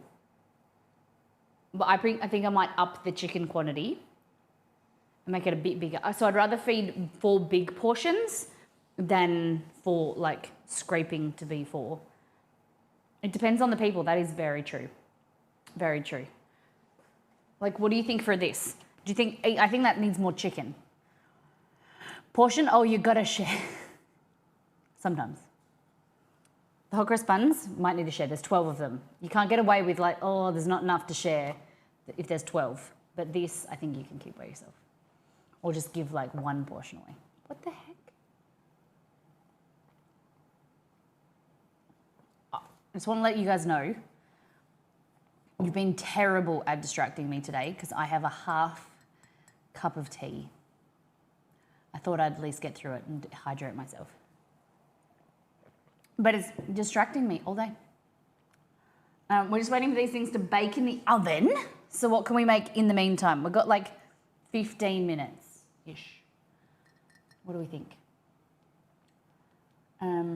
Do you want me to show you how to make my sushi? Would you be interested? Well, I don't know what it's called. What's the difference between a nigiri and a brewery? I think it's a brewery. Ngiri versus a brewery. Okay. A subset of nigiri. A buri is a piece of meat or seafood laid over rice, which set apart that it is slightly cooked. Okay, so it's a buri. It's a buri. Yeah? You want to learn how to make it? Okay. So, the things you will need are some sushi rice, some mirin, soy sauce, garlic, steak. Hey, Captain Rail. A buri is the one with steak. Yeah, it said steak or protein that's lightly cooked compared to like nigiri, I think, is like raw salmon, whereas this one is very slightly cooked. So, fry pan, we want it up like quite high, and we're just gonna cook each side slightly, so it's kind of rare in the middle, to personal preference. Red onion, sushi rice, Kewpie,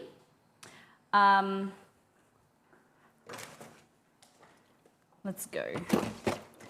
Probably warm the rice up a little bit.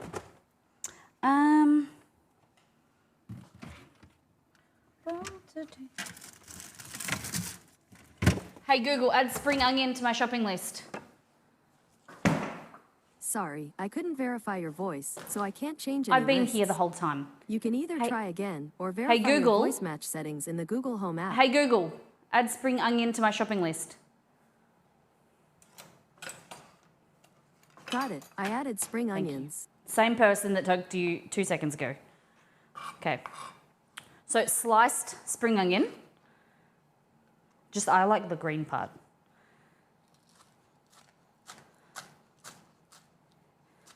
Really just finely sliced on the angle. Like that. How many of you have been to Japan? How many of you have been to Japan? Okay, a little bit of red onion as well. Just take a little slice off.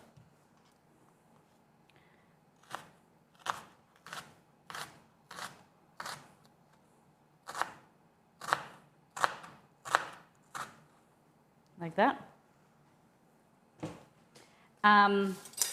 Warm that up. I just have a piece of rump steak. Fancy or the high-end cut? Talking about beef. This is just rump. Usually I use, like a nice rump. It doesn't have to be too fancy.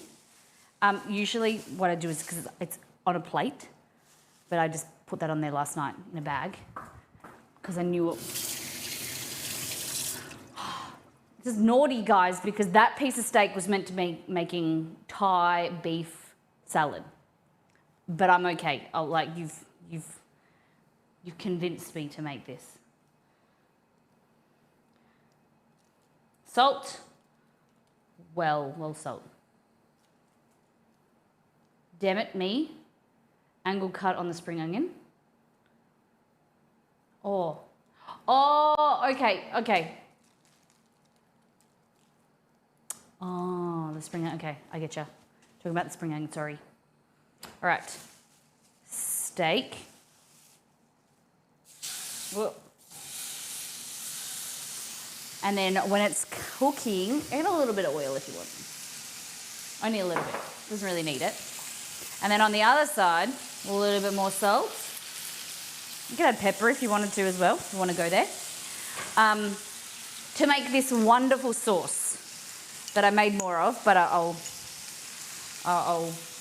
made a lot of, but I'll make some more to show you. I was getting fancy.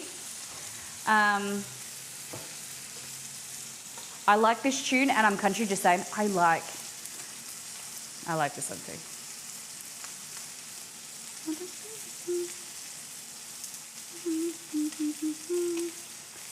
White stripes good. These are the white stripes, isn't it? Can't really hear. Yeah.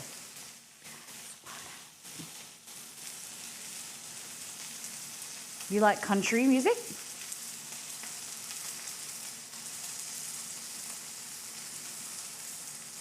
Okay. So, cold steak breads come from the fridge. And we're going to flip it. So we want it nice and brown on each side. like that. Let it cook. This is like it's probably maybe like 1.5 centimeters. And no, that's not right. It's about 2.5 centimeters, about 1 inch thick. So you're cooking it for about 2 minutes aside, I think. Really hot temperature. Getting nice sear. And then we're gonna let it rest because we still want it pink in the middle, but cooled. So when we slice it on the angle, it's nice and red. And see it around the edges. For clarity, classic country, not the stuff they play today. So like some, is it Big and Rich? Or some, what are your thoughts on, Scrub, what are your thoughts on Keith Urban? Is he country, or is he pop country?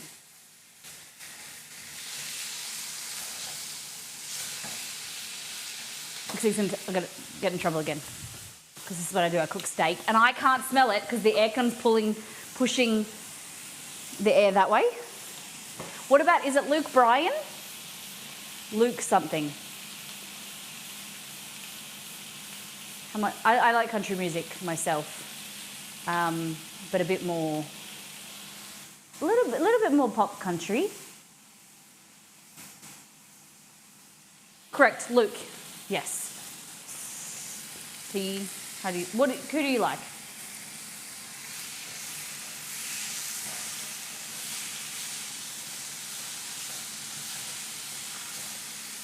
I like Australian country music. Some Slim Dusty. My stepdad loves. Okay, my stepdad is like 55, but he listens to the same music that my 80-year-old granddad listens to. What is the question? The question is John Williamson. Damn. May he rest in peace. 90s and some 2000s, okay? All right, we done. Take it off.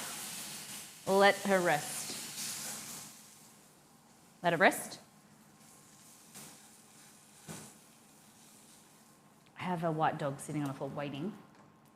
Okay, so we've got our rice. I don't need to warm it up. I don't think I will.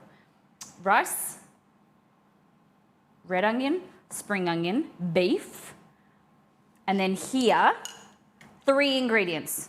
I've nailed it down to, I think, that I don't want to overcomplicate it. One is mirin, garlic, fresh, it has to be fresh garlic. And it does this amazing thing that when you let it sit there, the garlic in the mirin and the soy sauce, it thickens the sauce. I don't know what the chemical composition or what happens, but it's amazing. Okay. Do you want to win a...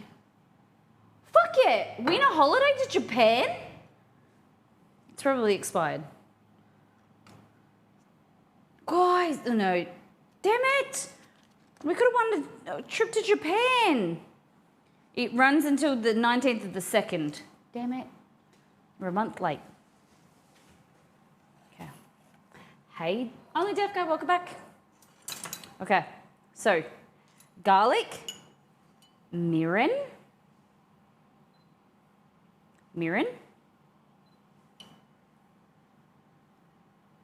It's like 3 parts mirin to 1 part soy.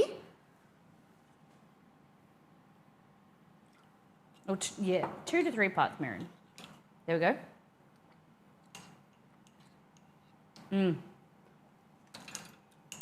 Oh, it's good.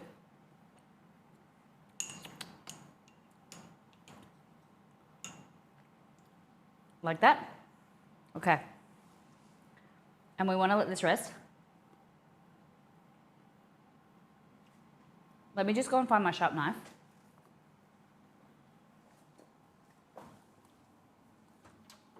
Buns are looking good. The buns are looking real good. Classic Johnny Cash. I walk the line. I walk the line.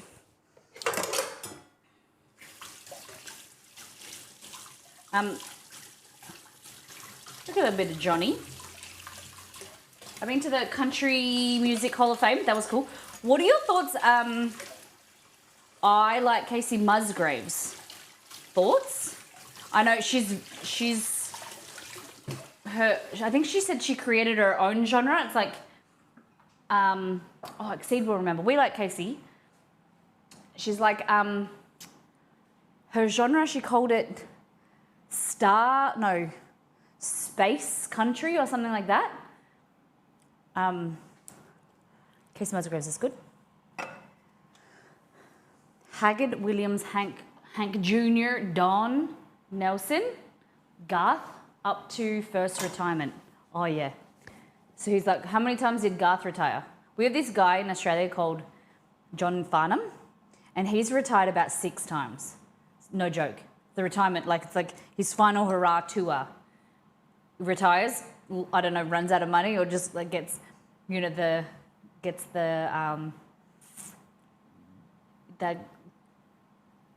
feel for it and wants to retire, tour again, release some music. Must be hard because you want to be creative, right? And you want to have that outlet. And okay, I don't think he'll be touring he's a bit old now. Then he makes dollars from each retirement. Yeah, 100%. All right, so on the angle like this. I thought this was the knife I sharpened. Turned out it's not.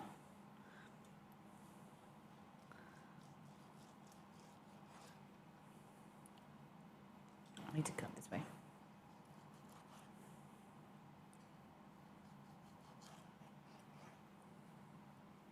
So you can, depending on how,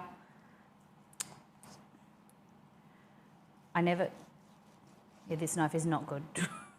I picked up the wrong one. Anyway, you get what I mean. Thinly sliced beef, like this. See it on the outside, like that. Cool. Yum. Okay. So much juice. Let me just clean this all up.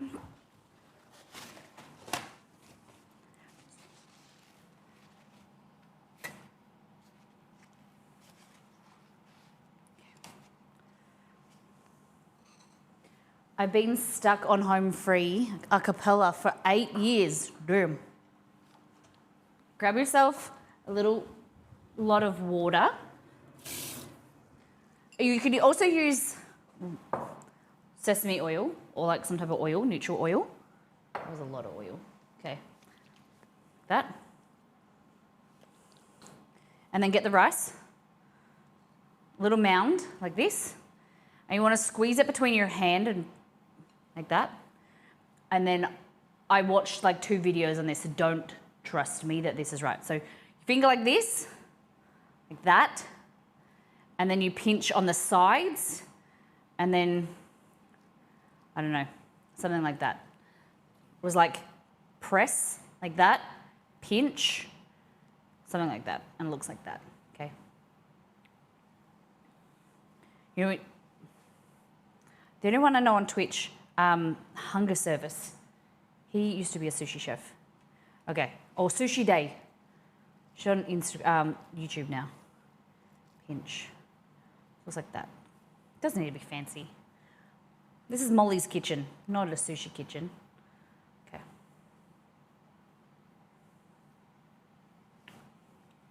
Impressive. I walk the line, I walk the line.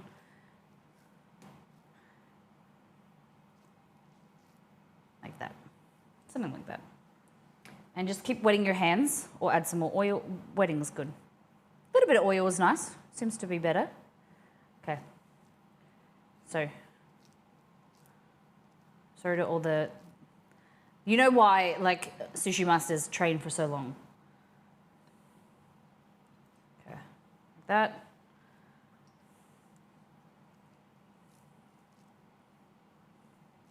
You don't want to compress it too much because then you won't be able to bite through it. Okay? But then if you don't compress it a little bit, then it'll fall apart.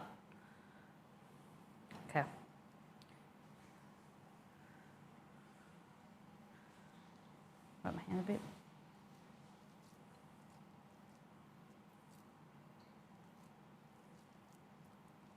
There we go. Now, do one more. You know what I'm going to be eating for lunch. So you can have his lemon chicken. I'm having a burri. Okay, cool. And now, move that aside.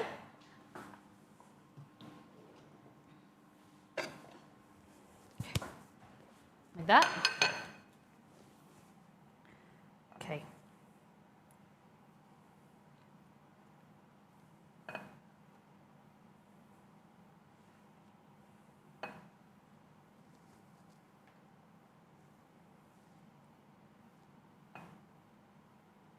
That. All right. This is our sauce. I like a little bit on the rice. You could not too much or the rice falls apart. But get you some garlic as well. Make sure it's there. And it like thickens slightly with the garlic. Like that. Okay. Now we get our beef. Lay it over.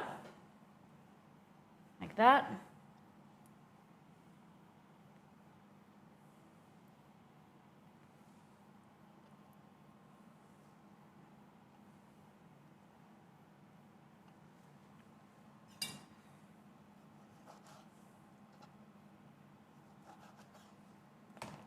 This.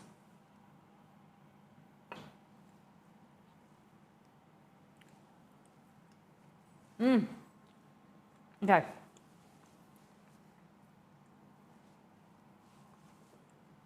Where is the Kewpie gone?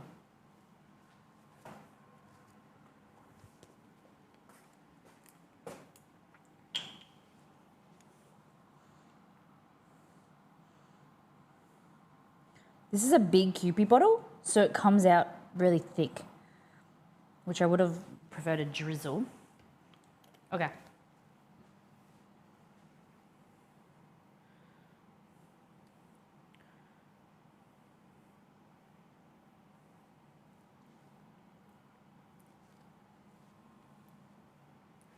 All right.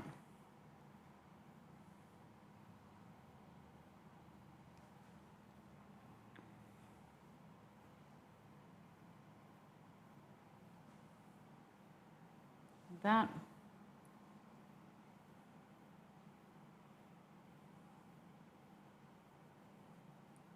Later, I'll show you a photo of like when I eat it at the sushi place, what it looks like, and you can rate me. I love onion, but you can't eat it raw? That's when you say, whoa, onion. Instead of Mona Lisa, scrub. Okay. Like that. Instant migraine, interesting.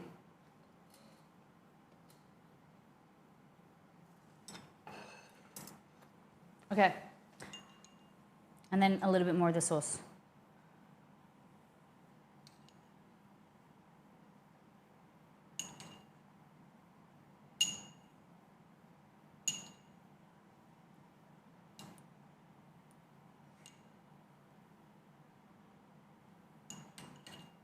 So at the place, you get 2 per serve. 2 of these.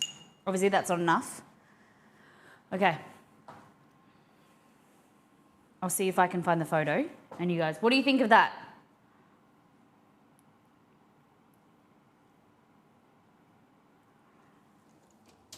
Oh my God, they're ready. The buns are ready as well.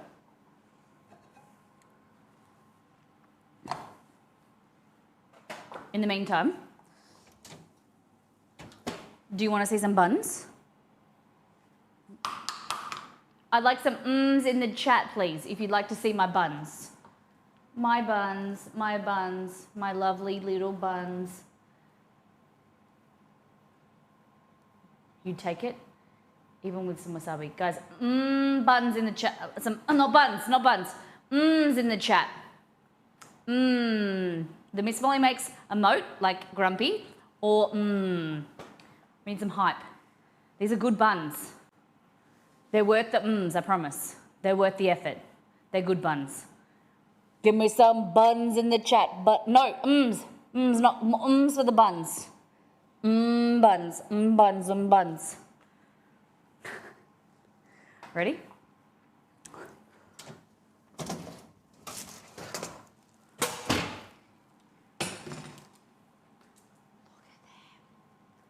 If they don't look like they come out of a grocery store or like a professional bakery, I don't know what. Damn. They look amazing.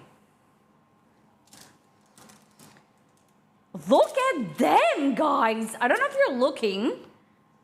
Soft. Oh my God. This recipe will be, I'm going to make sure I test it again on the weekend, but this recipe will be up available on Monday. Miss Molly Mondays. I'm really happy with the tweaks that I made. Oh, they look sensational. Definitely better than last time because I spread them out and they were flatter, whereas this time they've risen up. Oh my God. Hot damn. It's cute when you're so happy. Thank you. I'm really proud because I want to be able to test them and make them so that you guys can make them at home. And I'm really chuffed. I think it's important. Like it's so good when you're confident and you're proud of yourself. And I want everyone to feel that feeling. I want to feel this feeling when something comes out and you're like, oh my God. And you're like, fuck yeah. That was amazing. I'm amazing. You're amazing. Oh. I was waiting for Buns to walk in front of the camera. These are the buns. Oh, look how good they look. Fabulous. I'm very proud of that. Okay. Let me find this sushi. Okay.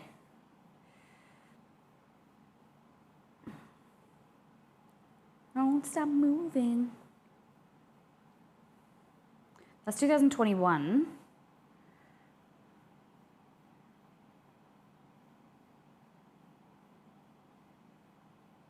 This. Okay. So this is what they look like. And I've just unplugged the camera again. I love that. Hold on. Okay. Who gets to taste my buns? You guys when you make them.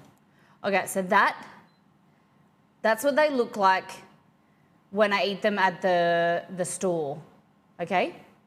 I don't know how to make things. But that's what they look like at the store, and that's my version. I think it's pretty good.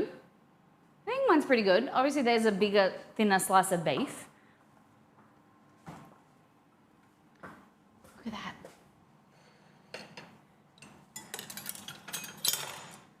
Theirs is like more sauce and more messy because they make them quicker, I think, but I'm pretty happy with mine. Look at that. And it just fell apart. I mean, what? Oh, no it didn't. Yes it did. No it didn't. We got it back. We did it.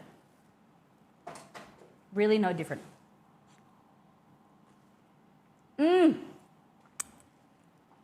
Oh my God.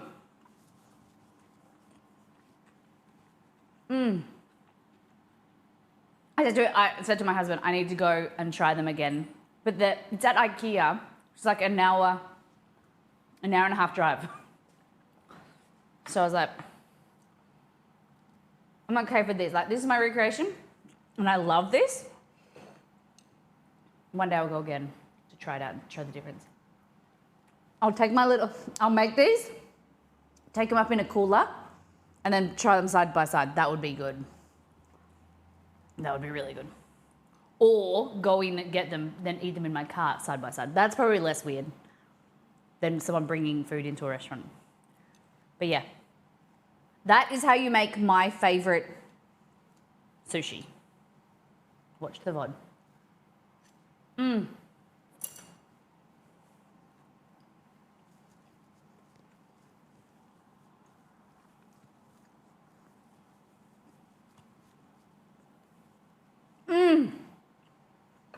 So good. Okay. Ladies and gentlemen, we've got buns, we got rice, we got deliciousness.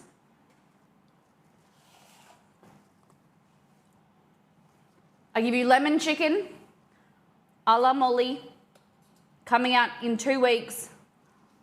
Delicious, quick, simple dinner. Or in the left corner, we have 3.5 kilo weight, 3 different versions, 3 different flavors, a versatile recipe, and all of the carbs and holy buns. Look at these. So, choc chip, raisin, raspberry white chocolate. No, cranberry white chocolate. Cranberry white chocolate. What do you think?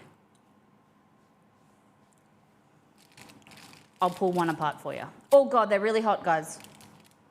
They're really hot. Oh. So bloody hot. So hot. Cranberry white chocolate. Oh my God, it's so hot. I can't touch it. Can I cut it in half? I shouldn't even cut it in half because it's still. Damn. Look at that. Can you see?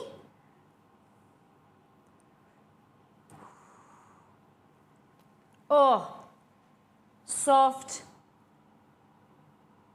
Might need a little bit more cooking. Oh my Lord. What do you think? Are you team rice, lemon chicken with rice, or are you team hot cross buns? Pick your starter. Are you in the red ring or the blue ring? I don't know what the difference of the colors are. I don't know which one is right. But are you team chicken or team buns?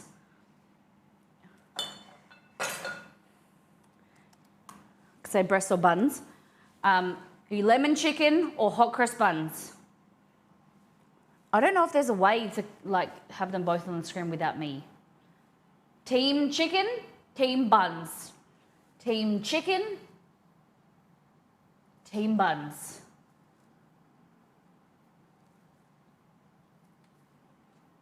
What are you? I'll take myself off screen so that you don't choose me. I'm unavailable for this round of voting. Chicken then, oh yeah, I've got the sushi. Chicken then sushi then buns, okay? Are you gonna give the go to the buns, guys?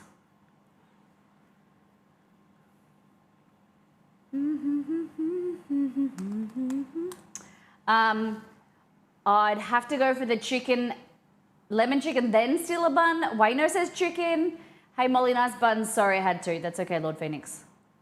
Well, breast or buns, I'd choose breast. I choose both. I'm confused. You choose chicken or the hot cross buns? A chocolate or the raisin? Okay. Okay.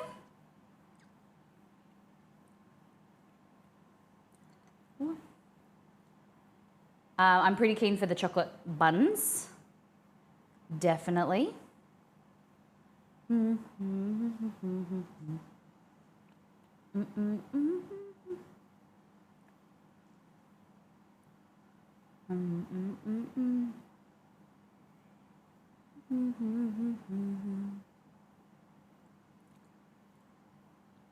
What do you think? I'll take the chicken. I need to eat less carbs. Don't we all? Oh, can we steal? I steal several ones. Not sure. Okay, so yeah, not sure of the white chocolate and cranberry. Okay, I get that. Understand.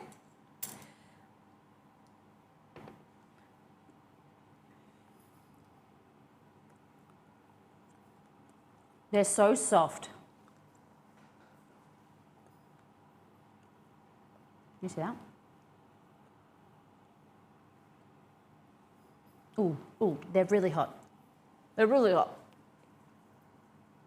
butter on there, toasted.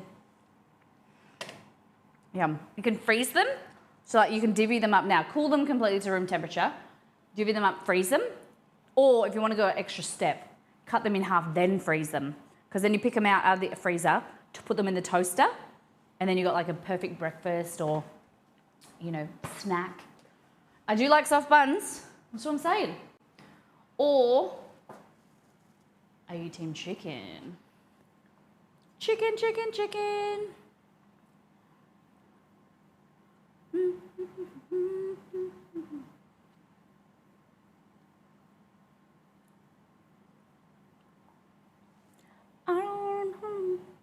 Okay. Oh, they're not English. Damn it. I was gonna raid someone, but they're not English. Okay.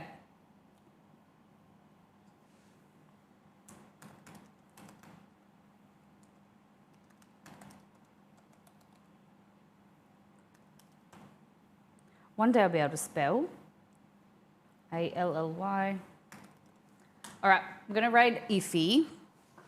Y'all, everybody, we're back next time on St. Patrick's Day. Bring your jolly spirit.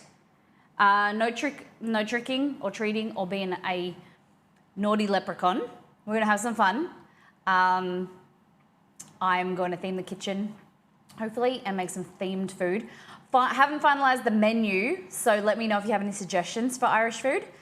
So that's next time on. Then copy and paste a raid call message. Obviously, you're going to do that. But thank you for those who have supported the channel today and join the stream. Hit the follow button if you've come on in the raid. Roselli gifted to Stream Elements. I didn't even see that. And Potzler sub for 15 months. Liz gifted to Dex. Dex gifted to Zeus Delicious. Hson gifted 2 subs to Careful, I hope I'm saying that right. And I still love you, I still love Mario. The Milk Squad gifted to Peanut. Hson gifted to Seb. Harry rated. If you haven't checked out Harry the Horror Show, go and check out his lovely channel. It's really, really great. Educational, really fun. But most importantly, take care, brush your hair, be good to yourself and those around you. Copy and paste this. See you on Friday.